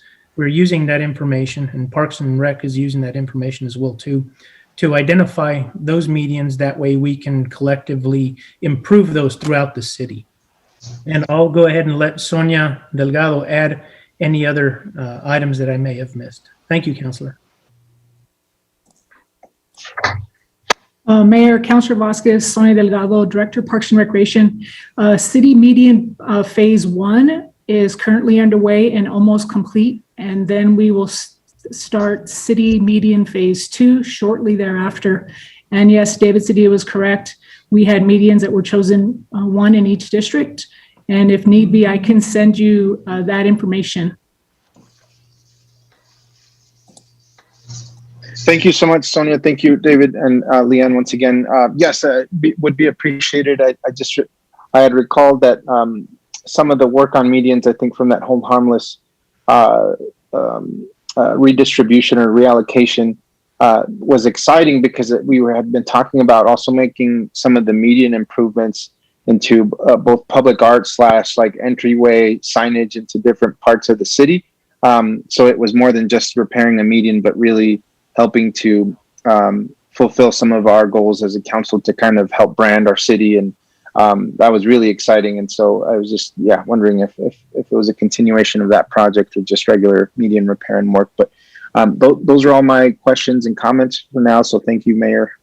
Thank you, staff. Thanks, Councilor. Oh, Councilor Vasquez, so you're okay if we were to give this list back to staff, let them go and identify what they think that can be done what may be more of a challenge and one would be very difficult to do, and then bring back, and then we'll kind of try to sift through that and prioritize that list. Yes, Mayor, I think I'm fully in support of that. And I did forget to mention one thing you just reminded me of, I apologize, but we do have a terrific grants department, and I think we have been more than lucky. I think we have earned many of the grants that we have collected and earned and were awarded over the years. And so I'm just wondering too, if from our staff and Ifo, maybe this is a question for you, if our grants department has what they need to continue at this level of performance, or even to step up their performance, to continue writing additional grants, to fulfill some of these priorities that we may not have funding for. But that's just a question, Mayor, for Ifo, just to make sure that our grant department has what they need, since we spend money to get money, and I'm sure that investment really pays off for the city in a tremendous way. So thank you. Yeah, I know he's got the staff on one. The Bloomberg's given out $1 million. He's given it out to 15 cities, and there's no match, and that's for sustainability. And then I just sent them this other one on the criminal justice. Okay. Yeah. Okay, good. Anything else? You good? That's it, Mayor. Thank you. Okay, great. Looks like Councilor Flores and then Councilor Beta-Stubbe. Thank you, Mayor, and thank you, everyone. So I'm happy to report that I'm not dazed and confused, but I have a lot of questions. So thank you so much, Leanne. Thank you, David, and thank you, Sonia. We look at all these wonderful things that every city councilor wants for the entire city, things that are related to their particular district, and things that affect humanity as a whole. And so it seems though, for example, I'm looking at the Amador Hotel. I received an email from someone who supports the Amador Hotel very much. And she must have seen this list where she saw that there wasn't really any money of the estimated cost of the restoration. So my question is, and then I'll have to get back to her and explain to her that, it has to be done in different steps, and the steps, they're called it's called a phased approach, as you people use that term. That phased approach may be considered. So the Amador Hotel, estimated cost $8,850,000. Okay. Is this project currently funded? Yes. Budget amount, $1,507,860. So in reality, it's not really funded. And that's what threw me off last time. It was like, yes, it's funded, but we don't have the money for it. Oh, okay. So my question is this: are we going to achieve all of these wonderful, are these just pipe dreams? Are these just pies in the sky? Is there any way of us ever achieving all of this? I mean, I think there were enough of us that felt that the Amador Hotel was definitely a priority. And it seems like there should be money coming from the New Mexico historic whatever. But irrespective of the sources of funding, do we just go on and on with these old projects, these old dreams that we have, and then hope and pray that money comes in eventually? And then I'm looking at, so that's probably just maybe a rhetorical question, but it's also linked to the septic tank item, septic tank remediation. The Utilities Board adopted in 2008 the Water and Wastewater Master Plan. Okay, so 1,880 parcels within the city limits were identified, and it looks like They haven't been completed. So there's still a remaining portion in the Alameda Acre subdivision, which requires $200,000 of funding to complete. The septic tank remediation project, estimated cost is $4,400,000. The budget amount is $1,006,370. So when it says this project is currently funded, it should just say kind of, sort of, maybe partially, something, words to that effect, because when you see yes, and then you see that it really doesn't match what the estimated cost is going to be, and then when you go through the description, it clearly shows that it's not funded. So then again, the question remains, how do we proceed? Do we just sit here and wait for this money to come in? Do we stop looking at other areas of improvement? Or do we just, throw up our hands in the air and go home? The other is, I'm looking at airport, those two tie in, as well as the request for status. I have a request for status on the medians. It's not one of my favorite projects, quite frankly, given everything else we have in the city. But given that it is on my priority fact sheet, as as one who, quote, supports this, unquote, the estimated cost of these medians is $200,000 per year. The time frame project is ongoing. Budget amount is $1 million. Perdón. Okay, so if it's $200,000 per year, but it doesn't say how many years, maybe for the next 5 years, I don't know, that'd be $1 million. So the budget amount is $1,982,695, and it says that it's funded. Well, I don't think it's funded if we don't have the money to do it with. But so those three things that I've just pointed out, the medians, the septic tanks, and the Amador Hotel situation all clearly show that we don't have the money for that. And what do? Do we just keep bringing this back year after year, time after time? The other, but the one that is definitely a concrete, someone can answer this for me. It's page 11, airport operations, full-time employee positions. Estimated cost is $30,000 per year. And I'm thinking, $30,000 per year? What, is that what employees get paid? And God forgive me if I'm overstepping my parameters here, but I just can't see anybody in a situation. This is, there were discussions with the airport administrator, and that would be Andy Hume. Plans for FY 2022 are to take the open technician position and reclass to airport manager.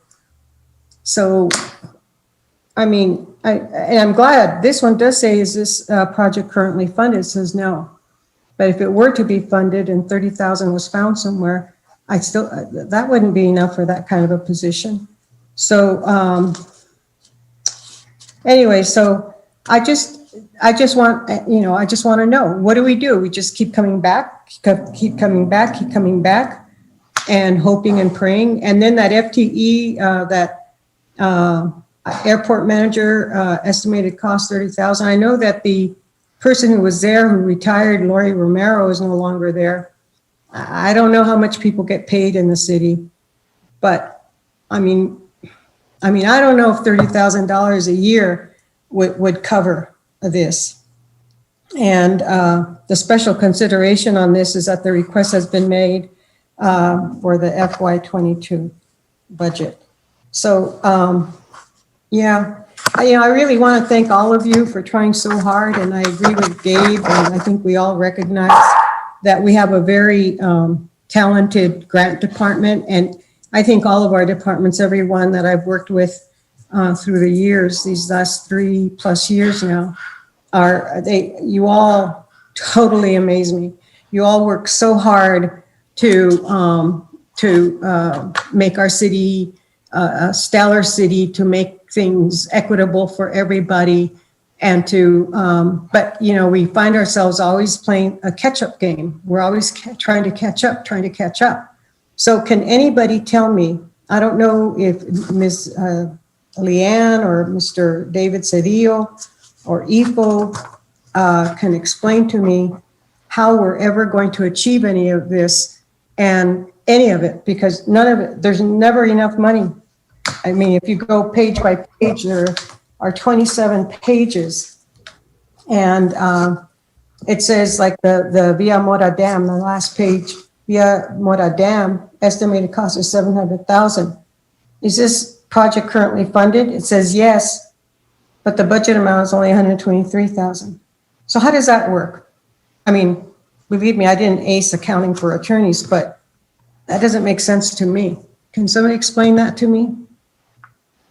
So Mayor, Councilor Flores, this is Leanne Demouche for the record. I'll start first and then I'll ask David and maybe Ifo to follow up. I do want to, as far as the airport FTE, that was something that you had raised, that, you know, the airport does need some additional staff. I did reach out to Mr. Hume, who is the airport administrator. He has an open position, which is budgeted. And what he wants to do is he wants to add additional budgeted funds to that position, which equals around $30,000. So that way he can reclass it to a higher position and be able to bring in, I think he wants to call it an airport manager. And so he estimated that he would only need about $30,000 for the additional budgeted amount for that position after it's reclassed. And that is in our FY22 budget. Yeah. So that one is in there. I don't know if I saw Ifo had unmuted. I don't know if he wants to speak first with some of your other comments and concerns. I'll let him follow up. Thank you, Mayor, Councilor Flores. Yeah, I do have a couple of comments that might be helpful, but yeah, just to make sure that we all do know that 30,000. I don't know what the total amount, Leanne. Maybe that would be helpful, but that's just addition, as Leanne mentioned, so that he can fund that position fully. He already has the funds available currently as it stands. To the question, Councilor Flores, about what do we do? It is overwhelming. It's overwhelming to see all this wish list and trying to figure out how we go about funding and addressing these issues. But honestly, that's part of the job of your staff, myself and staff, to figure out how we can address it, what creative ways we can do. We do have an amazing grants team, and before I can answer whether or not they need more, I'd like to check back with them to see. But they are amazing, and they have produced quite a lot. But here's some ways. So here's one way, and I think I brought this up before, but since you mentioned the Amador Hotel, this is pretty fresh in my mind because I've met with Heather recently and the Amador Hotel group that's been pushing. So first of all, you have this project cost of 10 million. From my understanding, they've clarified that that's not 10 million, that it's more in the $5 million range. So immediately we need to refine those numbers. It's down in the 5 million. The other thing we talked about there is that, presenting an $8 million or even a $5 million proposal is never going to get them funded. Because you look at all the needs we have in the city, as much as everyone wants to provide for that, $5 million really takes up the pot. And so they've come back with the phased approach, and which every year the maximum they would request as they move forward over time is about $500,000, and they're looking at ways to fund that as well outside the city coffers. But so specifically to that item, I would count that as being addressed. Yeah, we didn't spend $8.8 million or $10 million, but we have a plan in place that's going to address that. And it's going to take years to do it rather than 1 year. It's going to take time, but that's, at least we have a plan that we could bring forward and say, this is how, if you choose to, this is how we choose to fund this. The other one was the septic tank remediation. We just put legislative there for us. Even with this last go around with the capital outlay, I think we were pretty successful in maybe not meeting all the demands, but it looks like every year the legislature has been funding this project for us, and the plan of attack there really isn't to do it all this year. And if we rely on the capital outlay process, I believe we can fund it, but it's going to take several years to do it. And so that's part of the plan that we'll come back and address. Yeah, we can't unless we bond, and bonding might be a part of the solution, but there's the plan that we have for that. That's why we put legislative right there as a funding source. But I think it's a good exercise for us, for staff, for the public to see these needs. But rather than, I think in the past where I've gotten feedback from counselors, rather than just taking it off or cutting it down to 500,000 and really cutting everything and then coming back to the council for this picture, what we wanted to do is show it in its form as it was requested. And then we continue to refine and come back with plans. And as you notice, what's new this time around with this list, there's nailing down some of the costs a little bit better, but also showing what funding sources. So we know that we don't have to be, when we look at the legislative and we look at the grants as funding sources, those aren't projects that we have to compete for in the pot. And so we can eliminate them from the pot that we're all trying to go after. It is overwhelming. There are a lot of needs, a lot of requests. But I think if you really go down to the details and how they'll be funded, I think it gets a little less overwhelming. I think when we have a plan in place and we have these different funding sources, like for example, the $10 million East Mesa Public Recreation Center, rather than cut 10 million out of our operating budget just to fund that. I mean, there's no way we'd be able to do that. And so having a GO bond is something, putting that in the next go around is something that was proposed, and I think everybody's planning for that. So that's an expense that we don't have to worry about absorbing because we've identified a funding source. And it's just going through each one of these projects and through that exercise. But there might be some that we come back and really say, you know what, I don't know how we're going to fund it. I don't know how we're going to do this. And so is it really a priority? And again, rather than cut it before we bring it back, have the dialogue and these meetings that we've had individually these last couple of times, even since November, I think is helping staff to identify and come up with those plans moving forward. I don't know if that helps, Councilor Flores. I just know this is our kind of where we are in our process, but we just want to continue to be transparent with you and the council and understanding what we're dealing with, as opposed to try and come up with this solution that you all are not okay with, right? Thank you, Mr. Peely, and thank you for the explanation of how things are moving or maybe not moving eventually. So at what point, Mr. Peely, do we look at something and say, this ain't gonna happen?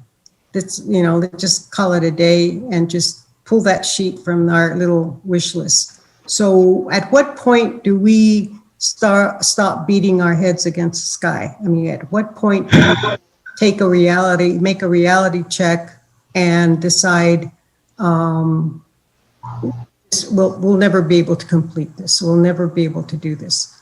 Because for the Amador Hotel, maybe there are others, but except the Amador Hotel being ever present in my mind, they can go out because I think there's an organization, the Friends, a 501c3, Friends of the Amador Hotel or something to that effect, or whatever.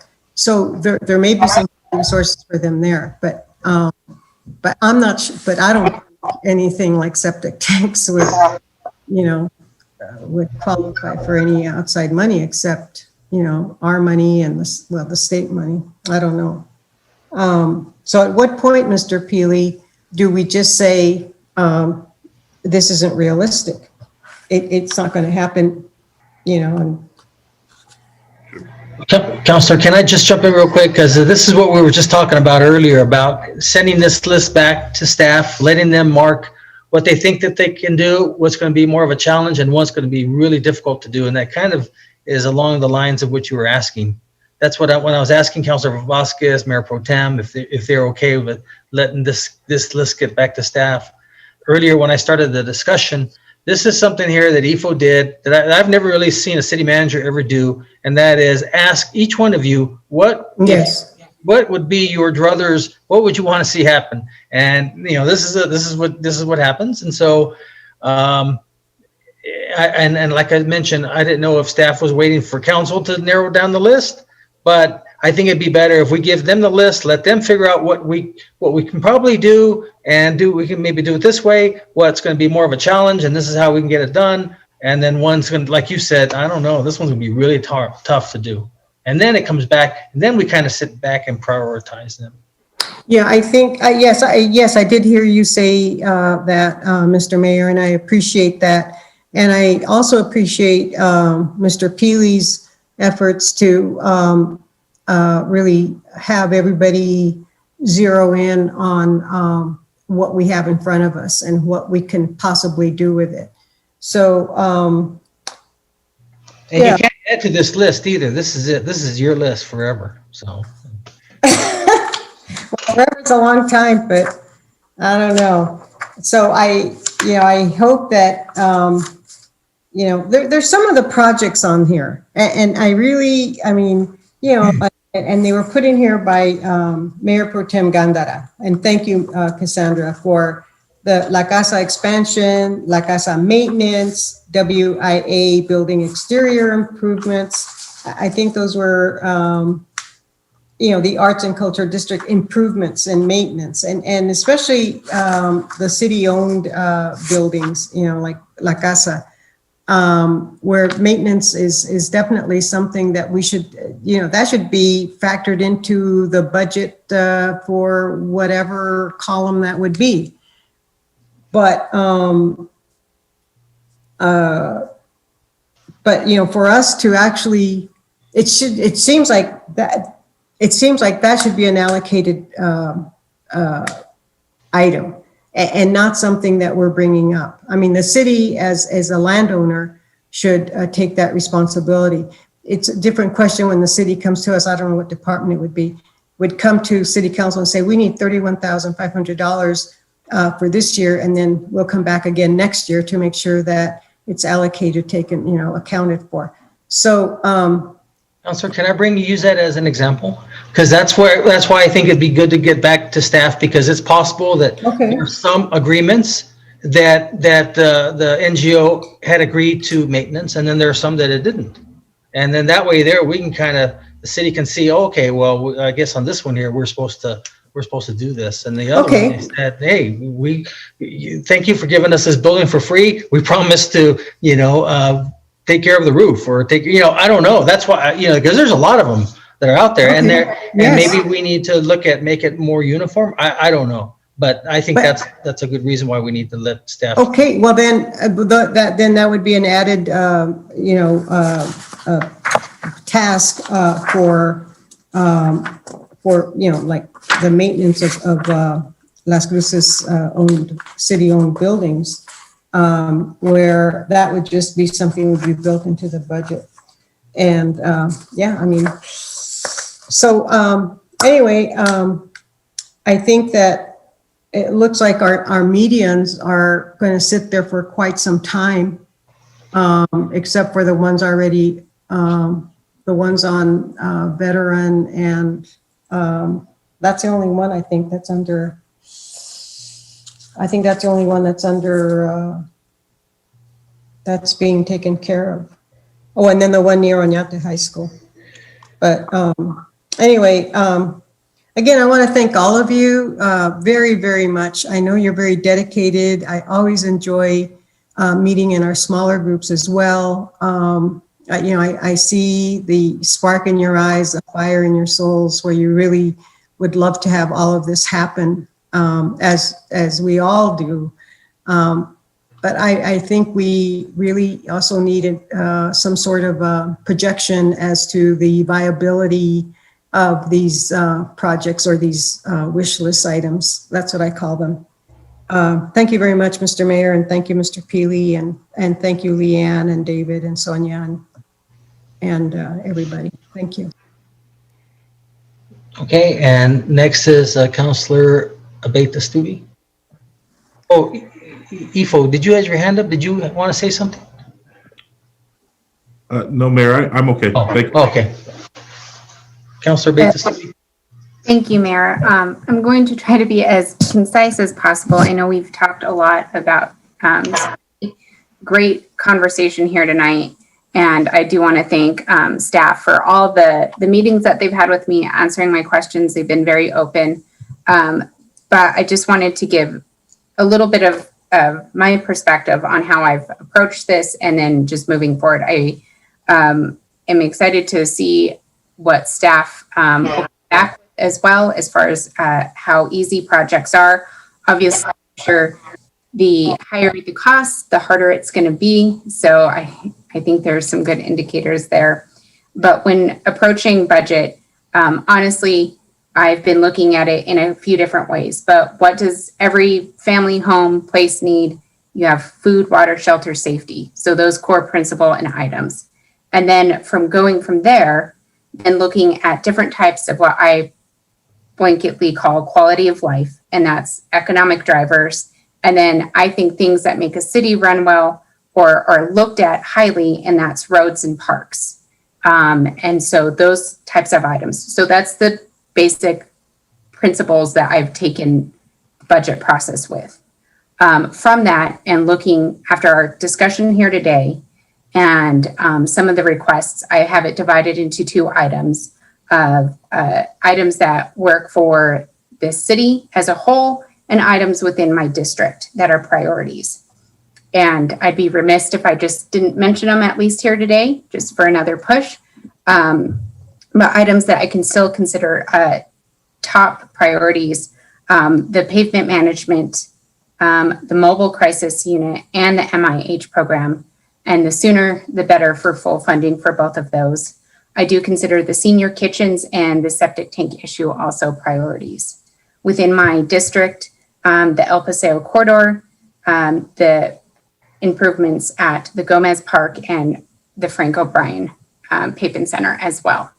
So with that in mind, that was really fast, but hopefully that made sense.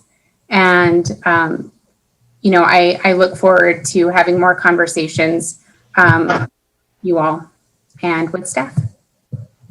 So Councilor, thank you for that information. What I was thinking was what you just put forth is now when staff comes back, they'll come back with this list, right? And so have what you just said and some of the other council members, and then we'll decide, like you just said, we're going to prioritize it on the health, safety, and welfare. What can we do quicker? And what needs to be done? Is it important that we work on getting the kitchens as opposed to funding the Amador? No disrespect to Councilor, to anyone supporters of that. I think those are that, but by having that list by staff saying, okay, I think we can do all these, but this is how much money we can work with, and then let us decide to fill in the blanks and to come up with those priorities. Yeah, and I think that's a great idea.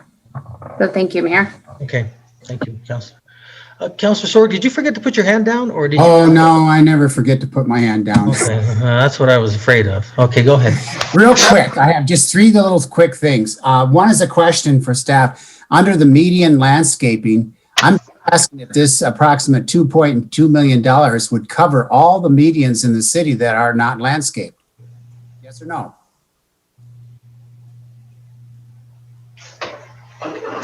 Councilor, we had an exercise on this like about 6 years ago, I remember, and I think we were looking at all the medians that primarily weren't paid, right. And then I think and I think it was mentioned that we were thinking of using the hold harmless, but then the state started taking away our money. And Yeah. I think that's why we had to trim this.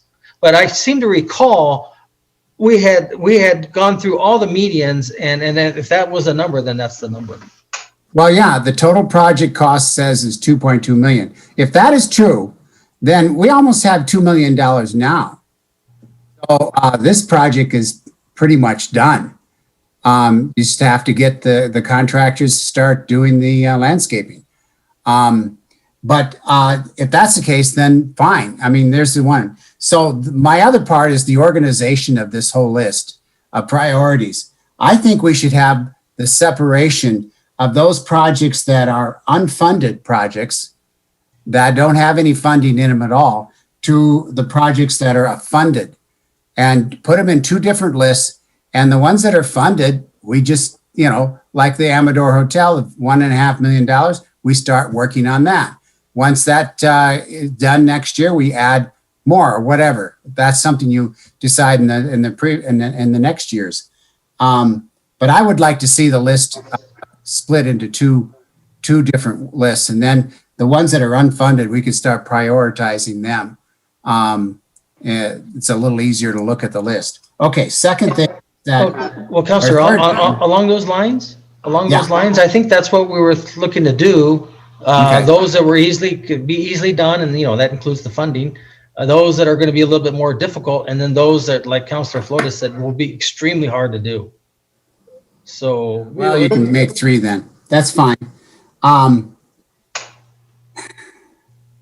So for the lists that are important for the public, it's important for the public, I think, rather, that these funded projects start going, they start getting done.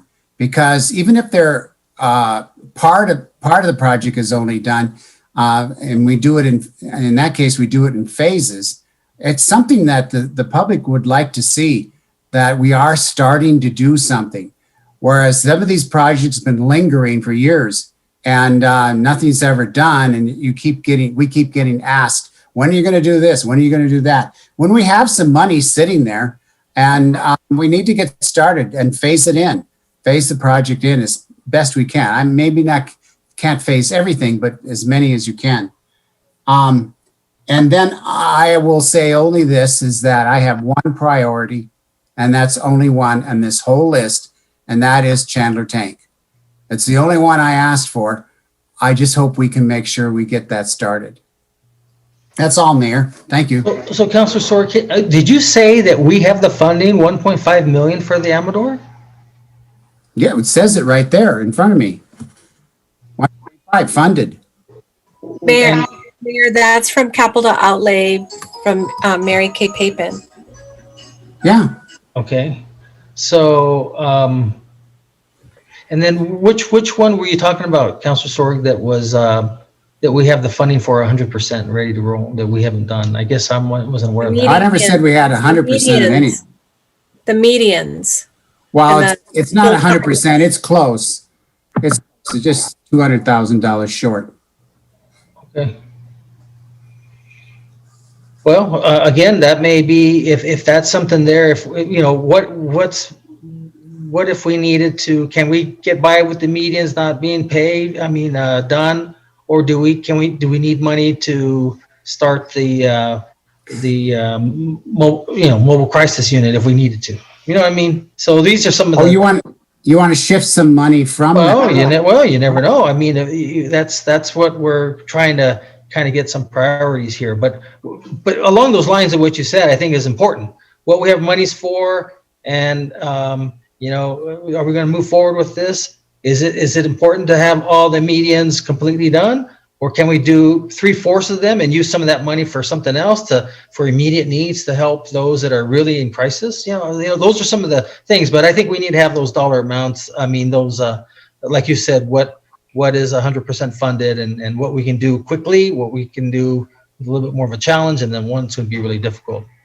But I think we're close to what you're wanting to see. I think we'll just send it back to, looks like the majority of council, almost all of them said, okay, let's get it back to staff, let them identify what we can get done real quick, what's going to be more of a challenge, and then what's going to be really difficult to do.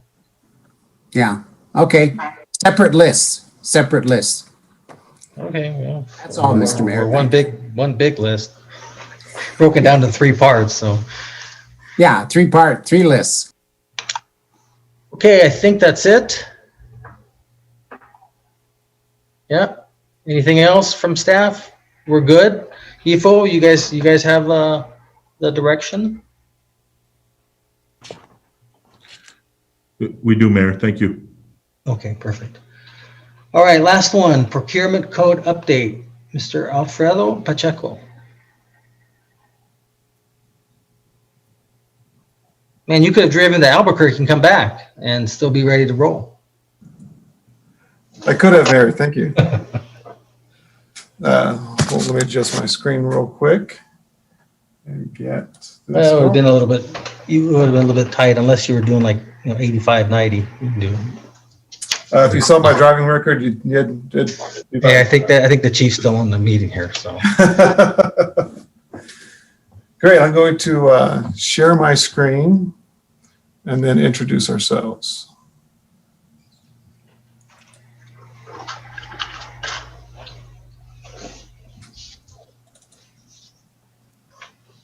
Can you see my screen? Yes. Great. Thank you, Mayor, Council. My name is Alfredo Pacheco. I am the Deputy Director of Finance. I will be doing the presentation on the procurement code, along with Alex Liu, the Purchasing Manager, who I believe you all are very well acquainted with. So I will start off the presentation, and he will take over the second half. So the purpose of the procurement code is to maximize the purchasing value of public funds and to provide safeguards for maintaining a procurement system of quality and integrity. And we took this right out of the current code. The City of Las Cruces procurement code used by staff to guide all procurement for the City of Las Cruces. And Las Cruces is a home rule city. New Mexico home rule cities include Albuquerque, Rio Rancho, Santa Fe, multiple other ones, Alamogordo.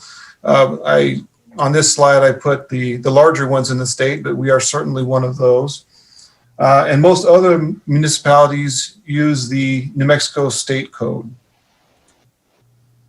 The purpose of the revisions, why did we do this? It is to provide clarity. End users state that it is not clear and is very cumbersome.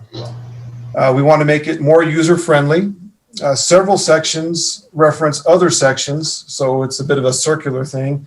And we wanted to realign sections and consolidate to make it easier. Gaps in the code need to be addressed. So these have been identified by purchasing staff and end user departments over time. As we get things that pop up that haven't been properly addressed, we make note of it and wanted to make that change. The omission of the purchasing or department card program is one of those things that we wanted to include in the code itself, and it made sense for us. The committee reviewed and revised the procurement code and consisted of the assistant city managers at the time, which Barbara DeLeon, David Dallahan, purchasing manager, Alex Liu, financial services director, Terry Gayhart, myself, and Amber Vaughn, the acting chief of staff at the time. So we did this over quite a bit of time. I've been with the city going on almost 2 years now, and been working on this the whole time. It started before I came to the city. And we've met every 4-6 weeks, thereabouts, fairly frequently. And we basically took apart the code. We literally went section by section to review this and really make it usable, a more usable code for the end user departments and the public at large. So part of what we did is we selected certain departments who are heavy users of the code and asked them to provide their input. What are your frustrations? What have you found that needs to be improved? those specific departments that we enlisted were Public Works, Parks and Rec, and Economic Development. And so they provided feedback. I know Public Works specifically really did a detailed job of coming back and providing very specific recommendations for what they would like to see changed. We also had the legal department / internal audit take a look at it as well. And as a matter of fact, they came up with a recommendation to utilize a survey for other departments to have their input. So that's what we did. We created a survey. It was sent out to all department directors and staff and their staff who had a hand in procurement specifically. We received 19 responses, and the survey questions you see listed here, I'll go ahead and read them. Question 1, do you know where to locate a copy of the procurement code? Question 2, do you reference the procurement code when initiating and completing a procurement? 3, which sections of the code do you use most frequently? 4, does the procurement code conflict with current purchasing practices in your area, which is obviously, that would be problematic. And 5, how would you use the procurement code, or how would you like to see it improved overall? So what we did with the code itself is initially we were looking at making content changes to the code, fix those things that are wrong. The more we got into it, the further we went along, we realized that, as I said before, it was cumbersome, and we needed to format the whole thing. It was all over the place. And so this slide here shows you actually as the code exists today and what our proposals are to move it around. So the green items shows how they move. And the next slide shows how it changes. So what you see here is what's labeled here as the previous format is obviously the format as it is today, what we want to become the previous format, and then the revised format, what we're suggesting.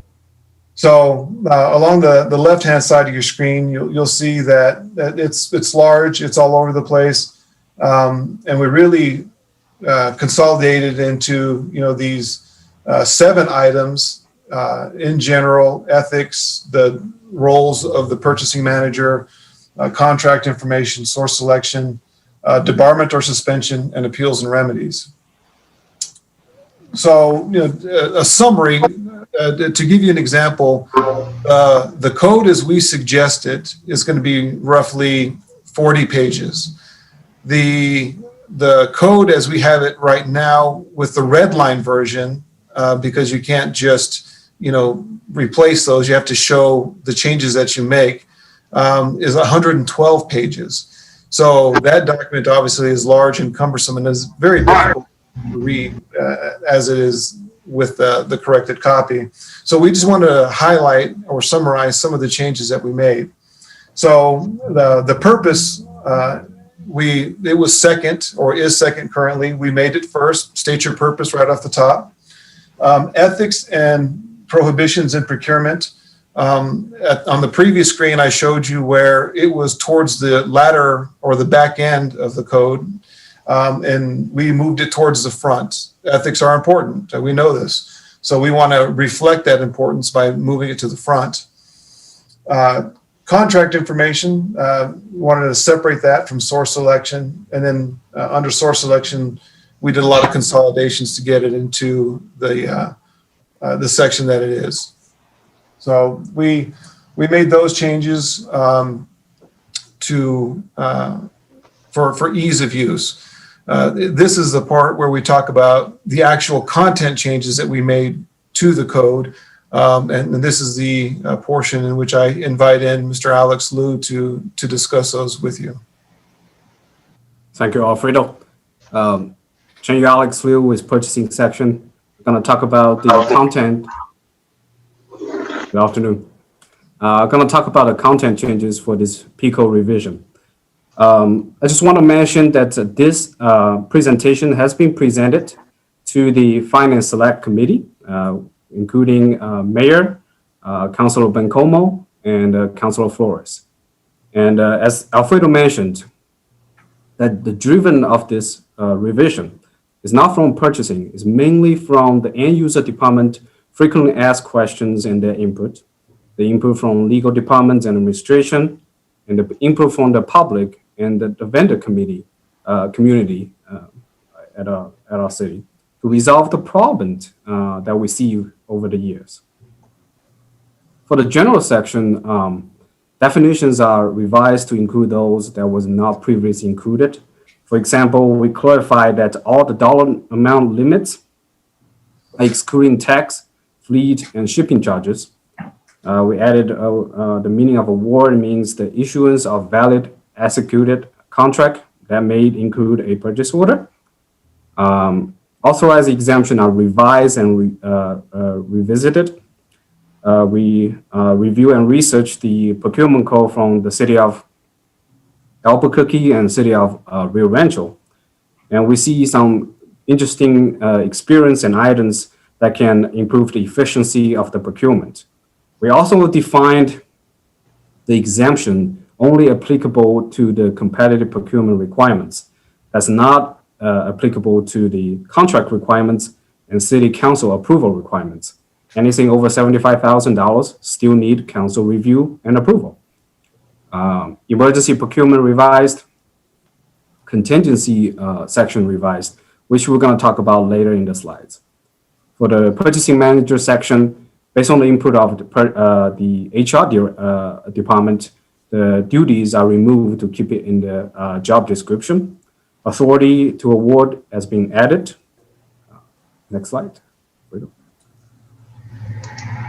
And the contract information and requirement are separate out from the source selection. The purchasing section will continue to draft performance contracting with the help of our awesome legal department support. In the source selection section, we made changes in the contingency area. Next slide. So more example of the content changes. For definition, we added the definition for small purchases, corporate procurement. We detailedly spelled out, defined that purposely splitting the procurement into small pieces to avoid competitive procurement is prohibited. And the purchasing section is encouraging all the end user department to award all small purchases, which is under $75,000, to local business only. This is a push to support local spending, and even for big name items, including, let's say, Goodyear tires, we want the end user department to use local dealers. For the exemptions, based on the input from the HR department, legal department, and even with our treasury sections, we add surety bond, membership dues, and retirement and other benefits to the exemption section. Exemptions are very sometimes necessary and important. For example, recently, the City Council used exemption number 7, procure of service and product to support the sick and indigent often, and that allowed us, the city, to go through the procurement process and approval for all the community support projects fast. For the rapid and emergency procurement, we combine those two. Emergency procurement is only being used when there's a clear threat to public safety, health, and welfare. For example, when if the airport called purchasing saying that the monitor for the fuel tank is out of chart, we believe that's a emergency because we do not know that the monitor is broken or the fuel tank is about to explode. But if the airport called purchasing when the motor is on and we are filling the tank, the fuel gun is leaking, although it's a pressing items that we need to deal with right away, that we don't think it goes to the explosion level. So we're going to deal with that safety issues with rapid procurement. Next slide. For the Selection Advisory Committee, although each Selection Advisory Committee for each procurement is unique, we want to bring more randomness to the selection of the committee members. Right now, the committee chair, which is the assistant city manager, are choosing the 3 directors for their selection committee. When you want to change it to 1 director is designated by the committee chair, 1 is from the end user department, and 1 serving on a rotation basis from a pool of directors. Same thing applies to the subject matter expert. A pool of internal subject matter experts shall be maintained by the department and be used to the appropriate procurement. We want to prevent a situation that some of the subject matter expert returned and participate in the procurement process more than others. Based on recently published McCarr report, we want all external subject matter experts as non-voting technical advisors. They can provide their input and expertise to the committee, but will serve as non-voting and will be not included in the total number of subject matter experts. Next slide. Based on the recent changes of the structure of management, both assistant city managers will serve as non-voting member and the committee chair on a rotation basis for the Selection Advisory Committee. And the city's purchasing manager will serve as a non-voting staff coordinator to answer any questions from the committee. For the changes in contingency, currently we have 5% for new construction, 10% for rehabilitation and repair, 10% for professional technical services. In the daily operation, and we find out that, for example, public work and utility department really don't understand, really can forecast what is on the ground before they open up the road. The drawing for underground construction is very good after 1990, but when they open up the road, they may see a sewage line from 1950s, and they need some flexibilities. So we propose that we change the contingency fund to no more than 20% for new construction, rehabilitation, and professional services, so that there's more flexibility. Same thing applies to staff cannot really tell what is happening inside the wall before they open up the drywall. At the same time, we want to propose to remove the contingency requirement for all projects. Some of the projects, and as many of them, contractors should be able to finish based on their quoted amount and quoted time. For example, if they pave a parking lot, they need to be able to stand by their price. I think that's the end of the my section, and I will turn it back to Alfredo. Thank you. Thanks, Alex. Yes, thank you, sir. So going on to our next steps, we had listed originally as the Finance Select Committee, as Alex stated, we brought this forward to do the first read at the March 15th meeting. It was our suggestion, and then adoption on April 5th. That obviously has changed. So it is March 22nd, and we're in work session. So provided that you all approve, we will move forward with the new dates for first read and adoption. The second piece is also the education of all the various end user departments as well. As I stated, we've been doing this for a while, and pre-pandemic, and it was our intention to actually get out to all the various departments and educate on the revisions of the procurement code, but it give us the opportunity to also provide education on the code in general. We still intend to do that. We're going to take a look at what is best given the current state of affairs, how best to do that, maybe electronically via Teams or Zoom or what have you. But education is an important piece. Simply changing the code and moving on doesn't cut it. So we're going to do that. And so I leave you with the discussion. Thank you all for involved in the review and revision of the City of Las Cruces Procurement Code. This was undoubtedly a team effort, a lot involved, and we're looking forward to making it better and more useful for all city staff and for outside vendors. And that concludes our presentation. Thanks, Alfredo. That was really good. You know, I have to tell you that I know nothing about procurement, so very little. So I'm just going to rely on you all. It makes sense what you all are presenting, but we do have some questions from Councilors Flores, Vasquez, and Gandara. So Councilor Flores. Thank you, Mayor. I just want to thank Alfredo and Alex for today's presentation and for everyone who worked on the procurement revisions. I think that, I don't know if this was a result necessarily of the McCard report, but it certainly was something that was really needed. To see some language now in the old, the lined out language of the old statute, the old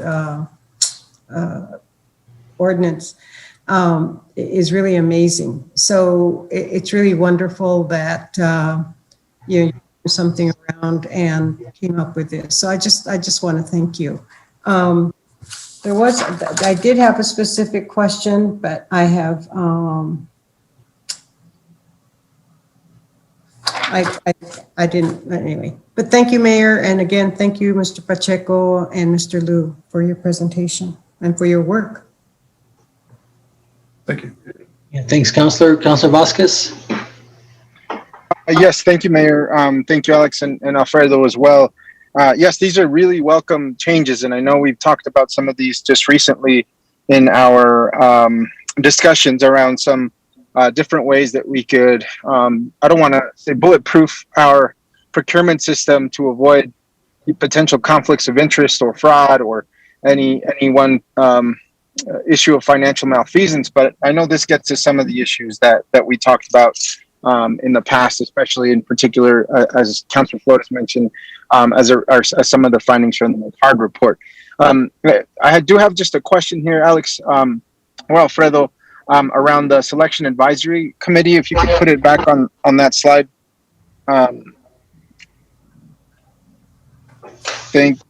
Yes, that one right there, slide 15, thank you. So for this particular slide, or for this particular edit here, it's my understanding that this changes from three department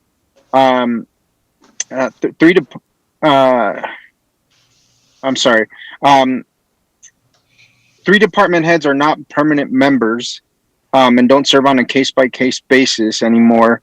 One is designated a committee chair from the end user department and one serving on a rotating basis from a total pool of directors. So is this the only randomized selection that occurs as a direct change of this particular policy? You still have two directors that serve, but then one is chosen at random to serve on the Selection Advisory Committee. Is that correct? Mayor, if I may answer? Yes, of course. Yes, Mayor, Councilor Vasquez. So to go back to Councilor Flores's comment about, the McCard report and how it relates to these changes, this was definitively a pre-McCard report. The changes that we were making to it were long overdue and needed to be implemented. However, the McCard report did play a part in some of the changes that we made. So I know you yourself, Councilor Vasquez, suggested changes on getting some more random folks as part of the Selection Advisory Committee process. We initially, as a staff, as purchasing staff, went back and took your suggestions or your questions and offered suggestions on how to change it to make it more random. Subsequent to that, we received the final edition of the McCard report, and some of those were at odds with each other. We could not implement both the suggestions you made and the recommendations come from the McCard report. And so we tried to make it as random as we could while still holding true to the McCard recommendations. So when you ask about the department directors, there are in fact 3. The end user department that is part of that procurement, it makes complete sense for them to be involved in it. And then selection from the chair of the committee, and then that rotating third director. And so we get a lot of the directors involved on the process on an ongoing basis. We have quite a few selection advisory committee meetings on an ongoing basis. So there'll be opportunities for directors to be involved as that third member, but we didn't want to make it completely random necessarily. We really did try to think this through to provide that while still keeping the structure of the committee itself. And Alex, I don't know if you want to add anything to that. Yes. So for the randomness questions, I have been with the city for about 2 years now. I can say that I haven't seen a single selection advisory committee is exactly the same. It's the 3 directors is always changing, and all the subject matter experts are always changing. So I haven't seen a selection advisory committee is exactly the same as the previous one. So every selection advisory committee is unique. Thank you, Alex and Alfredo. That's really helpful. I appreciate you incorporating some of these changes and some of the, and like you said, to make sure that we also retain the expertise at the staff level to make the right decision is important, in addition to also making sure that there's some level of uncertainty in who gets to be the decision maker on contracts, right? Because I think what the spirit of this change represents is that if there is any type of pre-planning involved, where, you know, as a member, let's say you're a contractor and you say, well, you know, I know that these three department heads are going to be making a decision on this contract. It'd be a lot easier for that person or that company to go and try to butter up those 3 department heads, right? But if they don't know, if there's a moving target, which is where the randomness comes in, then there's no opportunity to even do that. Now, I'm not saying that that's happened or that's going to happen, but I think, you know, just thinking about the protection to the taxpayer dollar, I appreciate that change, so that decision is uncertain to whoever the bidders are for a particular contract. Because I know as a counselor myself, you know, I get approached all the time with emails from random vendors and, you know, random folks saying, hey, you should look at this product. You should look at, you know, what can we do for the city in this respect and X and Y. And that's really, you know, an attempt, not just to market a product, but it's an attempt to influence a decision maker. At least that's the way I see it. And so I don't respond to that kind of stuff. So thank you for that. I do have just one other quick question. If you go to slide 16.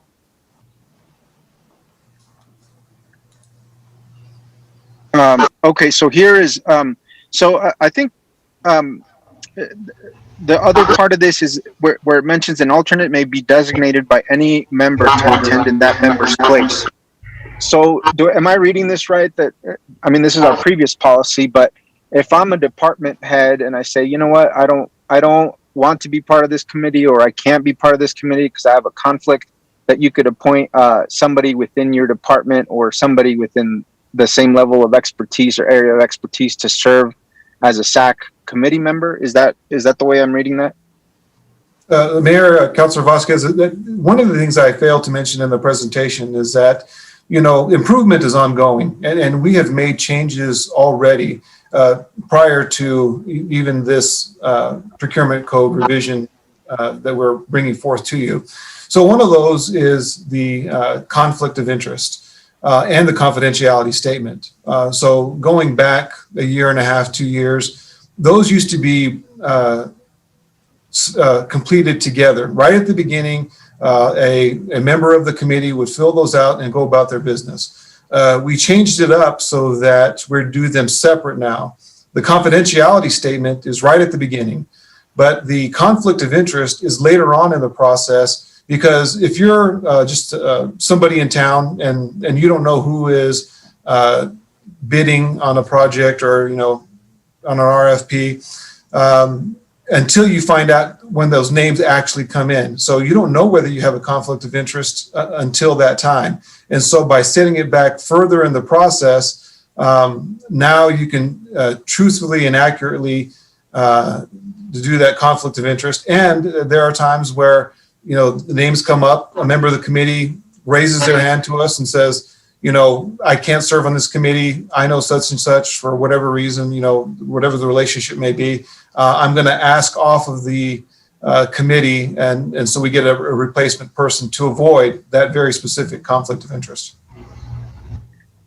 Thank you, Alfredo. And so this isn't so much to abdicate, not I don't want to say responsibility, but this is more meant to protect that conflict of interest opportunity to leave that process, rather than let's say a department head simply doesn't have time and wants to delegate his or her responsibilities to another member. That is correct. We do have, pardon me, Mayor, Councilor Vasquez, we do have situations where, people move, it's a whole process in which you're seeing it from beginning to end, the writing of the RFP, the request for proposal, all the way through the solicitation process, the procurement process. And so it's a lengthy time, and sometimes people cycle off, they leave the city. I mean, there are various reasons why it may occur, but it certainly is not anybody begging to get off the committee just because. I mean, there are very valid reasons why we would select an alternate. Okay, thank you, Alfredo. Well, my only suggestion for this section here, and I don't know at what stage you are of rewriting the code, but I would perhaps make sure that replacement, in addition to being designated by any member to attend in that member's place, that change be approved by an assistant city manager. I would think it might be good to have two different levels of check on there. The reason I say that is I wouldn't want somebody to arbitrarily place somebody else, again, that knows that they're going to make a certain decision, right? Or there's a potential conflict. I would want to make sure one of our city managers at least checks off and says, hey, you know what, this replacement makes sense, or, has the opportunity to be another stopgap for any types of bad activity might be happening there. Thank you for the comment, Councilor Vasquez, and we are doing that. Any alternative will submit a proposal, will submit to me, and I will check with the chair, which is assistant city managers, for his approval before we can put him on the committee and share the document with him. Okay, thank you, Alex. I'm glad you're doing that in practice. I just don't see it written down there as a specific rule. I don't know if we need to add that in case, it just needs to be codified in writing, but I appreciate that process already. So thank you, Alex. Thank you, Alfredo. I think this is well needed. I fully support this. And in addition to these important changes on ethics and transparency, I think, as you mentioned, a focus on the end user and making sure especially our local small businesses are able to participate and be competitive in a process that can often be cumbersome when dealing with any government is also paid attention to. So thanks for all your work on this. I know it's been a long time coming, and I look forward to supporting this. Thank you. Thank you, Mayor. Thank you, Mayor Pro Tem. Thanks, Mayor. Thank you, Alfredo and Alex. Yeah, and Councilor Vasquez, for your questions. They're really, I had a few very similar, but my first question is about, you made mention that former assistant city managers were in this group, sort of looking through reform, if you will. And I just wanted to make sure that our current assistant city managers and EFO has looked at this and vetted it and is okay with the changes.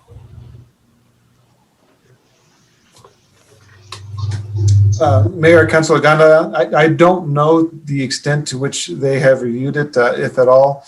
I may actually defer to Ms. De Leon. She would know better than I don't see her hand raised or anything, but I'm not sure if they have actually reviewed it or not. We've been looking to get this review for a little while now.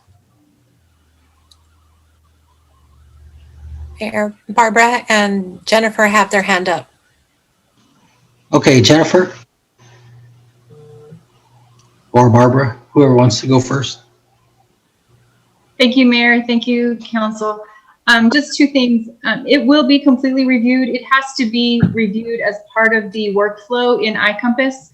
The last to review is the city attorney and the city manager's office. So it will be fully reviewed and approved in iCompass once it is placed on the agenda. In addition to that, I just wanted to reassure Councilor Vasquez that there are other ethics ordinances in place. Not only do we have our ethics ordinance that already exists, but in our personnel rules in section 611, particularly 611.8, city employees have to disclose in writing all financial conflicts of interest or potential conflicts of interest in any business that they do with the city. So it is already required in our personnel rules for all employees to disclose. So I just wanted to make sure that you're aware of that, and I can send those to you if you would like to review those as well. And Barbara, did you have something you wanted to add? Yes, thank you, Mayor. Barbara DeLeon for the record, and Mayor Pro Tem. Just with respect to the information that's been passed on to the city manager and the assistant city manager with respect to this process, of course, I have apprised them all about the upcoming changes. Assistant city managers Enriquez and Tamo Piao have also been chairing the SAC meetings for the last couple of months. So they've been familiarizing themselves with the P code to the extent that it's utilized at the SAC meeting, the procedures. We gave them a sort of a tutorial for how that works so that they could understand what the intricacies are, what the difficulties were that are now being addressed.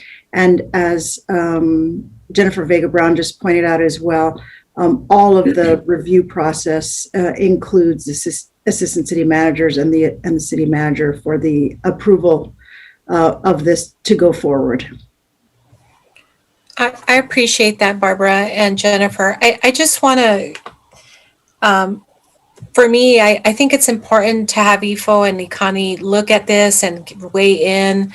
You know, they bring a whole different perspective, which I think is important. And I just want to make sure that they've had that opportunity to weigh in before it gets approved.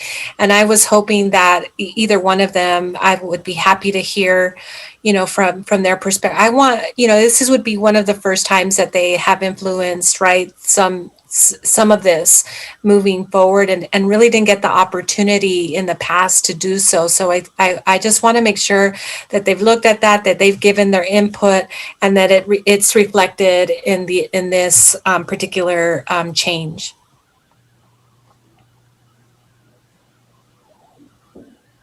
Mayor Pro Tem Gondara, Assistant City Manager Tomo Piao, I appreciate the opportunity to be here on this discussion. Is very important to all of us, including myself. I have been I've been chairing these SAC committees, and honestly, I haven't reviewed these changes, but like Barbara said, I have reviewed to the extent of being a member of the chair. What I would recommend is I will definitely review this.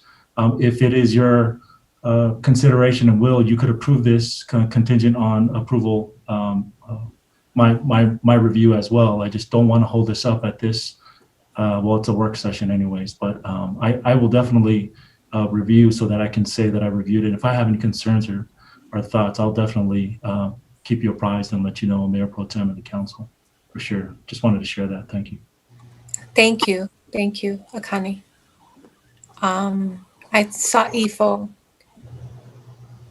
I wasn't sure, Mayor, if he had something to say about that. Yeah, I just think it's important if I mean, it might be like, oh no, absolutely not. I want to have this whole rewrite. If that's the case, you should have that opportunity to do that. And it's a perfect opportunity. So I just want to make sure that that's happening. Ifo, did you have something to say?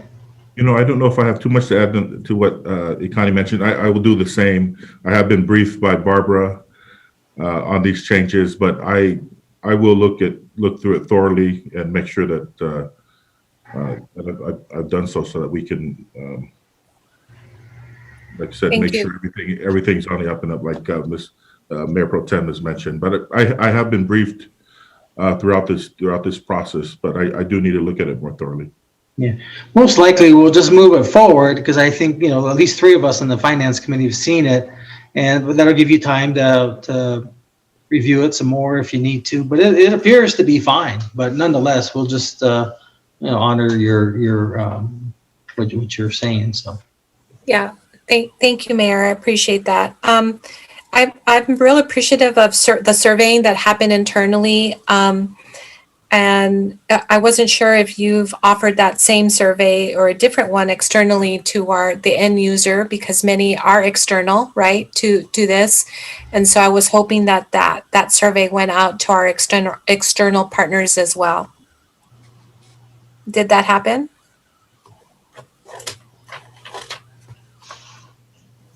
Alfred, Alex? Yes, Mayor Pro Tem. It did not. The survey that we sent out was strictly internal, and we have not canvassed certainly the community, and also understanding that we also have out-of-state vendors as well. So that would be an undertaking, but we have not. Thank you, Alfredo. And thanks, Mike, around the conflict of interest and how that's, whether that's being asked and in what juncture, right? The beginning, middle.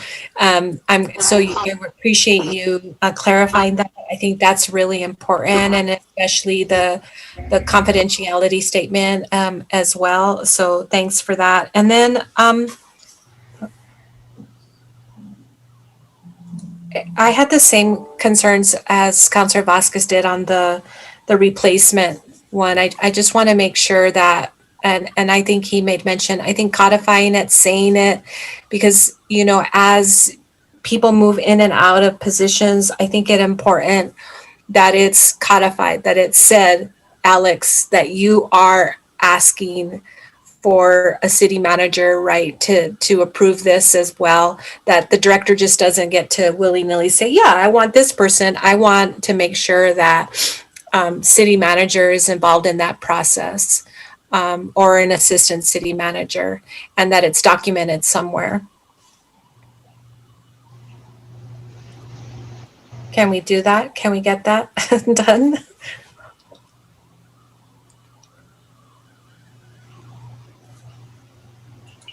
Mayor Pro Tem, can you restate what your question was again? Well, it was the same concern that I had in relation to slide 16 as there being a replacement, and that the director gets to pick that. I think Alex did say that informally it is being, I guess, run through a process, meaning that the assistant manager approves it, but it's not codified. It's not stated anywhere in a written policy, and I'd like to see it stated in a written policy. Sure. Mayor? Thank you for the question. Go ahead, Alex. Go ahead. Okay. Thank you for the question. Certainly, we can spell out the detailed process requirements in the SOP section rather than in the procurement code. This is the law. Thank you, Alex. And then just for and we don't have to spend too much time, and I'm fine with it. I didn't understand slide 17 in terms of the contingency fund. Can you explain it just a little more to me? I didn't really understand what that meant. Well, contingency fund is required for construction, mainly for construction and rehabilitation and repair project. Many of the constructions, as we know it, that subject to changeable conditions with temperatures, conditions that are gonna cause change orders and cause revisit of the total amount. I think Public Works and utility departments can answer more in detail about what usually they happened, but contingency is necessary to prevent and bring more flexibility for construction projects. So Mayor Pro Tem, so basically, if there's a project we're gonna do for $1 million, we'll put another 10% or 100,000, like take, for example, wood. The price of wood is just going crazy here. And by having that extra contingency fund, we have it budgeted to cover, hopefully cover the increase of things that just, we have no control over. That sometimes it just happens. So you're asking the end user to ensure that this fund is of or 20% more or 10% for professional technical service. Am I getting that? Yes. Okay. Yes. Okay, cool. I understand. Thank you so much. Those are all my questions. I appreciate it, Mayor. Thank you for everybody's work on this. Sure. Councilor Sword?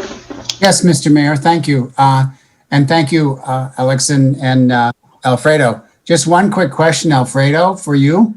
The net result of this change in the procurement, will that speed up the process, the total process? Alfredo? Yes, Mayor, Councilor Sword. I don't know about speeding it up per se. It's meant to make it more accurate and equitable. It's used to fix the problems that we encounter, and I don't know that expediency was our overall goal. So I can't definitively answer that. Oh, I'm sorry to hear that. I was hoping we'd have a little more rapid process, yet good, yet a good process. Thank you, Mr. Mayor. That's all I have. Thanks, Councilor. Councilor Flores, did you have or Alex, did you have your hand up? Yes, sir. I wanted to just comment on the Councilor Sword's question. It's the structure change will make the end user department easy to use so that they can start a process faster and easier. So if we say that, it's faster. But at the same time, for the procurement process, sometimes faster is not always the best, gonna lead to the best result. And also the changes we propose here in the procurement code, although we are home ruled, we cannot be too far away from the state procurement code and state statute requirements. So that's our guidance when we propose these changes. Thank you, sir. Thank you. Thank you, Alex. That's good. Okay, and looks like our last speaker of the evening is Councilor Flores. Okay, so I'll be here for 2 hours. Thank you. So when we reviewed this in our Finance Select Committee, somehow what Councilor Vasquez brought up and Mayor Pro Tem concurs with that, Mayor Pro Tem Gandara, is that, Alex, you say that it's a practice, it's a practice. And then in your response to Mayor Pro Tem Gandara, you said, yes, we'll keep it our policy. But I feel that, I believe, and you'd have to go back, through the channels that you have to go, but it seems to me that it is necessary to have it in writing. And is there any reason for it not to be in writing? Or is it too late to change? Or does it really change the intent? I think that what Mayor Pro Tem and Councilor Vasquez both brought up is this, we want to assure that we don't have any shenanigans. We want to make sure, that's a legal term meaning we want to make sure that people aren't going to be in a position of no oversight.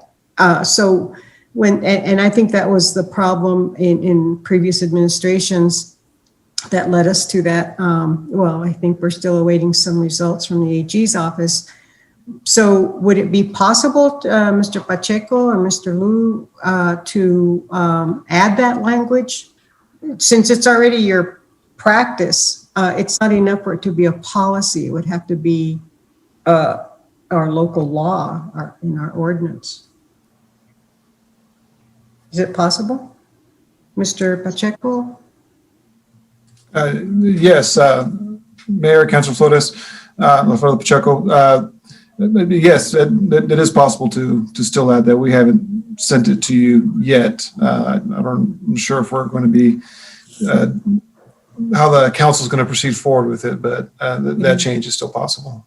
Yeah, and and it's also, given the past previous administration, move out the interims there.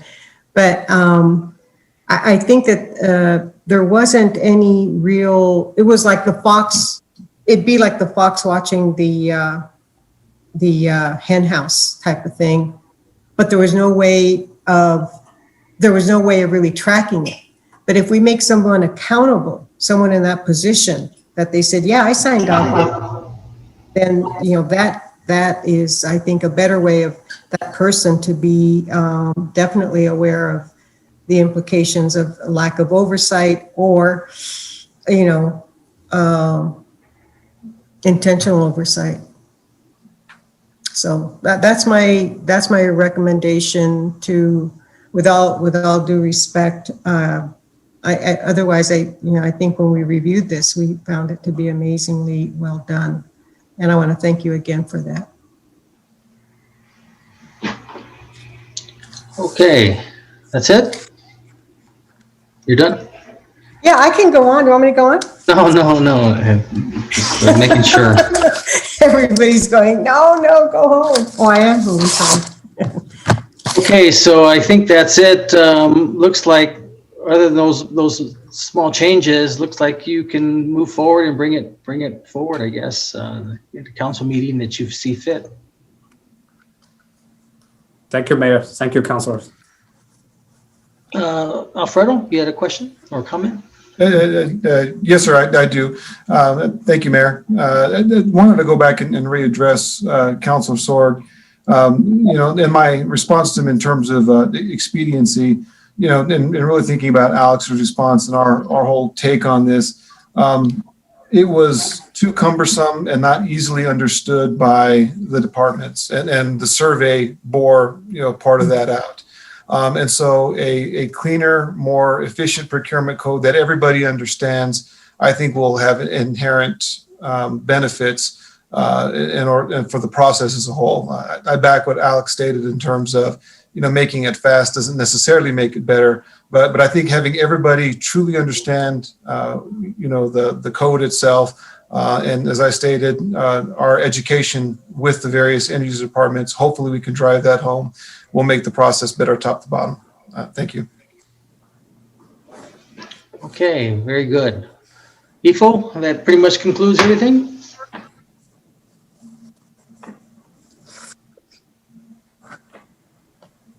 Yes, Mayor, I don't have anything. Thank you. Okay, well, good enough. Well, it looks like we may be able to finish before 7 o'clock, so I'll just need a motion and a second.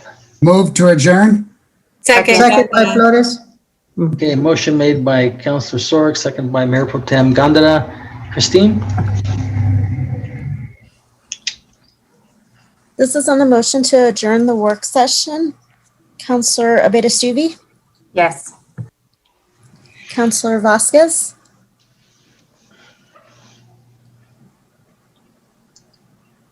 He took off like an hour ago. No. Perhaps put him down as absent. Yes, please start. Yes. Oh, okay. Councilor Bencomo?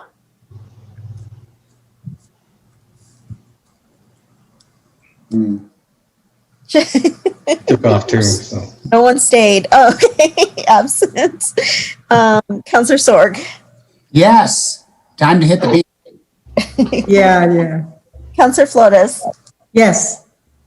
Councilor Gandara? Yes. Mayor? Yes. Okay, we're adjourned. Thanks everyone for your presentation. You all have a good evening. Bye now. Thank you. Good night.